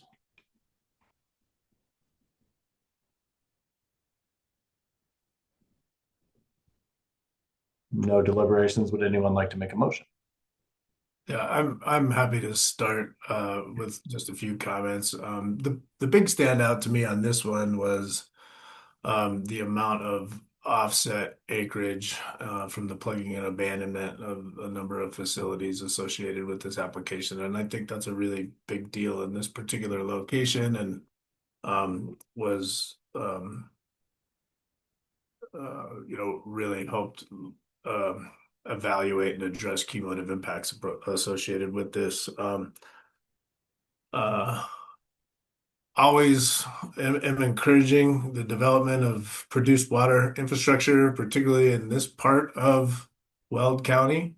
And, as we look at future reuse and recycling targets with produced water, the need for that infrastructure to be built out, even small sections of it, as indicated here, around 3 miles, I think, end up helping tie together the infrastructure necessary to increase the amount of reuse and recycling in the DJ Basin. And so I note that in your presentation, you indicated that you continue to pursue produced water takeaway, and I hope that you do look harder at that and look at how this particular OGDP ties in with other future OGDPs or existing OGDPs as we look to continue to build out produced water infrastructure for reuse and recycling in this area.